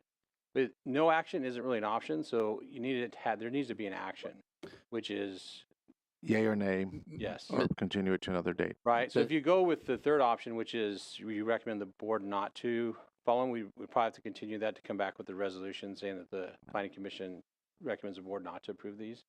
Either way, then it goes to the board, and then the board has that purview to make those changes or not. So that's kind of where we're at as far as your actions today. To minimize that confusion, we should really only be looking at these text amendments and then the data or the changes in the energy thresholds or the GHG thresholds. Okay, so the GHG, okay, Mr. text will change. GHG or thresholds is what we're also trying to say we're changing.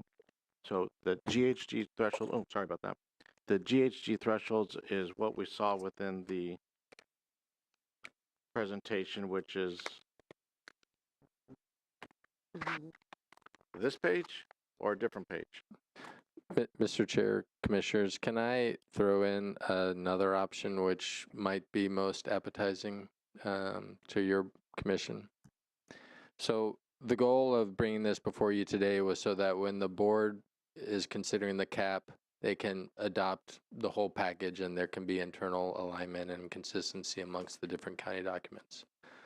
And the thresholds and the energy element is in sync with the adopted cap. Another option that you might find more attractive is the cap can go forward as scheduled on May 14th to the board. The board can adopt the cap, and then we can come back here after that. At that point, the climate action plan will be adopted, so it's no longer a matter of are you tacitly supporting it or not. At that point, it really is more of a cleanup item to just bring the energy element and the thresholds in alignment with the board adopted climate action plan. So if you are more, if that is a little easier for you to swallow at this point, because you're reluctant to tacitly support the climate action plan through your action today, then that's something we can do as well. Yeah, I personally think that's a good idea because it's in regards to it just I know we all have our own personal opinions, but in regards to our positions with the carbon emissions, the whatever these numbers mean necessarily, I believe all of us, no, actually I can't speak for all of us, but for me, I do believe in these things. I personally, so I'm on record, do not am concerned about the accomplishment of these things and changing numbers on businesses and having them with no plan whatsoever and and not even a consideration yet as to how they're going to be able to afford compliance. That is my biggest thing. Commissioners, I'll open it up to you all. Commissioner Park. I want to address actions, okay? And I am personally at the point I could never approve this today simply because I saw a presentation and thought about the backstory without seeing what we're actually asked to do. I see it there on the energy element because it's 2 pages long, but the thresholds are 20 plus pages long, and we haven't walked through what those changes are or what's in them and why they should stay the same or why they should be changed. It would be like me giving legal advice to a client. Here, sign this document. I'm going to read a poem to you and talk about the backstory, and then you sign this right now, instead of going through it piece by piece with them. And I haven't had the opportunity to do that. I don't think I've heard it from you folks, and I haven't done it on my own. So I would not support today. I would support a continuance. I'm not of mind to say no, hell no, no matter what we do. I just want to do my job. And this gets to your suggestion, Mr. Tuttle, that we might have the board adopt the ECAP and then we circle back to us later. But you know, the board's job is not to support me. My job is to support the board. And is it better for the board to have us go through this material and tell them it's approved and recommended before they continue it on May 14 or not? That's what I'd like to hear. If it is, then I want to get onto it and continue it to some relatively date that's close to us so we can do the job and get it in front of the board. If it makes no difference to the board, okay, we'll do it in 3 years. I don't know. I'm exaggerating, but tell me what's best for the board. What can we do that supports the board the most? And don't tell me just approve it without reading it, because I'm not going to go there.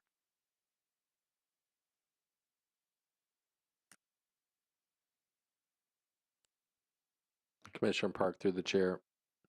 As I mentioned, our objective by bringing the energy element update and the CEQA thresholds update to you today was so that you could make a recommendation on those two parts to the board, so that when they adopt the climate action plan, they're adopting the whole package, and that there is that internal consistency amongst the various documents. So that remains our objective. If we think we can get there through a continuance that won't delay the climate action plan, because I don't believe that is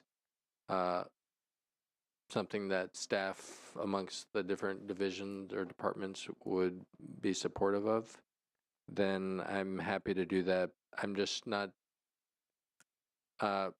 besides your position on this, I'm not confident that a continuance will get us any closer to a decision or a comfort level on adopting the CEQA thresholds from what I've heard today in advance of the board's action on the climate action plan.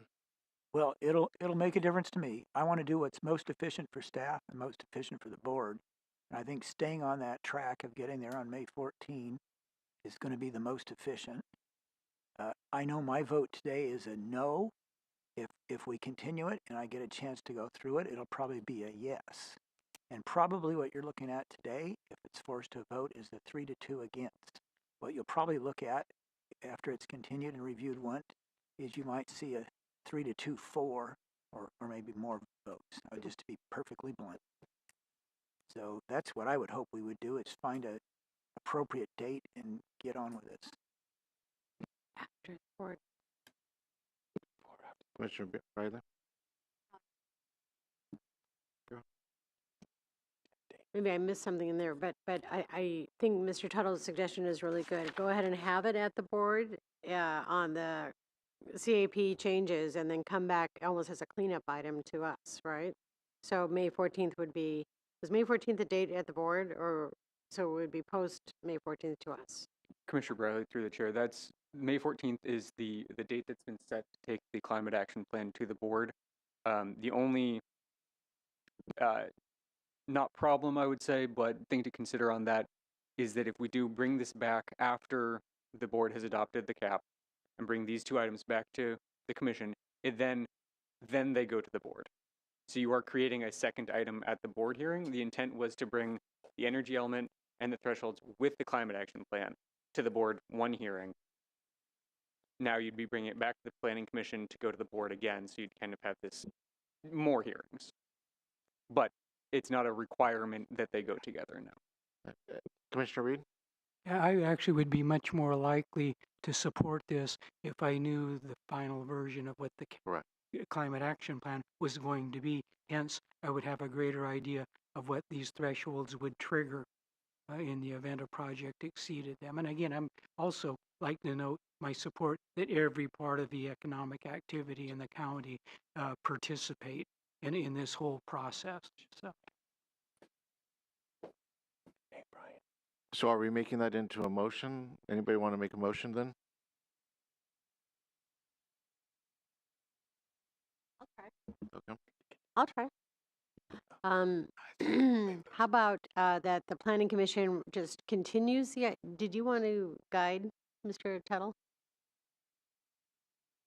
You Mr. look Chair, anxious. Commissioners, just back to my the objective of just being able to present to the board a single package, and if we think a continuance might help us get there, I would be happy to support, or would be fine with, if you want to continue this to subsequent hearing prior to the board's action on the climate action plan, if your commission thinks that that would help us get there. So we were looking at potentially April 10th as a continuance date. Okay, so I'm actually hearing now two different things. We heard Mr. Singer talk about having to go twice. I've heard two commissioners be concerned about the policy implications in the CAP, and one solution was to just take action on this to comport this to what the board approves, because it's their document, and if they approve it on May 14th, then we're just doing our cleanup thing. It doesn't put the implication of approving all of this stuff back on us, which I think was something that was resonated with Commissioner Reed. I'm okay either way, but I was probably going to support what he had today. So if what I'm hearing from staff is that you'd really prefer to have it in a one action thing, then I guess April 10th is it, and then it should have a lot longer time. There should maybe be some more explanation about this information so that, you know, the commission's understanding what part of the staff report they really need to focus on for what context.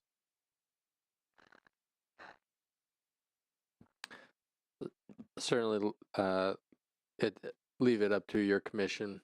I think our preference, if we think we can get to a resolution that would allow us to move forward with a single package to the Board of Supervisors, then I think that would be our preference, but we're happy either way.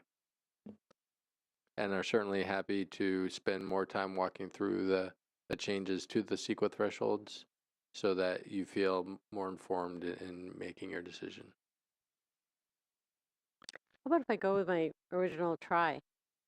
My motion was going to be continue it indefinitely until after the Board of Supervisors takes its action on the Climate Action Plan, and then wait for staff to bring this back when it's ready. Anyone want to second that? No, I won't second it. I won't support it. Do you want to second it and vote against it? That's okay.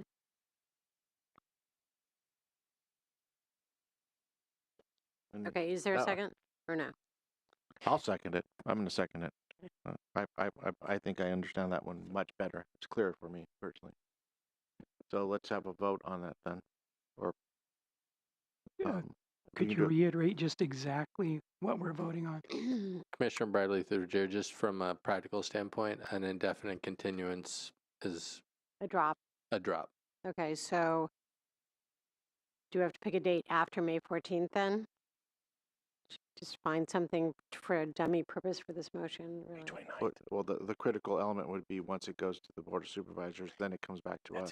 Yeah. That's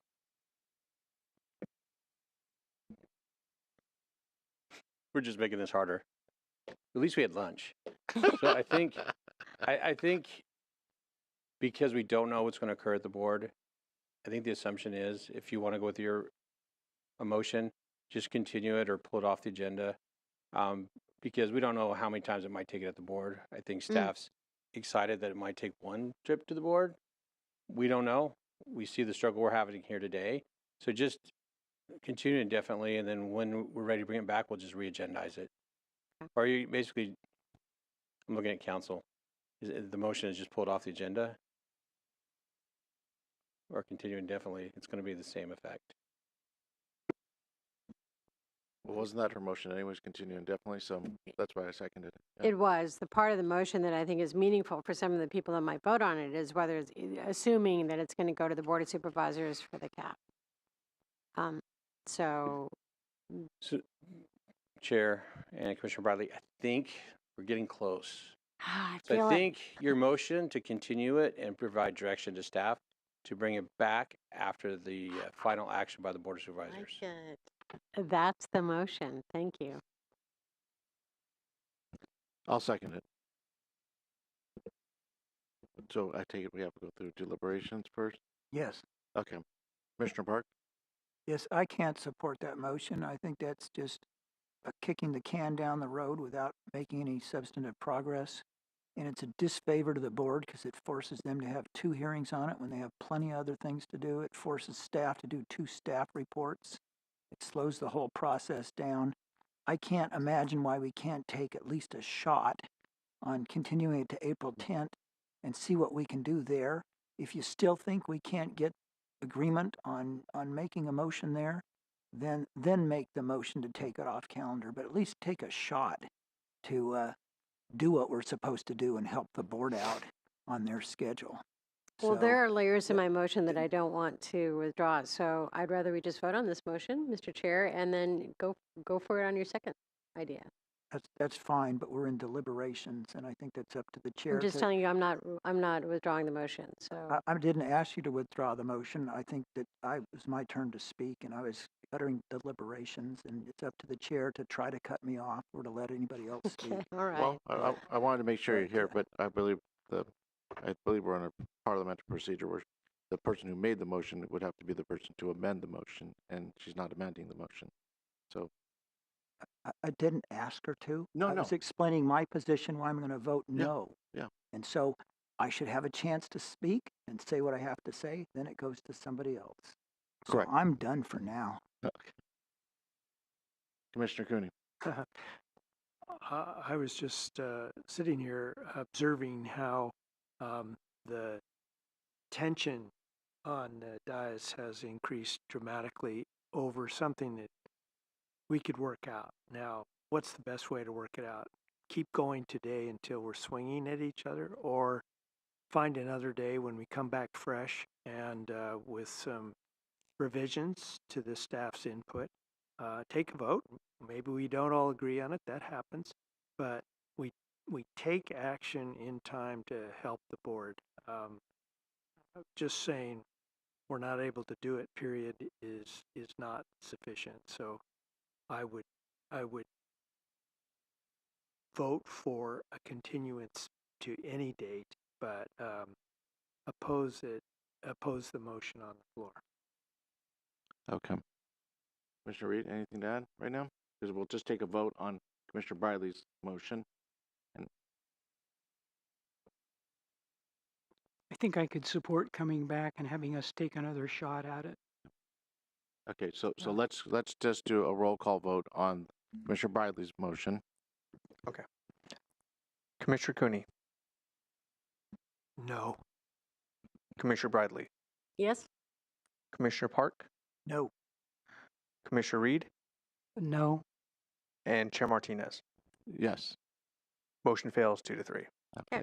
Okay, so now I'm going to ask any of the commissioners to make a new motion. If any commissioners would do that. Move to continue this matter to April 10. Commissioner Park, and do you have a second? I will second. Commissioner Cooney? Okay. And if we can just do a roll call on that? Commissioner Cooney, Aye.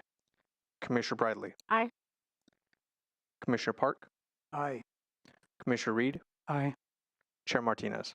Aye. Motion passes 5-0. Okay, well, that will conclude today's proceeding and democracy in action. Here we are. Yeah, All right. that's true. Hey, Roy. So.